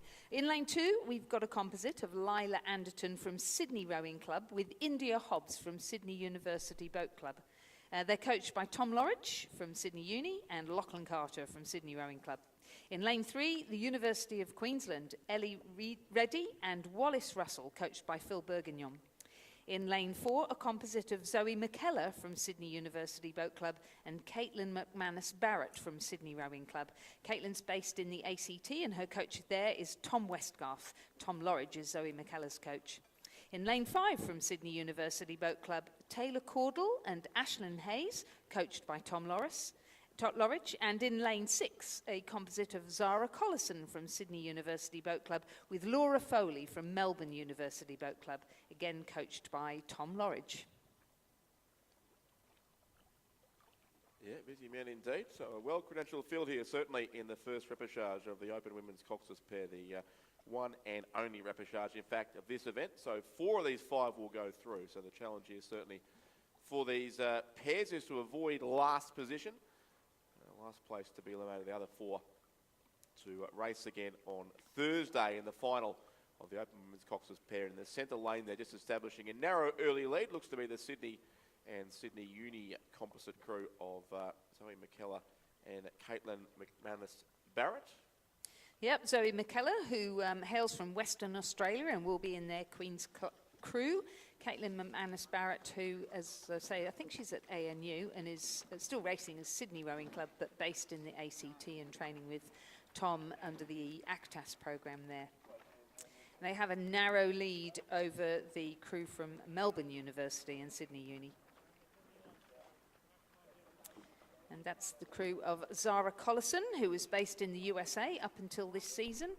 And she's now back and believe at the NTC, training with Laura Foley from Melbourne University Boat Club, who's been spending a bit of time in Sydney training with Tom Lorridge. Yeah, a bit of movement back and forward between clubs at the moment, it seems to, just to keep us guessing which colours they'll be appearing. I think it's probably because it's the first year of an Olympic cycle, so you've got a fresh group of senior women now coming out of under 23 and going into the senior level.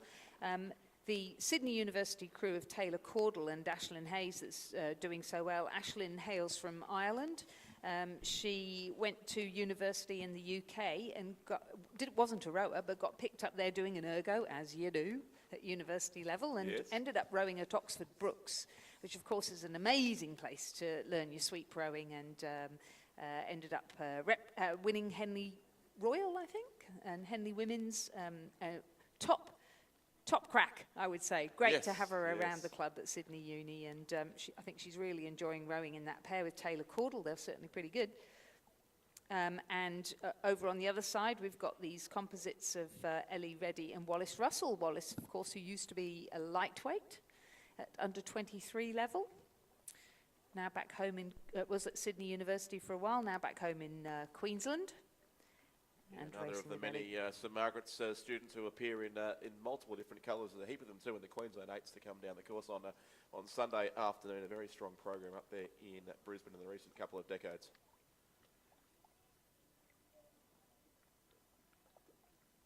So it is the race for that 4th and 5th spot that's important here. And just steering a bit off course, in fact, is that crew from Sydney Uni and Sydney, which has cost them a bit of distance. So University of Queensland, Reddy and Russell now look to be clearly 4th. And the top 3 have really bolted clear now. I think the race lead might just be with, in fact, with Sydney Uni on lane 5. Ahead now of Sydney's and Sydney Uni, the composite crew on lane 4, but very little between our top 3 really, with also Melbourne Uni, Sydney Uni composite crew there in lane number 6.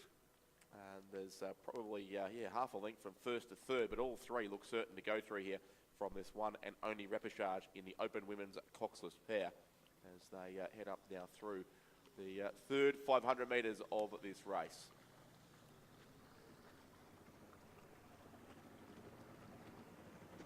Seems calm inside here, Lizzie, but just looking at the steering on a couple of those pairs, there's obviously a bit of breeze pushing them around.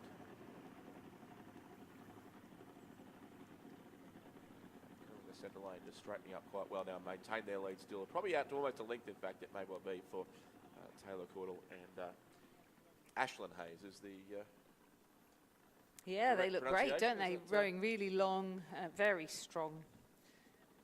Both girls very strong indeed, but looking powerful now as they come through into this section of the race. Yep. Champions Quarter. Yep, last 500 metres to go, so it's a 2-second lead, in fact, to Hayes and Caudle of Sydney Uni. Melbourne Uni, Sydney Uni was second. That's Collison and Foley, and then McKellar and McManus Barrett. So a very clear top 3, as it's been for quite some way down the course here.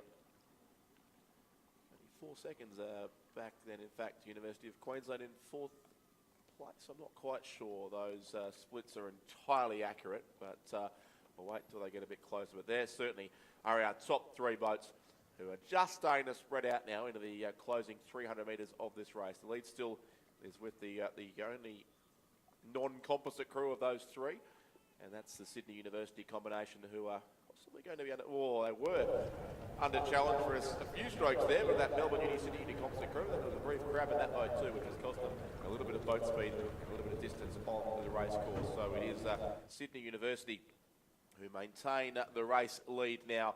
Melbourne Uni, Sydney Uni second, and now there is clear water between those 2 crews, and a similar margin back to Sydney and Sydney Uni and McKellar and McManus Barrett in 3rd place. But the real interest behind them lies in the race for 4th and 5th, and I can tell you it is still the University of Queensland, Reddy and Russell, who look relatively comfortable in 4th spot. But how about these 2 crews here going for the race win? The colours of Sydney University on our race leaders there.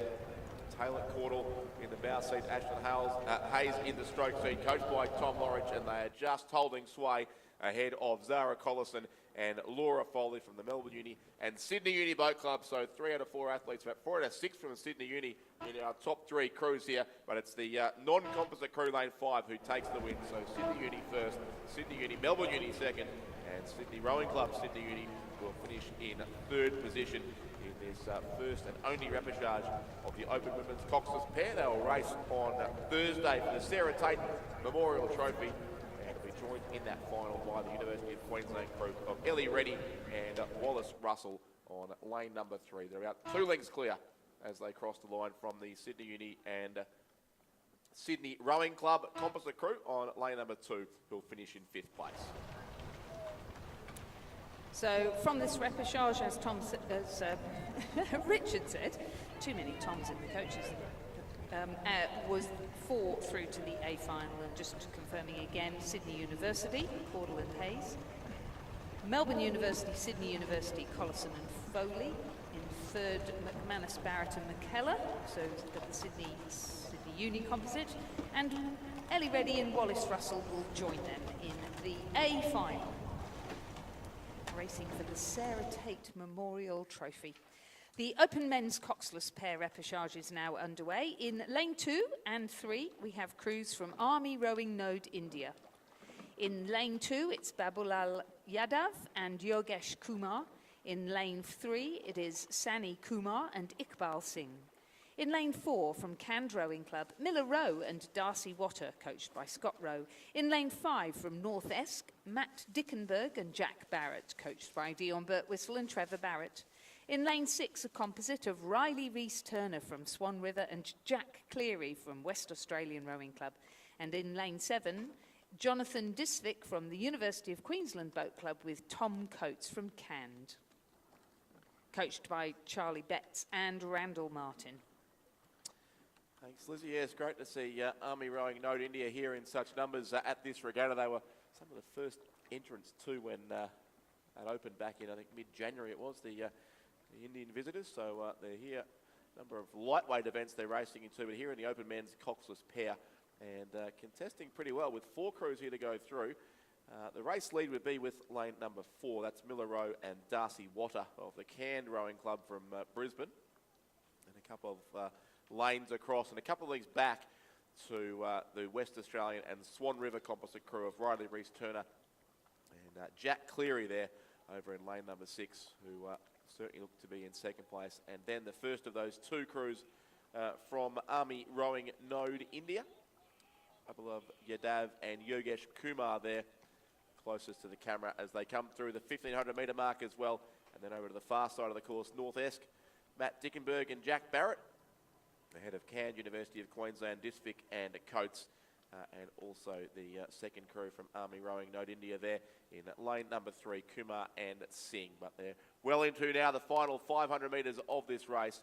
And 4 boats here will qualify from this one and only repechage in the open men's coxless pair, who will race on Thursday for the Ted Bromley Memorial Trophy. And it continues to be that very strong canned combination out in front of Miller Rowe and Darcy Watter with a fairly comfortable and probably a growing lead too, certainly over the West Australian Swan River crew in lane number 5. Army Rowing Node India, lane 2, that is, coming home pretty well on this side of the course. And over the other side, we still have the West Australian Swan River composite crew, who would complete the top 4 for now. They've probably got their boat just ahead now of North Esk in lane 5. But all 4 crews likely to qualify unless the Indian combination down lane 3 can make a late charge here in the closing strokes of this race. The sole repechage of the open men's and coxless pair still being led by the combination from the Cairns Rowing Club, imperiously out in front here too. They are well clear of the rest of the field. So it's Cairns lane 4, Rowe and Watter, who will take the win as they slow down on the line and come across just on a link clear, but they get there comfortably enough. Second, Army Rowing Node India, lane 2. Third, the far side, that West Australian Swan River composite crew. And fourth, there in the boat with the blue canvas, would be the North Esk combination. So they are through to the final as well. Army Rowing Node India in lane 3, just missing out in 5th place, but edging out Can UQ lane 7 in 6th position. It is Can lane 4 who take the win in the repechage, the one and only repechage of the open men's coxless pair.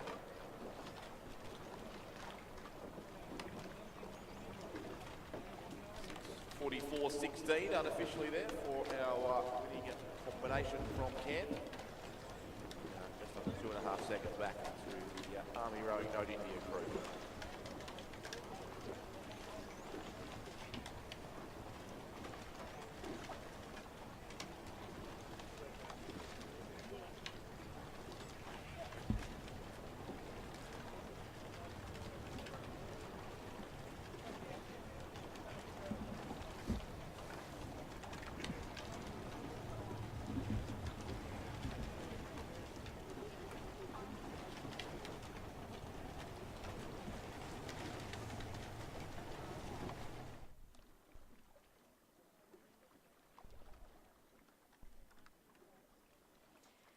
Dryserbone and Rossi, owned by the Kidman Cattle Company, led by Executive Chairman Mrs. Gina Reinhardt, is proud to offer you from .au and use the code AUST Rowing 15 at the checkout.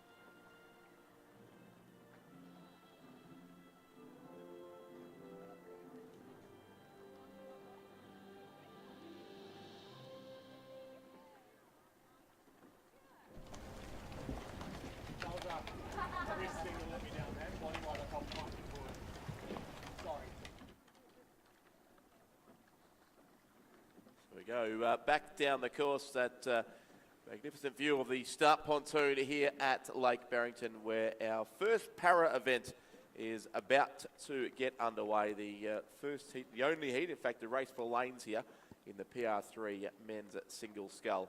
And there should be a field of 7 in this race. It's like lane 6 is being kept vacant there for Michael Taylor of Tasmania University. He'll be effectively now in lane 7, and Mac Russell of the University of Queensland in lane 8, and they are on their way. And Stuart John back in commentary for this race. Look, it was just very good timing. I actually came up for lunch and the para race came on. But no, Lizzie's going to get the sandwiches now, isn't she? Yeah. Be right. But the reason for that, you will have Michael Taylor that's in that outside lane because he is vision impaired. So with our vision impaired rowers, you'll see them with the boat coming down. So on that outside lane on the left-hand side, Michael Taylor, he'll have a boat following him down the course, and they'll be able to call out, you know, they can't call out too much. They can't say, okay, push now. But what they can do is give a bit of information as to where the other rowers are in comparison, so a couple of boat lengths behind, that kind of thing, and then also if they're heading towards the buoys as well. So it's going to be a fascinating race, though, this one. We've got Aaron Skinner from Nestles Rowing Club in lane 1, Sam Stenell from Adelaide Rowing Club in lane 2, Flynn Wilkinson from Sydney Rowing Club lane 3, Jesse Hall from North Esk in lane 4, Nick Bartlett from Mercantile in lane 5, Michael Taylor over on the far side of the course in lane 8, and then Mac Russell from the University of Queensland in lane 7. And a lot of new names here in this particular race. We've got Flynn Wilkinson, who wasn't here last year, Jesse Hall from North Esk Rowing Club, Sam Stenell from Adelaide Rowing Club, who weren't there last year. So it's a bit of a changeover. It's a lot of new names, a lot of new faces. It's a familiar one out in front in Mac Russell, but Flynn Wilkinson from Sydney Rowing Club, he's already gone down the course once. We called him coming down an hour ago, wasn't it? Yes. In the under-23s in what was an absolutely brutal race. He's out in front at the moment ahead of Mac Russell, but you've got to think that if Mac Russell gets the chance to go through him, whether or not it's taken a little bit out of Flynn Wilkinson, it's a race for lanes, but I don't know that either of them know what light is. No, Mac Russell certainly a very keen and aggressive competitor, so he will be out to secure that centre lane in this particular event. And certainly, yes, from what we saw in that previous race, the same can be said for Flynn Wilkinson of Sydney Rowing Club. So they are certainly our top 2. And then next, I think, would be, well, possibly lane 2 there, Sam Stenell for Adelaide Rowing Club, who is coached by Christine McLaren. For now, though, as we now know, Christine McLaren, of course, heading to the NTC to work with James Loveday. So she will be a big part of the Australian setup in the coming years. And then see the dark-coloured boat there also of Nick Bartlett from the, I keep wanting to say from the Gibson Grammar School, but of course Nick Bartlett here for the Mercantile Rowing Club. He's coached by Mark Friedman, but Nick himself, of course, runs the Geelong Grammar School program and coaches at Mercantile, and has collected state championship medals like... Their rowers coming away with the moment, along with Toby Gofsasson in the men's pairs, Great PR3 how well pairs. The wheels of bureaucracy can turn when you need them to. It's look, if you're going to make changes in your life, I feel like doing them all at once is a really good idea. But so yeah, Nick Bartlett, a very big 2024 for him. Yeah. He's sitting in 4th place. Sam Stenell did really well at the New South Wales Championships back at the start of February. So Flynn Wilkinson with the lead through 1,000 metres. Mac Russell sitting in 2nd place, and then Sam Stenell and Nick Bartlett from Adelaide and Mercantile sitting in 3rd and 4th at the moment. So again, it's an interesting one with this race for lanes, because you can see there Nick Bartlett on the left-hand side of the screen. I don't feel as though he's going full chat. I think he might just be keeping a little bit in reserve. yes. Not having to go through the repecharges, though, is a massive thing. I know last year competing, I think I did 7 races in 6 days, and by the end of it, your legs are absolutely cooked. So this does mean that we're seeing the difference there. So Nick Bartlett in the middle of the screen, Sam Stenell in the front of the screen, and there is a definite difference in the stroke rates between these 2 rowers. Yes, he's got a big week ahead, Nick Bartlett, both in the boat and certainly out of the boat. He will row for Victoria in the interstate event, which is also as a PR3 single scull to commence that regatta on Sunday afternoon, as will a few of these other rowers too. In the race was Mac Russell, the previous winner for Queensland as well. Yeah, so Mac's won it multiple times. It'll be a new name on it, or potentially Mac again. But Flynn Wilkinson will make his debut for New South Wales. Sam Stenell will make his debut for South Australia. Michael Taylor, I believe, will be the Tasmanian representative. So a few reps in there that are in this race at the moment. So certainly Flynn Wilkinson from Sydney Rowing Club, not letting and not easing off. You wouldn't think that he's just gone out and raced a really hard 2K in the under-23 single sculls, given the way that he's going out at the moment. It's another commanding lead over Mac Russell, with Sam Stenell sitting in third place as they just go through the 1,500 metre mark. There are plenty of places up for grabs at the moment. The Australian rowing team, as we just see confirmation there of the big lead for Flynn Wilkinson. We had the PR3 men's 4, and in that one you had Toby Gofsasson, who I think we'll see in the pairs later on. He's more of a sweeper than a sculler. Nick Bartlett, we mentioned, was in the Australian team, I think it's a reserve. And then the name temporarily escapes me, but from New South Wales, rose for UTS, Tom Birtwistle, yes, thanks Lizzie, Tom Birtwistle, the other male, and then Jed Otschwager and Nikki Ayres in the PR3 category. It's worthwhile pointing out, though, that within the PR3, there are a couple of different categories. So if you are PR3, you can row the 4, but there is a higher level of impairment needed to be able to row the mixed double scull. So someone like myself, I'm eligible for the 4, but not for the double scull. So it's complex categorisation required to work it all out, but it is great that there is such a good system in place to ensure, I guess, fair racing from athletes of similar abilities as well. Exactly right. So, but out in front, Flynn Wilkinson, there's zero doubt about our race leader at the moment. You can see him really dominating. We'll see Isabel Egan from Radford College was the other big name out of the New South Wales Championships that it's recently been classified. Mac Russell in the background, you can see he's just conserving a bit of energy, just making sure that he goes through and not trying to overcook things this early. They've still got the double scull on Friday, and then there's the pairs, which is coming up, which Nick Bartlett will be in, I believe, and then also the Cox Fours, which I think only has the one entry this year. It's a community composite entry for the mixed fours. It is a win, though, for Flynn Wilkinson from Sydney Rowing Club in what is a very quick time of 7:26.40. So again, very fit man. You wouldn't think that he's just gone through and had a really tight race in the under-23s. Mac Russell, he'll come through in second place. I wouldn't pay too much attention to that margin because he certainly dropped that rating down right towards the end. Mac made his Australian debut in the Coastal Championships last year as well, so it was great to see him for the first time. He got his McVilly Pierce pin. Sam Stenell from Adelaide Rowing Club coming through in third place. He was only about 5 seconds back from Mac.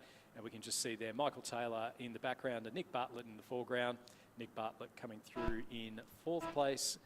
And then Michael Taylor from Tasmania University in fifth. So I think for Michael Taylor, with it being vision impaired, they normally put those ones on the edges so as that they can have the boat going through and there is minimal impact to the other rowers in the race.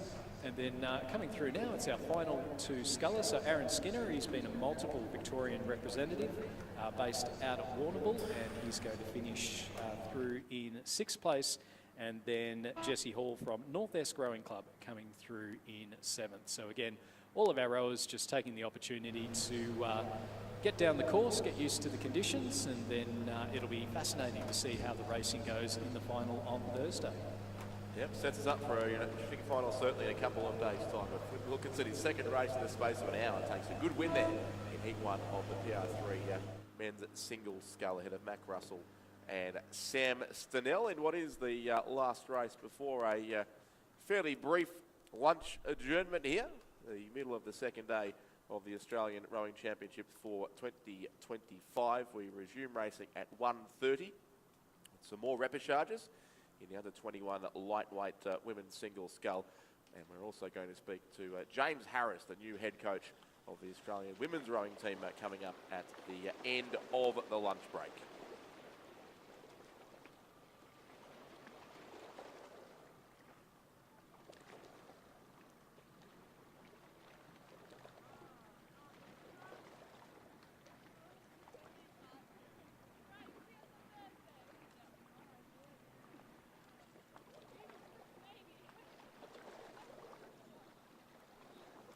Nothing beats rowing on the water, but when you can't, there's RP3 Dynamic Rowing. Designed to replicate the true rowing experience, RP3 delivers the most realistic feel on land. With its unique dynamic design, this machine doesn't just build fitness, it refines technique, helping you row stronger, smarter, and more. In Australia by Bont Rowing. Experience the difference today.